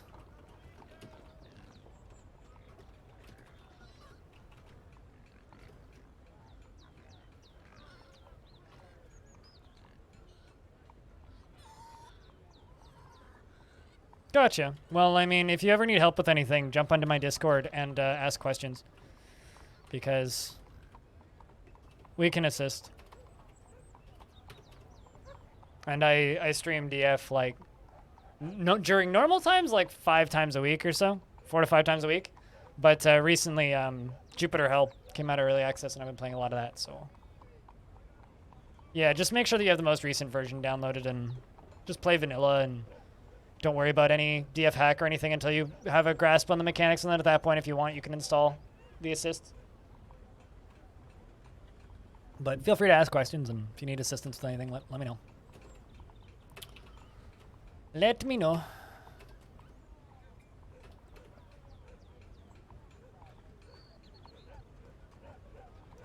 After you will just hop on the Discord after Steam release and binge watch tutorials.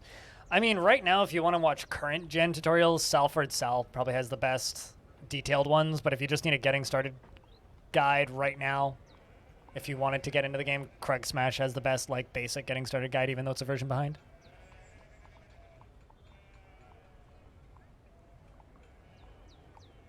Like really bad. Stone has a really, really bad tutorial, which I still think is hilarious.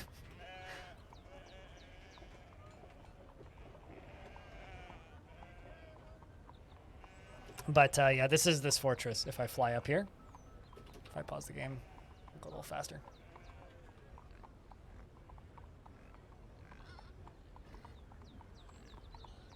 It's winter, so there's snow everywhere. But this is what we've built.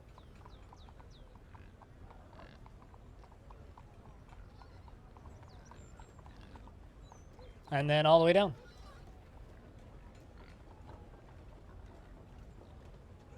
And then all the way down. All the way down to here. That's our fort.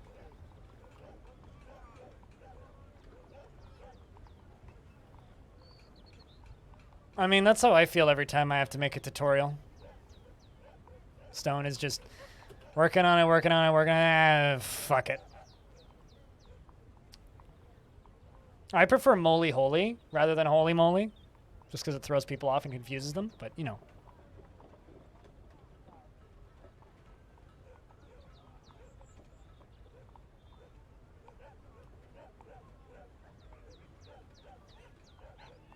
Sorry, I needed a stretch.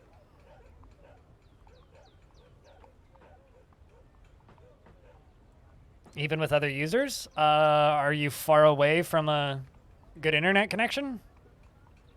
Or maybe you just have a shoddy connection right now. Maybe try refreshing the stream. That often helps.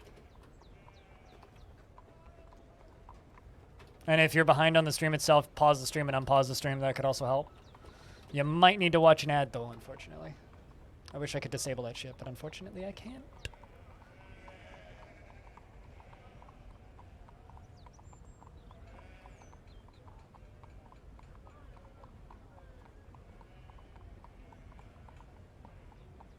But yeah, no, I am kind of like the main news source for Dwarf Fortress related things these days on YouTube. I put out videos every time there's updates on the Steam version. I cover the future of the Fortress forum posts that Tarn does once a month, and we've had Tarn Adams on the stream 4 times now. So he comes on, hangs out for a bit, talks about DF stuff, answers a bunch of polled questions from the audience, and then I boot him out, and then he comes back 6 or like 4 or 5 months later. It's been a good time. Just started your job after finishing your master's. Oh, and what, if I can ask?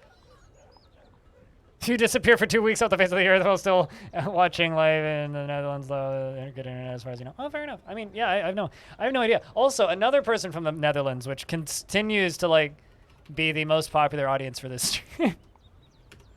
I got a lot of family in the Netherlands. I'd love to visit the Netherlands one day. We could probably fill up a small venue at this point with all the people who watch me from the Netherlands. But welcome to job. Good on you. I have a master's in working as hard as possible to not have to work.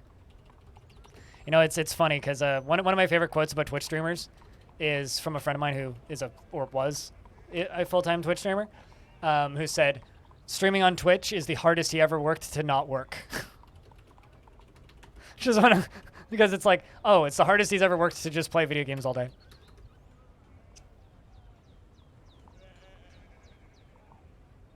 How do they do works and jobs things in the new DF? We don't know. We don't know. This is the jobs screen right now in DF, which is the same it's been forever. I don't use the I don't use therapist because it's bloaty and makes the game crash. I don't know what they're gonna do for Steam. It's still up in the air. It's probably gonna be some sort of combination of list of jobs and spreadsheets and not. I wouldn't recommend using therapist because it's kind of pointless. Everybody thinks that you need to have all the dwarves perfectly min-maxed to do all of the jobs. You really don't. They just kind of, you'll always have dwarves to do the jobs, so it doesn't really matter all that much. Like, it's not, the thing that people I think need to remember and realize about, fuck this child, about DF is that it's not RimWorld, right? Like, you don't need everything to be perfectly managed. in fact, DF is better if things are not perfectly managed, because a lot of the fun of DF is the chaos that ensues from fortress mismanagement. Because, you know, it's not a game that ends when the run ends, right? Like, you know, RimWorld, when you die, the run is over and there's nothing you could do in that world anymore. Unless you, like, you know, want to wait for another pawn to spawn or whatever. But in Dwarf Fortress, like, if you die and the fortress is dead, go start a new fortress in the same world, and the dwarves that survived will show up at your fort. Or the same visitors will show up. Or and then you can go raid your old fort and steal your stuff back and that sort of stuff. Like, there's a lot more to DF than just min-maxing and winning. DF is much more a game about generating stories, right?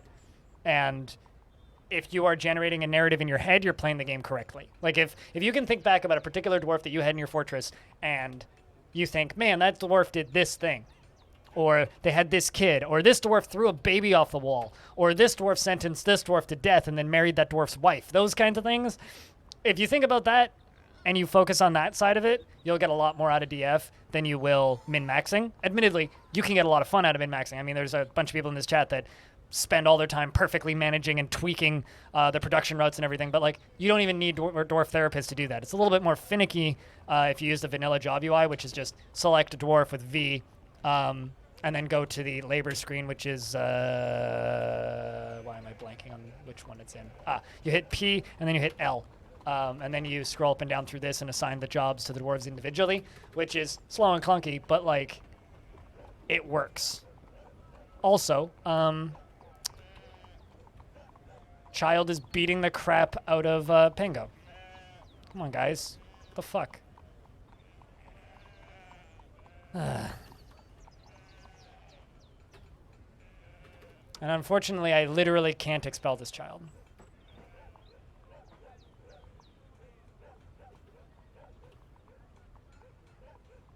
Did you just kill somebody? What even was that?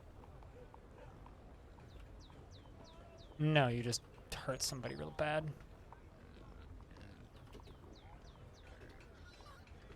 Head is torn open? Jesus. Yep, we just lost a dwarf. All right, Ducky, I'm sorry. I'm going to have to lock you in your bedroom when you go to sleep. Because you just killed a dwarf. Yeah, you just killed Pingo. Can't have that.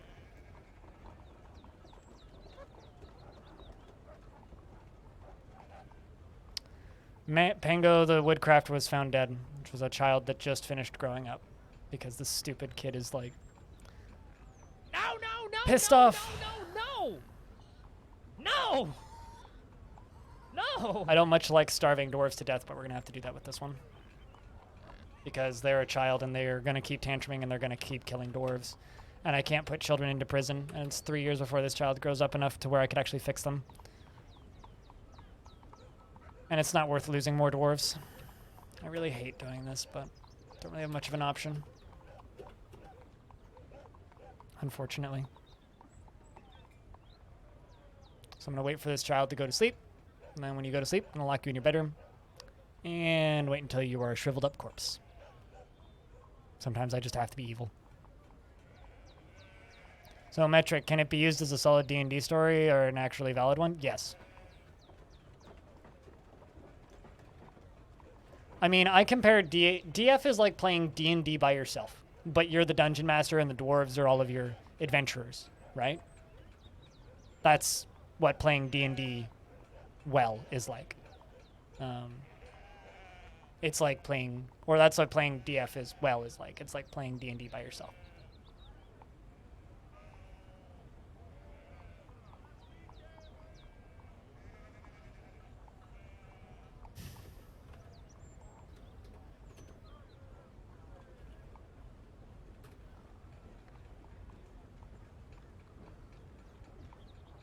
Just gonna lock that dwarf in there.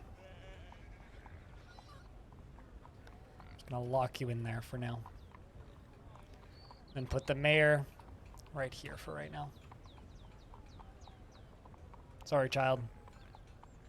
I feel really bad about that. Like, genuinely really bad about that. But I can't have dwarves killing other dwarves like that.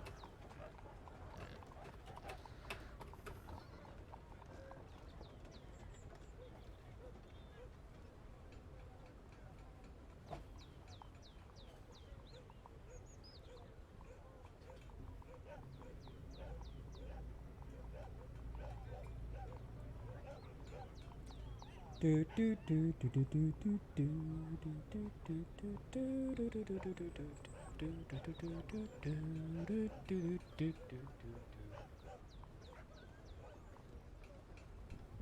down here now.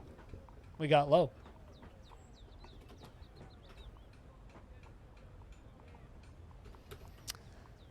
Ironically, not the first child I've had go completely insane in this fortress. Some might remember Morden, who killed my Baron.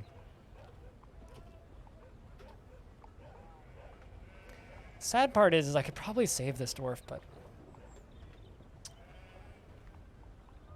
I'd rather not lose another dwarf and risk it. Meaning we are going negative in this fortress. It's late winter. A kid killed a baron? Baroness, actually. 250 years ago in this fortress, we had a baroness in the fortress named Tapioc, and a child named Morden tantrumed and ripped her leg off, and she bled to death, the baroness. And then my captain of the guard got really pissed off, panicked, and killed the child with a pick. And then his leg bounced up onto a ledge, and we didn't realize it. We put the child into the coffin and the baron into the coffin, into a different coffin.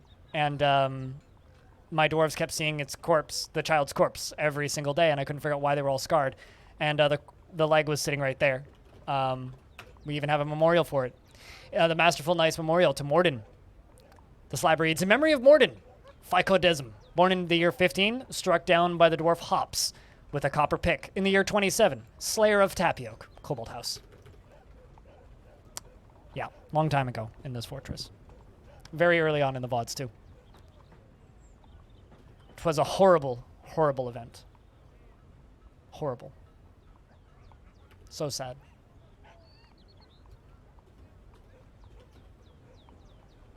It was dark times, early days in Longdeath.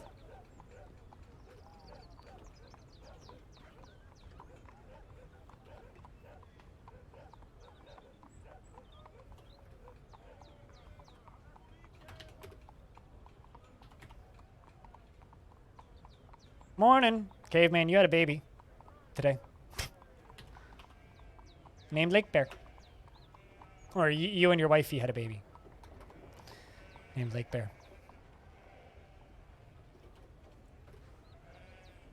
No wonder you're so tired. Yeah, it's not just Tuesday. It's Tuesday and you had a baby.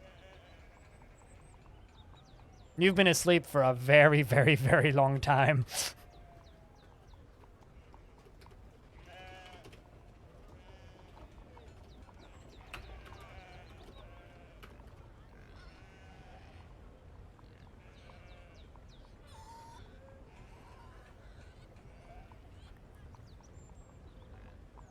See, everybody says that Mondays suck. Doubt. Thursdays suck, because it's not Friday yet.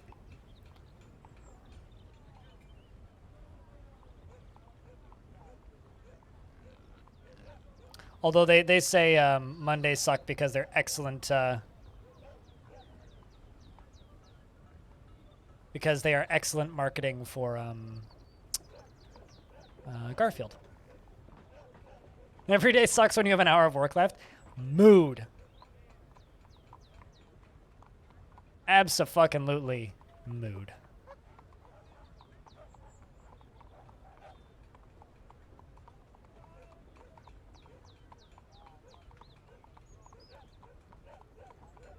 Chat, what's the best day of the week?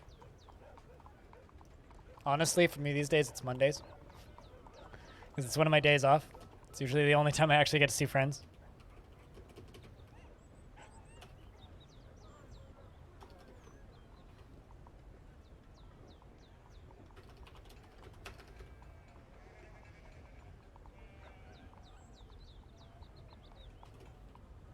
And I do actually have some friends, contrary to popular belief. Not many, but I got some.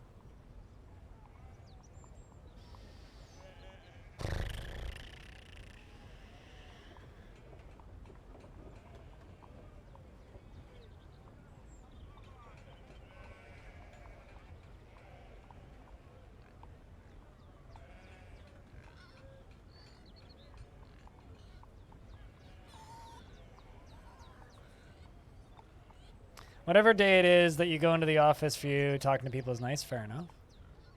But I guess that's why I like Mondays, because I usually go to the coffee shop on Mondays. Friday, the moment before you were heading out for a trip to the mountains with some buds to climb stuff. I've done that once this year with my dad, but I don't get to do that very often because it's hard to get places when you don't have a car. Last year I climbed Garibaldi, which was fun.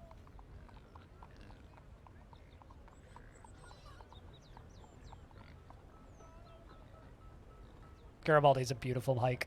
If you've never heard of it or seen it, look up Black Tusk. That's a fun place to climb.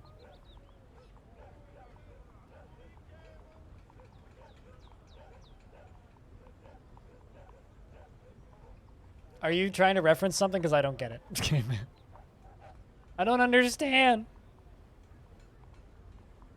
I went to, well, I mean, I talked about this a couple times today, but I went to Korean barbecue and some craft beer tastings with my mom.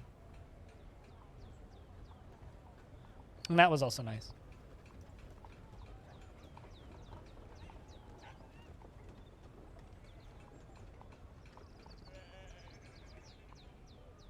Oh, just from being punch drunk. Okay, fair enough. What's punch drunk? Does that mean like drunk on alcoholic punch? Or does that mean you got punched and so you were drunk? But yeah, Black Tusk is gorgeous. I've never actually climbed Black Tusk because I don't have that kind of skill. Or the equipment to do it. But I've done Garibaldi Peak, which is across from Black Tusk, overlooking the lake. It's gorgeous. It's a 24-kilometer round trip, I think. If you do the extra route, it's 29, which we did last time I did it. It's kind of hard by the end of it. My knee hurt real fucking bad, but you're supposed to do it in 2 days, but me and my dad did it in 1, just because we kind of got halfway through and we were like, nah, fuck it. And we just kind of kept going. It's good times. We're into late winter, excuse me, of 288.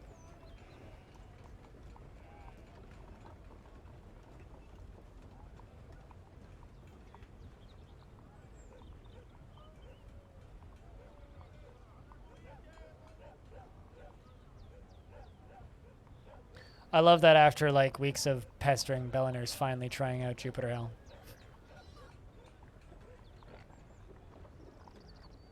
Yeah, my legs hurt so bad I couldn't walk the next day. It was a pretty good time. But I hope you had a good time being punch drunk, caveman crafting.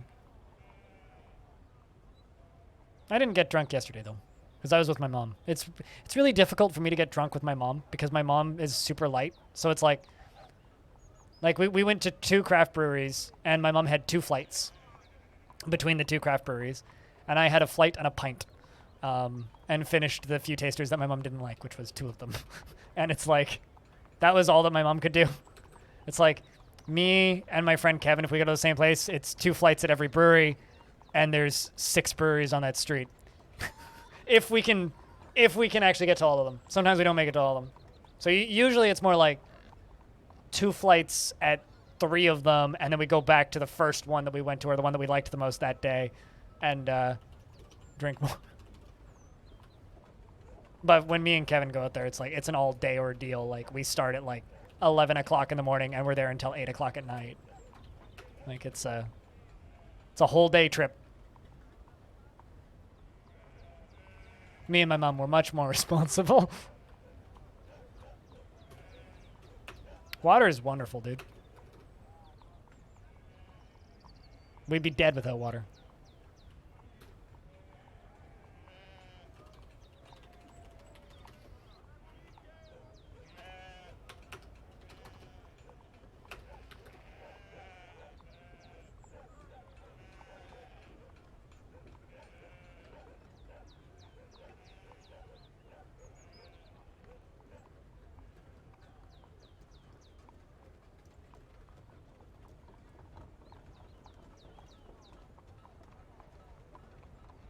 I'm just zoomed in. Single tile. Zoom out. Game, come on. There you go.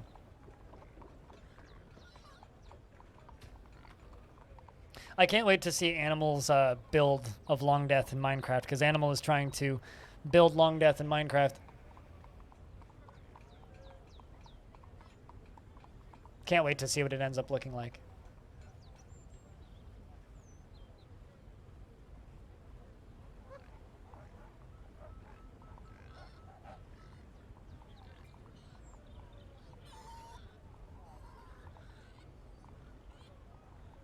They announced for Miami GP? When? Next year?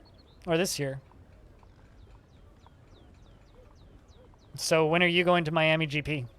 You actually have to go to Miami now. That's the worst part, is you actually get to go to Miami now.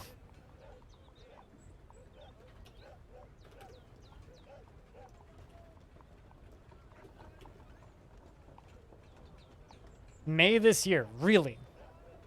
You mean next year? Because May already happened this year. Hobo. May would be 2022. That's next year. But, cool. It's the only party city that could probably replace Monaco. Because as much as Monaco is fun to look at as a city, it's very processional races. You were being sarcastic. Okay. I was going to say, I was like, Hobo? May's next year.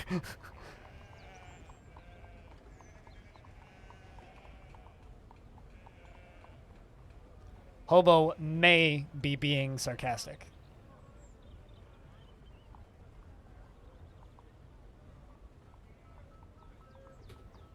We're into late winter. Monaco has casinos. I mean, yeah. Monaco has a lot of things. Preppy rich kids, casinos, way too many celebrities. But they need to get rid of Monaco because it's such a fucking boring race. But the problem is like Monaco has too much history to be able to like legitimately easily get rid of it. But it's also like the least interesting race on the F1 calendar because the fact that the cars literally don't fit.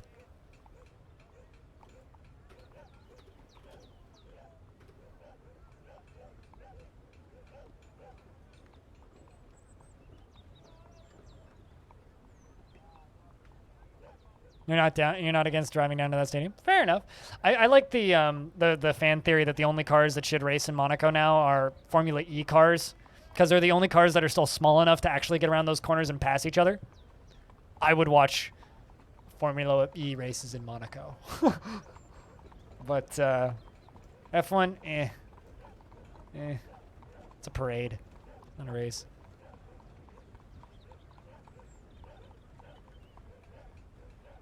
I watch too much F1 chat.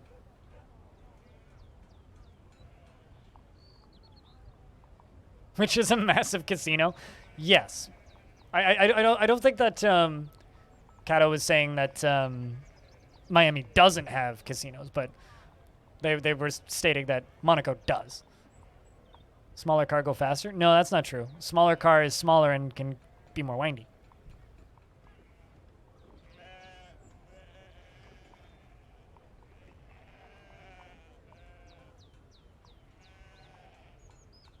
Oh, also, Stoned Hobo and Audio. Maybe you guys noticed, maybe you guys didn't, but I added you two to the secret room on the Halcyon Frequency Discord so that you guys can report mod problems over there and check in on what is happening in other channels if you want.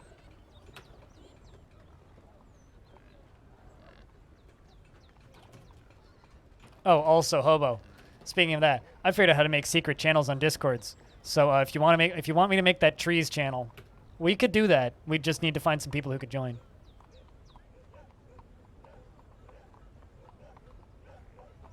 Oh, it's just... I mean, I know that Hobo loves Miami. It's his favorite city in the world. We all know this. This is a public fact. Secret channels are secret. Yeah, secret channels are just open kept secrets, though.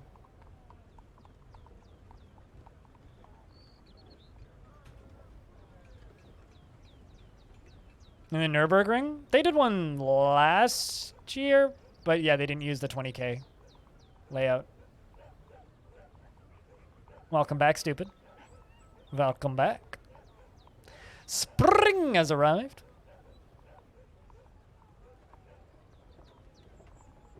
Which means it's paperwork season if Stone's still around.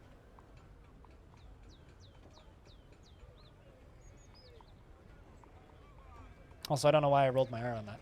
But spring has arrived.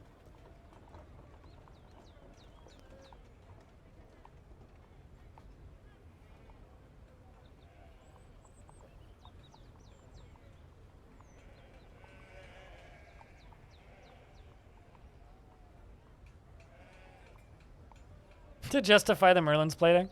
Huh. Is it? Are they going to be racing in like where are they going to be racing though? Like is it a street circuit or because I'll be honest, I haven't followed that shit at all.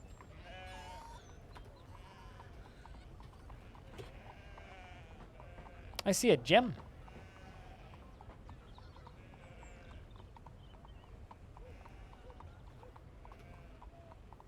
I do see gem.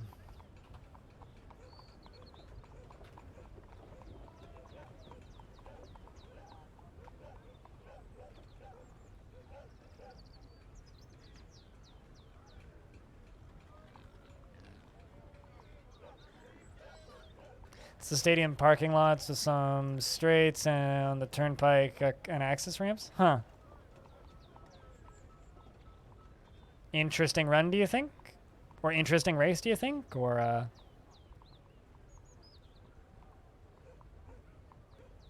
like, do you think it'll be a fun race to watch? Because I haven't looked at it. Maybe, I guess I should look into it now because it's going to happen. Speaking of interesting races, for people who give a shit about dumb racing series. What is that?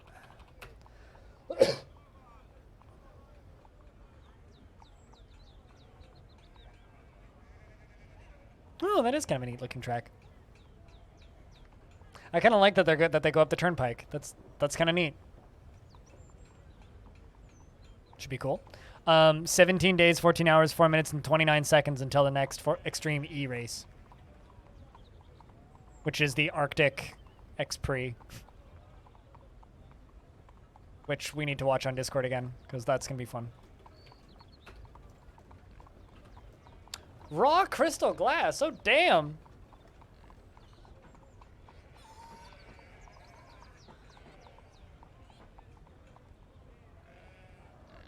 They're going to be racing on glaciers, so you know it's going to be fun.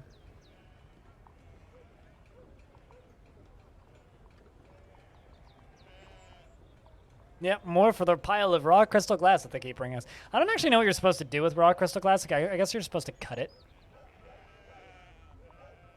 But, like, I don't know. I'm assuming you got it. If you missed it, I can reopen it. I'm going to lock this door. In this door for a little bit so that we can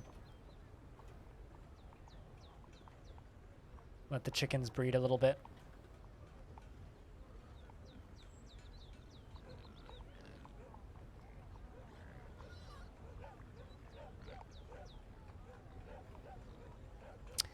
Because it is early spring.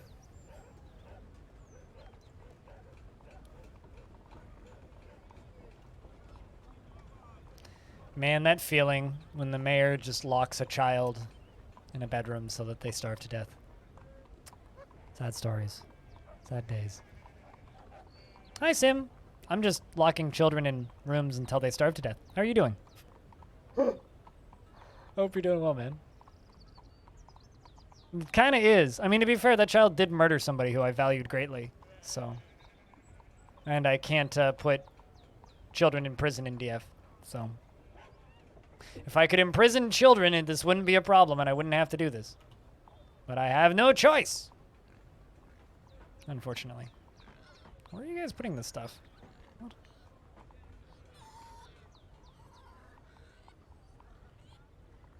Huh.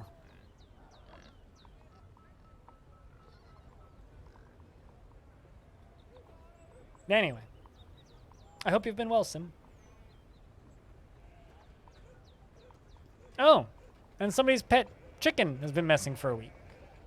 Messing? Missing. Someone's chicken died.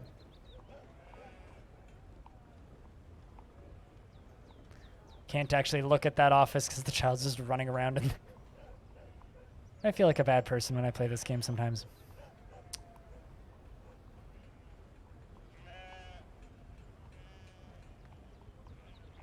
I can't wait to tell Commander Rainbow Ducky that I locked their dwarf in a room until they starve to death. Gonna have to apologize, I think.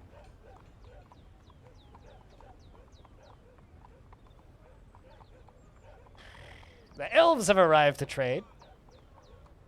Bless.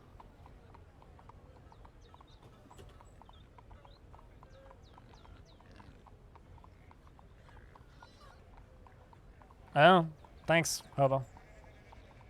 I'll have to take a peek at that after. Definitely can't stream F1 stuff on Twitch. That's a really good way to get banned. It's probably in a pot. What's probably in a pot? What? What? Wait, what?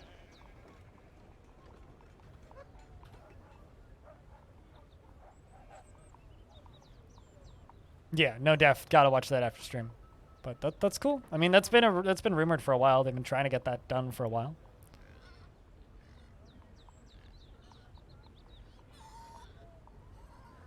I'm just, for pandemic reasons, exceptionally happy it's not happening until May. Because, like, man, that if it was like, oh yeah, and it's happening in 2 months, I'd be like, but no, it's fine. No offense to people in Florida, I don't trust your state at all.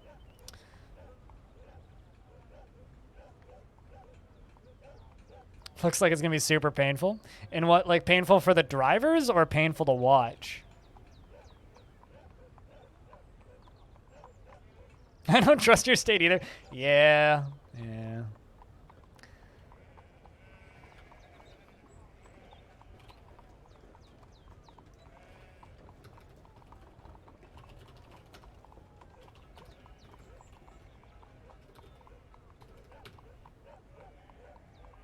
I'll see what you mean. Hold on. I'll just, how long is a lap? I'll just watch it and just not stream it, you know?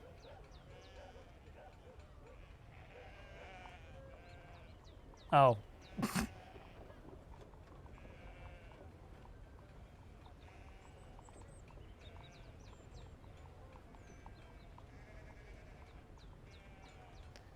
Just giving it a glance.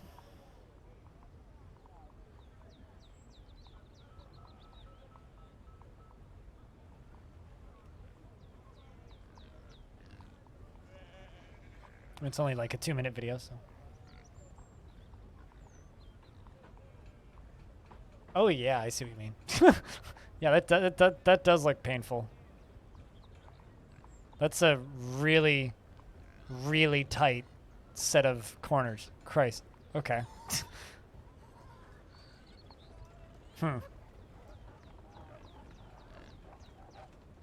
Ouch. All right. A lot of straights too. Holy shit.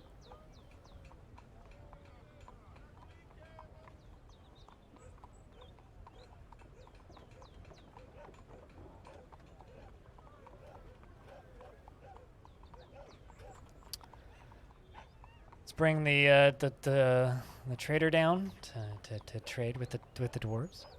Well, those dwarves all go off and start making rock pots.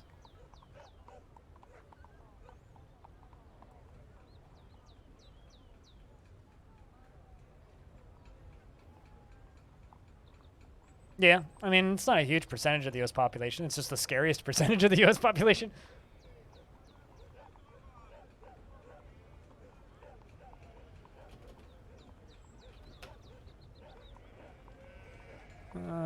Donkey, pond turtle, hedgehog, etc. Nothing interesting. Buy the apricots and plums.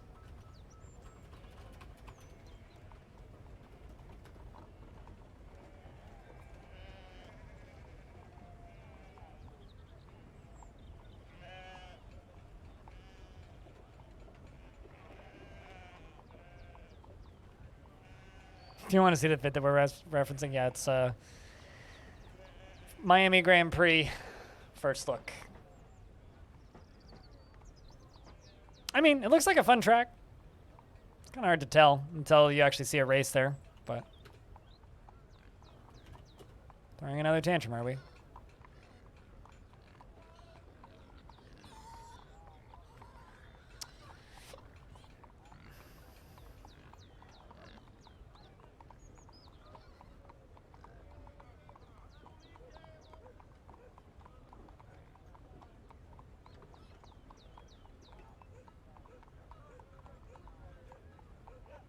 Man, I always start to feel so bad when I have to kill a dwarf. Panicked when starving. Fuck it. Nah, I can't do it. Go get food. Go get a drink. We'll try and rehabilitate you. Not that anything that I've just done is going to help you in the slightest, but... One more dwarf, child. You kill one more. And I'm going to lock you up and kill you. Till then, you go get a drink.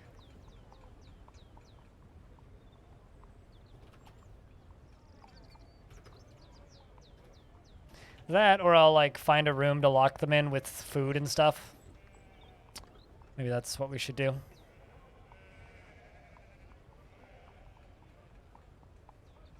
And before you starve to death on the way to get food.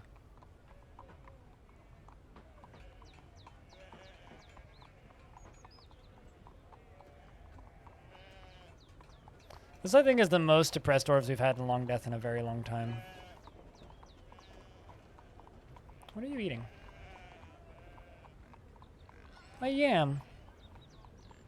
I like yams. Yams are tasty.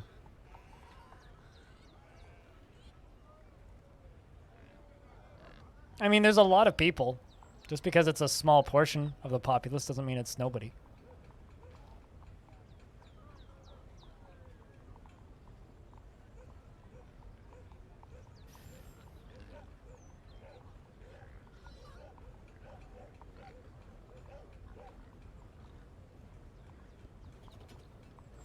Maybe now you'll learn to value the things that you have, dwarf. And you won't kill anybody else. All right, chat. So we've streamed about 5 hours of DF. I think it's time that we save and jump over to some Jupus. I didn't kill the child.